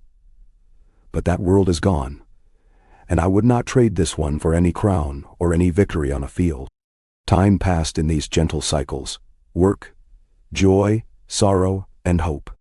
Robb found himself less at the center of council, more its watchful shade, an elder whose words were weighted with memory. His days were slower, but no less full. He walked in the garden, watched gray winds sleep in the sun, read the letters from his siblings, and watched the next generation take up the work. The Godswood was always his haven.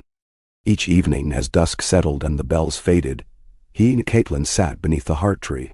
Sometimes the apprentices joined them, asking for stories of the North, of the wars, of the first years of peace.